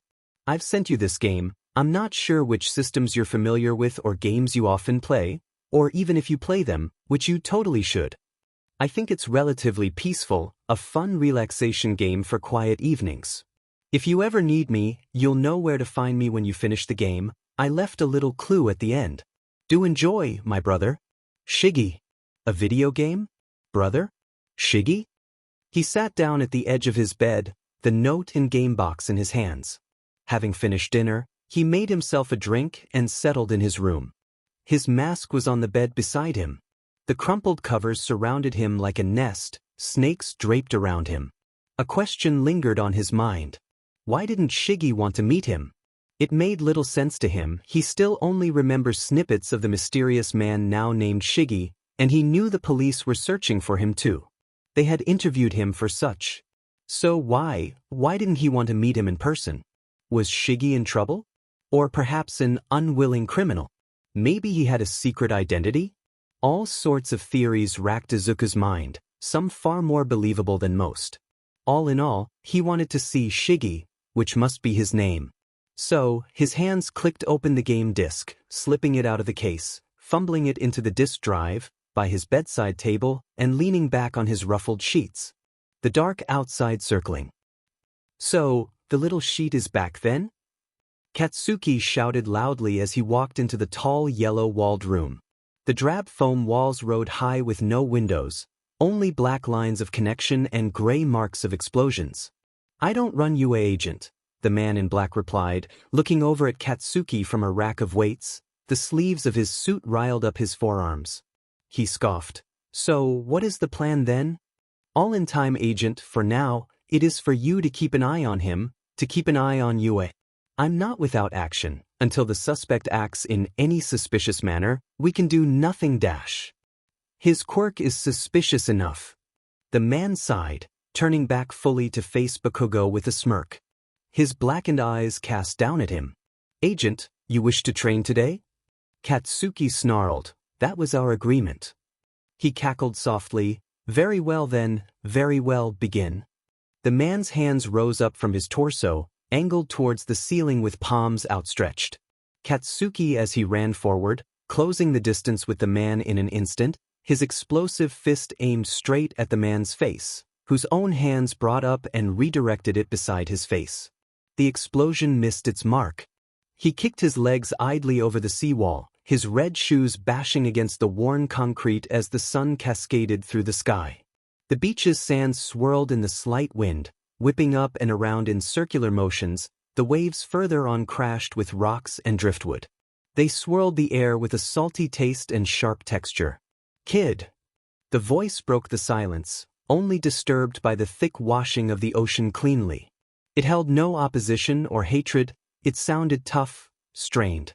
Izuku turned around, his clothes wrapped tightly to his body, his black mask wavering in the wind, and his eyes narrowing at the man before him. All Might. It was time to show him what he could do. Earlier that day, Izuku sat with his arms out in front of him, twisting them slightly in the reflection of the mirror.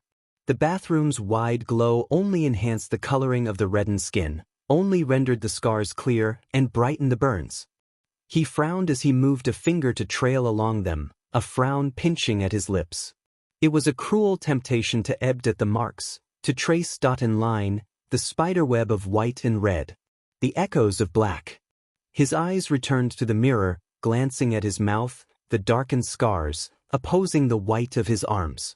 The glare of his concentrated eyes carried down his mouth, lowering past his lips and chin, trailing along his slender neck and down his chest. The same pattern ebbed at his skin. The pattern of misery, of pain and discomfort. Of him. He felt a worrying nothing as he glared at his chest. It would make more sense to fear them, to be scared or want to slice them off, as he so often did. Yet, right now, he felt nothing. Who was there to be angry at him? Himself? What use would being angry with himself do? It was sure to make him miserable. The bird creature who haunted his memory snippets? The thing was already dead by now. All Might?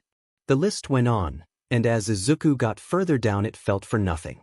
For, he did want to be angry, it would be far easier to hate someone, anyone. And yet, he could not. And that made it worse somehow.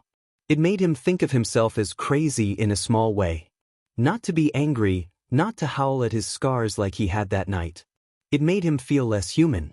Less human in his appearance. Less human in his mind. "Izuku?" his mother called from the door. "Is everything okay, sweetie?" He gave 2 light taps on the door, wrapping of his hands. A quick single to imply, yes. A single knock was, no, and 3 knocks were, come in. It made things easier. "That's good, I'll have breakfast ready soon." Receding footsteps soon followed as his gaze littered from the door, back to himself. His fingers rose to his face next, smoothing over the lines of his face, before pushing up at his lips' edge. They rose and forced the malformed skin and muscles up. A smile. A horrifying smile. His blackened teeth, a result of decay from the burn, welcomed him, and his eyes sparkled with mania. The same fingers lowered a moment later. And yet, still an overwhelming amount of nothing filled him. Only dread, dread for the day to come. The slow approach of his hand with the cereal seemed to make the time pass quicker. He had received a plethora of text messages the night before, ranging from quick messages from Hatsum to questions from Ochako, all asking if he was okay. His storming off the night before hadn't done his friends any good, no doubt. He regretted it now, truly he did. But hearing those words from his friends, echoing Mr. Aizawa's words, that did nothing for his own confidence. However, he wasn't done. He was going to compete in that sports festival. Diamond the worries about that, it was what he wanted to do. It would be his goal. He did everything for everyone. That had been his life, wasn't he allowed this one thing? Prove himself, to himself. No one else, just for him, just this once. A knock at the door caught his attention, a familiar pattern, a familiar person. He already knew who it was. He had been expecting them. She had arrived every morning, even during his week's absence. Even when he had been tucked away in his room. Izuku sighed, standing up from his table and his gloved hand hovering over his mask. A split second passed as he picked it up, wrapping it around his mouth and neck. "Izuku," the door greeted happily as it opened, with Ochako on the other side. And then, at that very moment, his fears from the morning disappeared, and he offered his own smile back. "Good morning," he signed. Her bag was slung over her shoulder, the zip slightly opened with a collection of papers and plastic cases. The sun from behind him shone through the back window and landed at their feet. "Are you feeling better today?" she asked, pinning her head to the side slightly. He nodded as he leaned back and grabbed his bag. And then, I was able to copy this one up. Well, I actually stole Ida's book after school once to copy his own. It was crazily neat. He wasn't too happy about that though. Well, I think he wasn't. Ochako handed him a mountain of paper as they walked. Each sheet was varying in different subjects, with tables, graphs, structured writings and numbers on the sides. He had thought she'd given him all the work he'd missed out on over the week, but apparently not. Truthfully, he thought it was a little before, but this seemed like too much. I could have sworn I had. Heroics history somewhere. She rifled through her bag as they walked down the busying streets. No, not that one, she muttered, moving paper aside. She cheered as she pulled a sheet out of her bag before it was snatched from her hand. Hey, she shouted towards the pink-haired assailant. Hatsum looked down at the sheet. Heroics history, boring, she whined, resigning the paper back to Ochako's outstretched hand, before skipping around them to the side of Izuku. You two take this too seriously. It's a hero school. For you two nerds it might be, for me, it's for my support gear. She flashed a grin. Ochako sighed once more. You're still in the heroics course. As the support course liaison, she sang liaison with an overpronounced lia. How often do you even speak to the support course teacher? Ochako replied as Izuku rescinded himself to watching this unfold. In truth, he too didn't actually know how May fitted into all this. A field support technician seemed a close bet. It seemed, from her speech once upon a time, heroism in the traditional sense wasn't her goal. And then they all died. All three looked at their pink-haired friend with a hint of skepticism. What are you talking about? Ida frowned. What evidence is there for any of this? The deaths of heroes in the heroics business have fallen dramatically over the years. The plaza by UA was empty, courtesy of an early lunch break. The blue-bricked fountain threw water into the air with magnificent reflections and patterns. A gentle shower and rush of water flowed past one's ears. Tall windows overlooked the plaza from the nearby administration building, with neatly trimmed bushes along the base, covering a red brick foundation. Paths of quartz white wind around the circular fountain with an array of benches. In the further distance, Kirishima and Kaminari ran after one another like young children. Still more than being a support technician, and secondly, without the amazing talent that is people like yours truly, hero society would crumble. Support gear is my way of being a hero. All Might doesn't really use support gear, Izuku added with a raised brow. Hatsum then jolted her head to Ochako. He says that All Might doesn't use support gear, and Izuku does have a point there. Well, he wears a costume. She laughed. Not made by support technicians. She looked at him again. Uraraka, Hatsum called out. Yes. What did he say this time? Oh, that's not technically made by support technicians. She finished as Hatsum leapt for Izuku. So, in conclusion, the easiest and most efficient way to get the answer to question 2 would be with solution C, Ida declared as they passed the gates of UA. Well, I got that answer too, Izuku did too. He nodded. As they passed the small collection of trees and embankments of flowers, the colors had really come into bloom. As Izuku's eyes lingered on the yellows, blues, and reds, another set of yellow and red came forth. All Might.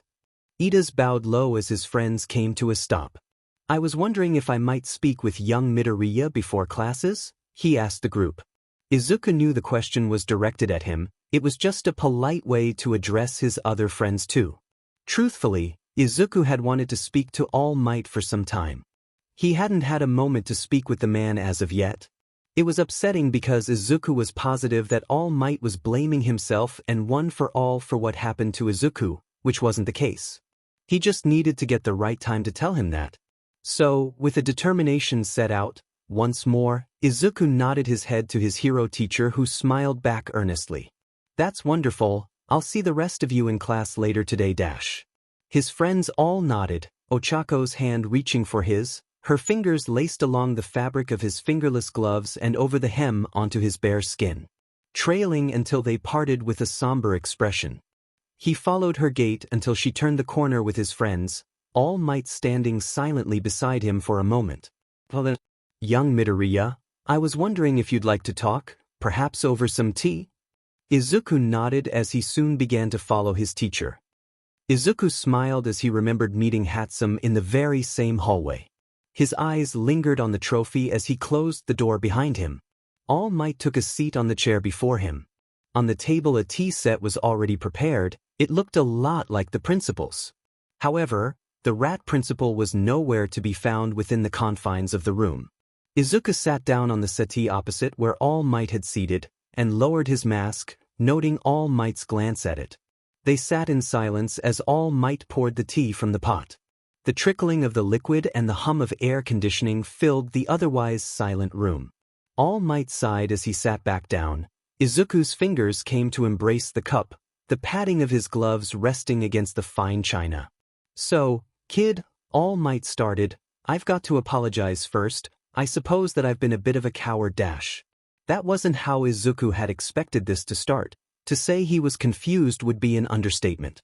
"I've been avoiding you for over a week because I've been too ashamed to come to terms with my failure." Izuku listened quietly as All Might spoke of how he felt he failed Izuku, how he felt responsible for not looking into One for All more, for not contacting the right people, and for hurting Izuku. Izuku contemplated as he spoke of how scared he was, to see how hurt Izuku would be, but realized that he would be, in fact, hurting him more by not seeing him. And so, eventually, All Might quieted.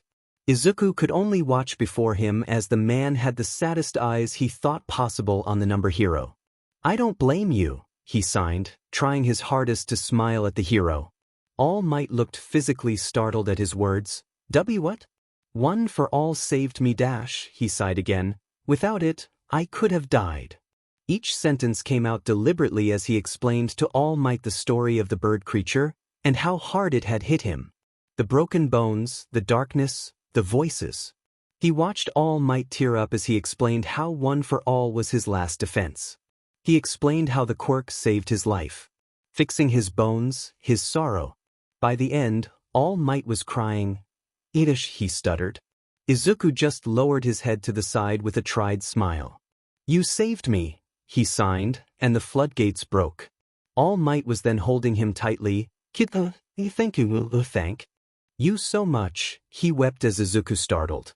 Not expecting this kind of reaction, those voices, thank you so much." Izuku frowned as he stepped into the classroom, seeing Mr. Aizawa. He seemed to pick up on the hostility, avoiding his eye line as he just nodded to his chair. Izuku had asked All Might about the decision to keep him from the sports festival.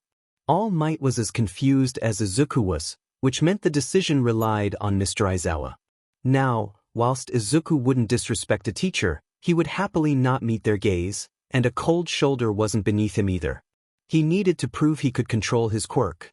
If Mr. Aizawa wouldn't let him, he'd let himself.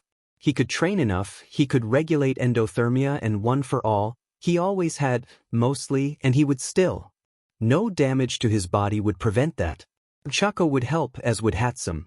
Ida might waver but hopefully could help him. All Might too. Now, all he had to was get through today so he could meet All Might that night. It was time to test One for All. Class passed by slowly, however. The lesson soon turned to something unique with the help of Present Mic. "Okay, class. Today we'll be learning Morse code." The class all shared glances. It wasn't on the curriculum. Now, Morse code is most useful for secretive work and communications, however, that does not make it useless in day-to-day life, he happily exclaimed. For example, you could cheat on a test dash, a clearing of someone's throat stopped mid-speech. He nervously glanced at Mr. Aizawa before laughing. Speak to your friends." Izuku was pretty sure that wasn't what he meant. They were split into pairs, pairing up around the classroom, and going over each letter. Izuku was paired with Ochako, who offered him a pleasant smile as they worked through the sheet. Izuku already knew a small amount of Morse code. It had been something he had begun learning once. However, life got in the way and he soon stopped. So, his advantage against Ochako was little. She tapped on the table, a sequence for Izuku to translate. It was just a string of letters. "Bias," he signed with a questioned mark, a raised of your right hand. Ochako grinned with a smile. "You got it," she happily called out. "This isn't too tricky." She was right, it was rather easy, especially learning it with Ochako. "Okay then, your turn." she smiled again. Izuku raised his hand to the table and began tapping. X. IOX. He tried a grin with a thumbs up. Just as the bell rang, a ringing familiar to him. Well then class, I'll see you after lunch. Keep up this practice in your spare time, okay? They all nodded as lunch was a welcoming meeting. Izuku passed the class in the hallway, stepping to the side as his friends stood alongside him. We'll see you later Izuku dash, Ochako smiled. Don't be late meeting us. Hatsum shouted loudly. Have a pleasant lunch Midoriya dash, Ida softly spoke. Each of them was so different. Izuku nodded to them, as he took off towards the hallway where All Might's office was. The silence soon welcomed him, and the sounds of the hallway passed. And Izuku was alone once more. A light to the left flickered and his eyes shot right towards it. His breath startlingly caused all the other lights to flicker. His eyes straightened to the lights. Don't worry dash. A voice calmed him and hand rested on his shoulder. It wasn't you dash. Bye. Hatsum and Ida waved to the pair of them as they stood in the darkening main street. Office workers and other students passed them by with idle chatter and the air became heavy with noise. Ochako and Izuku waved back to the pair, who were bound to argue at any moment over nothing, as they took off down the street. For Izuku, home was going to be a small pit stop before he met up with All Might. It did, however, give him a perfect opportunity to speak to Ochako. Ochako, he signed, catching her eye. Yes, Izuku? She asked as she walked beside him. Her uniform was slightly scruffier than before, her bag far less full too, and is more so. Her hair had a few loose strands and her eyes settled with a sleep on the horizon. I need your help. With what? She pet her head inquisitively. He glanced around him, as if looking for Mr. Aizawa or another UA student. I want to participate in the sports festival. Could you help me train? His gloved hands signed freely. Ochako watching each movement. With me? She asked. Izuku smiled with a nod of his head. Boo, but won't Mr. Aizawa not allow that? All Might has it sorted dash, he paused. Well, he will have it sorted. Well then, I'd love to help you. She grinned with a blush, equally met with Izuku as she grasped his hand, carrying on walking down the street back home. Izuku anxiously waited on the beach seawall for All Might, his mentor and teacher, and soon-to-be first witness of his new power. He would hopefully have Ochako train with him tomorrow. He knew, eventually, he'd have to show her his scars. However, it was finding the right time. He didn't want to lose her. Kid. The voice broke the silence, only disturbed by the thick washing of the ocean cleanly. He welcomed the voice with a grin as he turned around, his clothes wrapped tightly around his body, his black mask wavering in the wind, and his eyes narrowing at the man before him. He gestured with a hand for him to follow him. They walked in silence, only the setting sun and gulls disturbing the peace. The calm of the sand and the silence of the ocean. It didn't take long for them to reach a secluded section of the beach. Okay then kid, I have a first aid kit, but please don't go too far dash, he reasoned as Izuku nodded. Izuku stood forward as he approached the waves. The rocking cradle of blue welcomed him as he removed his jacket. The sleeves slipped off of him, revealing the red long-sleeved shirt. It jostled as he undid the buttons on the cuffs, rolling it up. It didn't pass Izuku as he heard All Might gasp at the scars along his arms. All Izuku could do was stare at them, his eyes tracing over the lines. The white and black patterns teased him, offended him, and laughed at him. He pulled his gaze as quickly as he snapped to it, rolling the other sleeve up as his hair gusted in the wind. The spray of wind leapt at his trouser legs whilst Izuku removed his gloves. The fabric letting his hand course in the cold, the gloves soon stuffed in his pockets. His eyes clenched, and the orange shade of water disappeared from view. His breath quietened as his surroundings soon disappeared. Take a deep breath. He breathed in, holding it, then let it out. You are in control. He was in control as he clenched his right fist, and winced at the tensing along his arm and muscles. The power of one for all exists within your body, channel it. He felt a static shock shoot through his skin, crawling underneath the dead layer of cells and within his blood vessels. He was a warming sensation akin to being wrapped in a blanket, a familiar warming sensation he'd never felt before. Now, smash. His fist smashed down onto the water's waves as his eyes shot open once more. His arm before him glowed in orange and yellow lightning. It hummed as it sparkled along the water. It then shattered the water that was. The ocean split apart from where he stood. 50 feet ahead of him and 10 feet wide, it shattered open, shooting upwards, revealing the sea floor below as it cascaded lower into the abyss. He heard All Might gasp behind him as Izuku turned back around, his fist raised and glowing orange once more. The lines of white and black glowed with a burning ember. The skin lightened alike the sun behind it. A flickering fell underneath his mask too. His skin intact and body not burnt any further, he could control his power. His power? Kid, All Might smiled. It's about time we started training for the sports festival. Izuku groaned as he fell back onto his bed. The level failed again. He had taken to trying to complete the video game every evening, and each evening was met with failure. It was fun, he could admit that, however, winning was also fun. The controller fell onto the sheets beside him, relinquished from his grasp. Izuku, dinner's ready, honey, his mother called from the end of the hallway. He sat up, glancing at the game over screen one more time before setting out his room and turning off the light on his way out. Left, and right dash, his fist connected with All Might's open palm. The Chaco to the side of them. To cover his scars and still maintain the ability to use his powers and move freely, Izuku was now the owner of a compression shirt. It snugs tightly to him and covered his entire arms and chest. It was also custom-built to come up the neck, with a mask resting over the top. At first, he had felt a little self-conscious about the shirt. It seemed too tight to his body, almost as if he was naked. However, every time he glanced down, it was still on him. They had been training for a week straight, every day after school and also during lunch break. Izuku was getting better at not having to use his quirk in a fight. It was obvious to him that to participate in the sports festival, he'd probably be competing on the level of a quirkless student. Whilst he could use One for All, Endothermia, the nickname he used for the new powers he'd acquired from One for All, to help him without revealing his scars. It was a gamble. Firstly, he could only use it in large blasts. Secondly, too much usage did cause his arms to bleed. So, it was a problem of balancing it.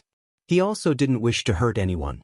If he could find a way to regulate One for All, it would be great. However, that didn't seem to be the case.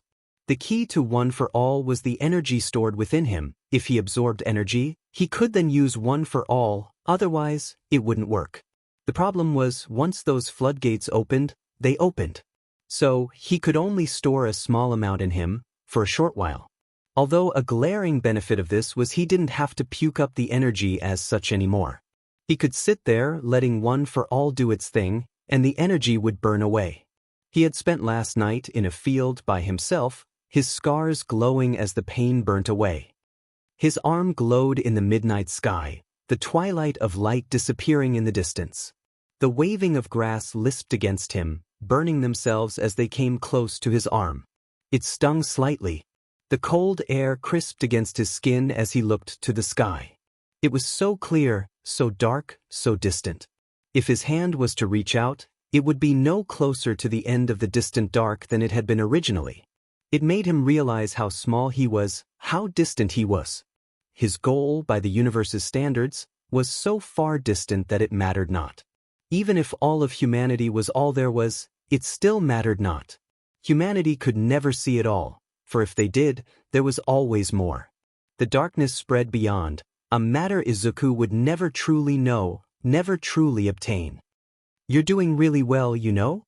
Ochako grinned as he sat beside her. In her hand she held a towel, another wrapped around her shoulder. All Might had welcomed the second student willingly, without a complaint. She had appeared, he had welcomed her, and they'd moved on. He smiled as her hands held his, an activity she had frequented more often recently. Izuku liked it. She would often slide over his fingers, her fingertips rubbing along his knuckles and softly wrapping around his fingers. He'd be the first to admit a blush fell over his face whenever she did it. "Well then, young Uraraka, it is your turn." All Might turned to face them with a smile. She smiled with a nod to him as she stood up, smothering her sports skirt over her legs. her fingers trailing to leave his. Ochako took a position opposite All Might, her legs squared and arms raised. He liked her hair tied up like this. Izuku leaned back on the wooden bench that sat beside the concrete wall as the two of them trained. His head lolled to the side with a grin as the small training ground shone in the sunlight. The evening light cascaded behind him, a verge of grass and leaves flapping in the wind. Each movement of their legs kicked up sand across the pitch. An orange glow spread over them all. It was over an hour later that they soon packed up. Ochako wrapped a towel around her neck, her head leaning back. Wow, it feels like I've already improved. She looked to the sky. Everything small improvement is an improvement, young Uraraka. All Might commented. Whilst it looked like mist, Izuku noted the steam rising from his body. He didn't have long left in his larger form, that was for sure. You're right, thank you All Might, she nodded with a smile. Are you ready Izuku? She asked him. He looked at her and stood up, straightening his legs with a nod and jump. Nice, well then, thank you All Might. Thank you, Izuku bowed too, alongside Ochako as her hand linked to his. Then, with a gust of wind, All Might was gone. Man, is he fast? Ochako commented as she looked to the sky. Was that All Might? A distant voice called out.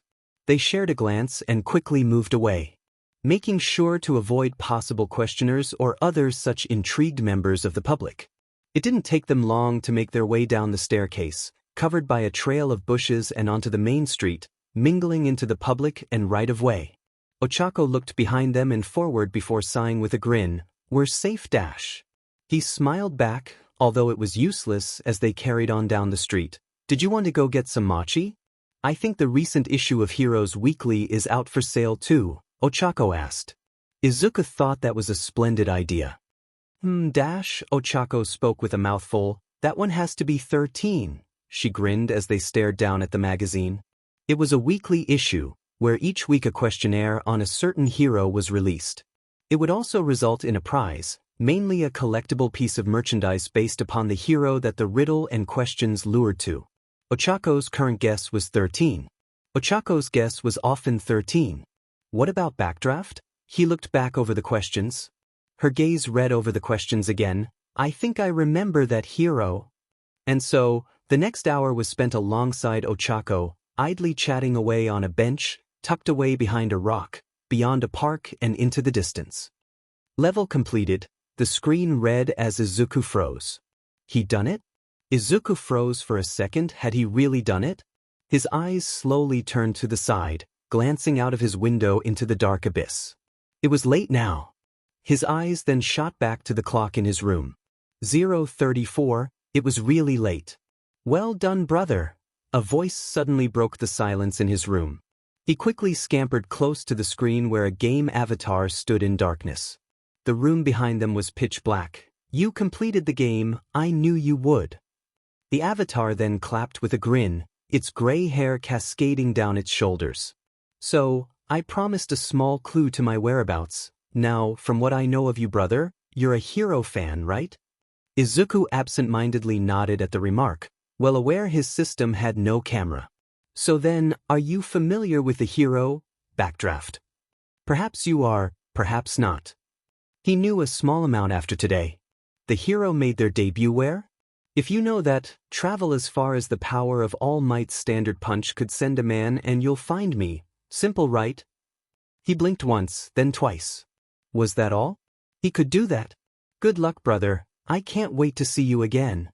Now, the question lying at his feet was if he should do this. Could he trust Shigi? Was it worth taking that risk? For all Izuku knew, Shigi seemed like a good person. He was caring, he understood Izuku, and did save him. However, they had been fighting, and his friends told him he was bad news. As did the police. Yet, many were quick to label him a villain, label him as evil. Izuku wouldn't be hypocritical of a person due to looks and perceived actions. He had to look at their direct actions and interactions, and that led him to believe Shigi was a good person. So, it would be worth it. The next question on his mind was, when did he meet him? There was no date listed, so presumably, it didn't matter if he finished the game tonight or tomorrow. It was getting late though, and if his mother found out he was gone, she could get very worried. Izuku sighed. He'd make time tomorrow evening, somehow, at some point, and finally meet the man who kept calling him his brother. The morning passed by. All the same, Ochako arrived a little earlier than normal, so he led her inside for breakfast. They had left all the same and met their friends along the way. By all accounts, it was leading up to be a very standard day, well, besides the later adventures he had planned. Currently, he sat in the space outside a training arena, his eyes glued to Mr. Aizawa. He hadn't spoken to the teacher since the news he was against him participating in the sports festival, and as far as he was aware, All Might had made little progress with the principal on that front. It seemed to be a fruitless endeavor, so Izuku was taking matters into his own hands. Donned with the compression shirt in the colors of UA and standard jogging bottoms, Izuku was ready for his turn at the course. It was a standard obstacle course like you'd see in the military. Wooden mountains, rope bushels, and wires along tracks. He stood there, his eyes daunting on the track ahead. Izuku Midoriya, turn 1, Mr. Aizawa spoke, already on edge at the moment. He felt his eyes drawn on him, probably to remove his quirk, which wouldn't do much if Izuku's own theories bode well. Begin dash. He didn't finish the word as Izuku dashed ahead. If he could show a good physical score, then his quirk problems wouldn't faze anyone for the sports festival. It was a small step, but a decent one. Izuku currently found himself crawling through the mud, his mask hiding his mouth, thankfully. The slugging mud wrapped around his body. It felt awful. As soon as he was out of the crawling stage, he dashed upwards, using a slight push of one for all to leap further up the wooden mountain. The gasps from other students did cause a plastered smirk to fall upon his face. He was going to be the best, and the best had to take every opportunity. Recently, every morning, he tried to gather a small amount of energy, in case he needed to use one for all. It proved useful for moments like this, and the moment he was at the top he jumped forward. Izuku Midoriya, turn 1, time, 43 seconds, Mr. Aizawa droned ahead, clicking a stopwatch. Ochako cheered in the group alongside Hatsum and Ida soon after. The rest of the class all clapped. Except for the invisible girl, which Izuku found strange. Next, Mei Hatsum dash. I'm okay, she countered quickly, to Izuku's amusement. It wasn't an offer dash. Mr. Aizawa frowned as Izuku took a seat next to Ochako, her hand coming over his on the ground with a smile. He found himself blushing as he met it. His attention quickly went back to Hatsum as he saw her stand up. I'm not even training to be a hero, she grumbled. Stupid hero course dash. Izuku fell back in exhaustion. His legs ached, his arms hurt, and his head was sore. Well done, young Midoriya, that was your best yet dash. All Might grinned above him, offering a hand. He grasped his hand as he pulled him up. He tried to offer a smile as he looked to his mentor. Now then, both of you have improved. I know young Midoriya has other commitments, however, I'm free to continue our training, Uraraka, if you'd so need be. She nodded as she walked over. Yeah, I won't have much else to do without Izuku dash, she giggled. He gave a nod as he gathered up his things, soon taking off with a wave bye to his mentor and friend. And then, as soon as he was gone from their sight, he was alone once more. Tracking the streets to the industrial district didn't take too long. He was lucky to know where to go. He had spent most of last night, just prior to sleeping, going over articles on the internet and glancing at maps, trying to figure out where to go.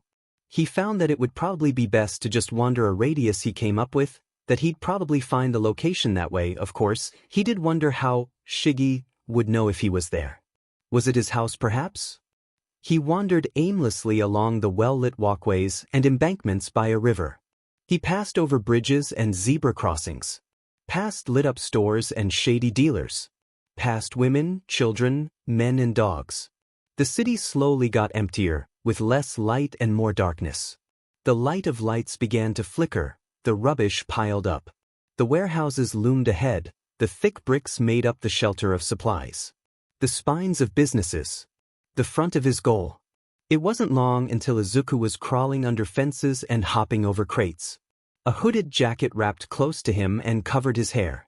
His head was angled slightly down too. His phone screen illuminated in the dark, shining on the nearby concrete wall he leaned against. His finger trailed along the plastic screen, swiping over the map. It seemed it should be around the area he was in. A frown pinched at his lips as he zoomed out, carefully looking around, startled silently at the honking of a truck. Izuku sighed, wandering around the side of the warehouse, wary to stick to the shadows, out of sight from passing vehicles. With a groan, he transcended to the front of the warehouse door, jumping as it churned. Scared, he froze, like a deer to headlights, as the door rolled up. The metal groaned and churned as it opened it. The light from inside cascaded onto his form. His eyes cringed away from the sudden light. "Brother Dash," a voice welcomed him, and he turned to view the man standing in the doorway. With pale blue shaggy hair, dry lips and a rash on his neck. He wore plain black clothes, his sleeves bagging at the ends where they extended in greeting to him. "I'm so glad you finally found me." The man smiled, ushering Izuku in. "You picked the perfect day to find me. I've got such fun planned." He cracked open the can that he had just been passed, sitting back on the red leather settee, glancing around his surroundings. In front of the settee was a small coffee table, racked with stains and cup marks. A few cut marks too ebbed at the wood. At the left of the door was a circular coat rack which spun if one was to spin it. Across the warehouse's dimly lit back, a small bar, consisting of a countertop, snacks and a mini fridge sat. Dangling up above was a golden-looking chandelier. So then, the man sulked beside him onto the red settee. "How's school been today?" That was a really normal question. It took him by surprise slightly. Izuku shifted in his seat. The man did realize he couldn't talk yet? And then, as if reading his mind, the man smiled. "How was school?" His face lit at the familiar signing. It was almost flawlessly done. "You know sign language?" Izuku signed, sitting up, then going to the coffee table. The man smiled. "You believe it, that level took so long, but I grind for hours, days even to learn." "Gaming terminology?" "Well, training was normal. My homeroom teacher still doesn't want me going to the sports festival dash." "No way," the man exclaimed loudly, scratching at his neck. "That's not fair in the slightest. You'd be amazing dash." "That's my thoughts too. I train so hard," he added sadly. The man then scooted forward. "You aren't giving up, are you?" Izuku shook his head. "No way. I'm going to do my best. I have my mentor teaching me and Ochako." "Man, Ochako, is that chick I spoke with at that USJ?" He nodded again, the man falling back onto the settee. "I gotta apologize to her. She's all right, right?" Izuku found himself frozen at his words. Did he want to apologize to Ochako for hurting her? He clearly couldn't have been a villain. It must have been a misunderstanding. There was no way. Izuku was open to an attack at any moment. The man was trying nothing funny. The can had been sealed. Izuku had checked. All in all, he was a good person so far. "Yes, Ochako's doing really well," he signed back. They then divulged into general chatter, Izuku listening as the man spoke vividly about games and the such, and then he asked about school, training, and his own hobbies. It was around half an hour later that he slapped down onto his knees. "Okay then, I got something really fun planned. Want to join me?" His hand was offered to him, his pinky tucked behind his ring finger. Izuku found himself eager for whatever he would describe as fun. It wasn't long until Izuku and Shigaraki, as his name had been discovered earlier, not just Shiggy, were hopping over a fence, Shigaraki catching him as he dropped from the top of the fence. Right then, the easiest way in is it's to sneak in, he laughed nervously. Izuku still had no clue where they were going but listened nonetheless. Soon, as they moved around a large shipping container, with blue swirls, the sound of music greeted Izuku. He wouldn't call it so much dubstep or electro, it was a strange mix. "Yeah, we're close, man. He just doesn't let me down." Shigaraki grinned, hugging the wall as they pressed through a gap between the shipping containers. It wasn't long until they were met with a tall metal door. "Okay, now just the Mario tune." He then knocked on the metal with quick and a rhyming tap. Izuku guessed the Mario theme before the door guttered. They both stepped back as it opened slightly. A singular eye poked out the entrance. "Name? 091027. "Ah, welcome then, please, do enjoy." The eye then disappeared from sight. The door opening, Shigaraki turned to him with a smirk. The light above the door flickering. You first, Brother Dash. Izuku slowly shuffled his feet in, through the darkened door and into the darkness. It was only when his eyes adjusted to the light, did he see the glow of red ahead of him, the music loud and blaring, and people conversing. So then, Mr. Hero in the making, Shigaraki laughed. Tell me, what are Japan's laws on gambling? It's illegal. Dash, he signed back. Exactly. They turned a corner. However, what isn't illegal is arcades. You catch my drift? He thought he might be following on, however, he wasn't sure. However, before he had a moment to answer, another door swung open. And the previous dim red light turned violent. Lights of yellow, red, blue, purple, and pink all pounced on his eyes. Flashing in tune with the music. The shuffling of feet made him realize the number of people that swarmed around. It was a massive arcade. Machines sat around in patterns, the carpet a swirling purple. And where people weren't playing, money was being moved or drinks drank. It was almost overwhelming. Welcome, Shigaraki leant down to his ear to shout loudly, to Arcade Gamble, the only place around to offer gaming and money in such a draw. Yeah, baby, a happy voice cried out, as the giggling of coins caught his attention. The room then went up in a cheer, and Shigaraki joined in too. He looked up to the man with a raised brow. Alright, someone just hit it big, we like to keep the atmosphere happy. You see, Izuku, the best part about places like this, is I can guarantee you haven't looked at anyone's face, have you? Izuku paused, frowning. He was right after all. Why hadn't he looked at anyone's face? You see, the owner of this establishment, his quirk is a little special. It makes it so people in the radius of their vision is like the corner of your eye. You never look there, it's there, and you know that, however, never look. No one here knows what you look like. No one knew what he looked like? No one to judge, to laugh, or sneer. In here you're free. He then proclaimed, his hands to raise up. Izuku supposed he could Shigaraki's face because he came in with him then. So then, which games are you good at? And another victory to Shigaraki. Shigaraki cheered to himself. Izuku sagged in the chair. So, that's 6 to me and 5 to you, man. You're close. Dash, he laughed. A little close to my level. Dash. Shigaraki took his money, which fell from the money, with a grin. How do donuts sound? What? He asked, confused. That was random. There's a food and drink vendor over there. His arm arched above, over the bustling crowd. His eyes followed him past the groups of people, of loud lights and louder music. So, want something? Izuku shrugged. Why not? Sounds good, thank you. Shigaraki smiled again as they took off through the crowd. Coming through Dash, he pushed aside people slightly, Izuku making himself as small as possible to fit through the gaps in the crowd. They traversed through the busy crowds, popping out the other side by a small semicircular desk. Behind it was an array of snacks in prepackaged bags, a tall refreshment fridge and a rack of ovens. Oh hey there, a woman called out to them, leaning against the desk. He still couldn't see her face. It was such a surreal experience. He tried, but whenever he did, his eyes lingered to the side, only glimpsing an ear or her bright purple hair, which popped up in a mohawk. Yo Dash, Shigaraki called out. We'll take brother? Izuku looked up to Shigaraki. Yes? I haven't a clue which flavors you'd like. Dash, he laughed. Which would you like? His eyes wandered to the rows of food, spotting a cream and chocolate-looking one, cream and cookie. Dash. Ah, man, that's a great pick, we'll take 2. Shigaraki turned back to the woman at the desk. It wasn't long until they both had a paper-bagged donut in their hands, alongside a drink too. Izuku had opted for water. Afterwards, they found themselves seated in a small sitting area to the side. Purple brick walls surrounded them with odd posters scattered around. In the corner, 2 people were making out. Shigaraki had made a face at them as they walked in, Izuku stifling a laugh.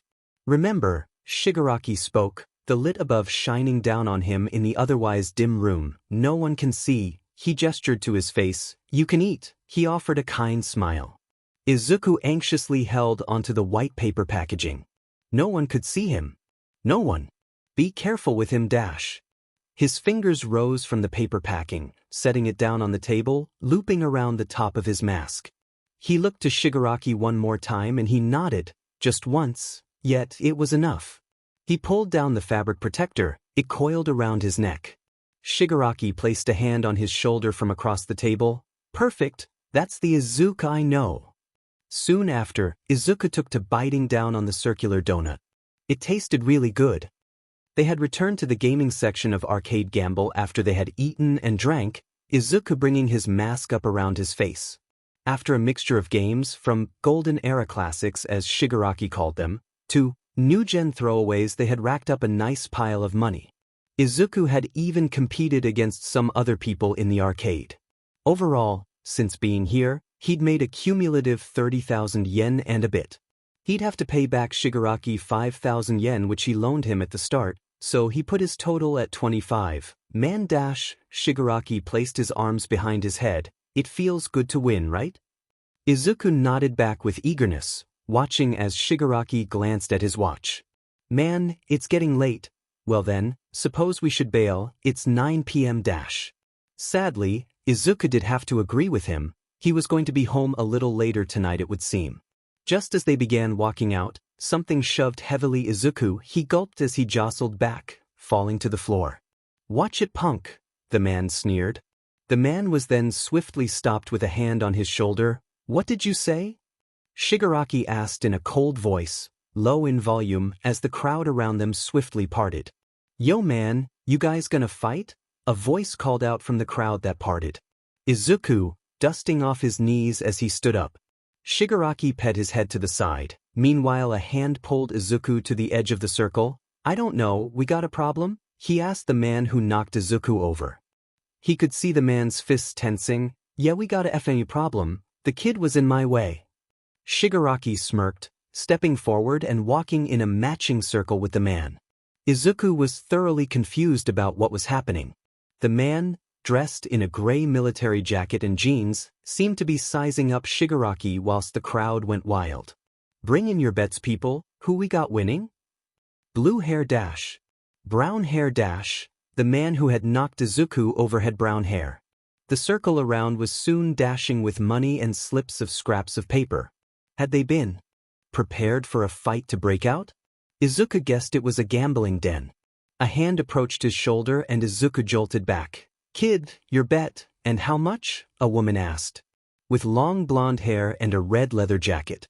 Izuku froze. She might not understand him. He simply pointed to Shigaraki. Blue hair? She asked, and he nodded. Okay, nice, and how much?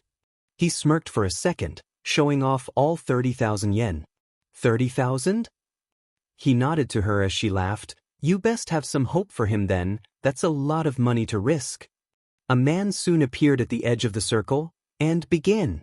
His hand fell between them both and the man charged Shigaraki.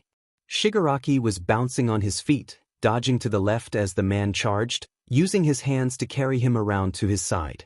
What's the matter? He bounced forward and back. You running like a bull, man. Your coding is crap dash. Demon brat. He ran with a punch, which was met with Shigaraki's hand guiding down the fist and onto his wrist. He then pulled him down and forward, parallel to Shigaraki. The crowd all cheered as Shigaraki's other arm came down onto his spine with his elbow. The man spluttered, falling to the ground until Shigaraki's foot caught him on the way down, kicking him in the stomach powerfully. He fell completely the other way, not hitting the ground when Shigaraki's hand grasped his collar. He heard a snort as the man then fell to the floor, his collar relinquished. Blue hair wins. It was over quicker than it had started. Shigaraki was swarmed with cheers, his hand reaching out to Izuku. Instead of cheering for me, he pulled Izuku forward, raising his arm up with his, cheer for my brother, a hero in training. The crowd all cheered. They walked out of Arcade Gamble through the front entrance, Izuku still unable to make out people's faces. It was kind of surreal. Man, what a night dash, Shigaraki sighed. So then, how much did you make? Izuku looked down at his hand. 60,000 yen? Shigaraki exclaimed as they wandered. Man, you hit it big, level up much? He laughed with a pat on his back. They wandered a little further and down a corner, past more shipping containers as a black portal quickly appeared. Izuku staggered back, almost falling over at the sight of it. The swirling black void invited itself with an aura of blue light. "Easy, brother, easy, it's going to take you home dash." He glanced to Shigaraki. "Home?" Shigaraki smirked with a nod, like quick travel. "Just step on through and you'll be right outside." He paused. However, before that he rummaged through his pockets. Izuku wondered if he'd make an inventory joke. In his hand he pulled out a slip of paper. "Don't worry about paying me back, it's your money, enjoy it." Izuku glanced down at the slip of paper. It was a phone number. "If you ever need anything or anyone to talk to, call me brother, okay?" He nodded as Shigaraki then pulled out a key. "It's spare to that warehouse, I don't use it often, so it's yours if you want it, whenever you need it, it's a space safe from enemies." Izuku took the key too. "Thank you, brother, for spending the evening with me, we should do it again sometime." "Of course," he signed, "I'd love that." Shigaraki smiled. "Right then, get on home, have a good evening, brother, I'll see you later." He waved back as the black of the portal encapsulated him. Izuku lay in bed that night, his mask on his bedside table.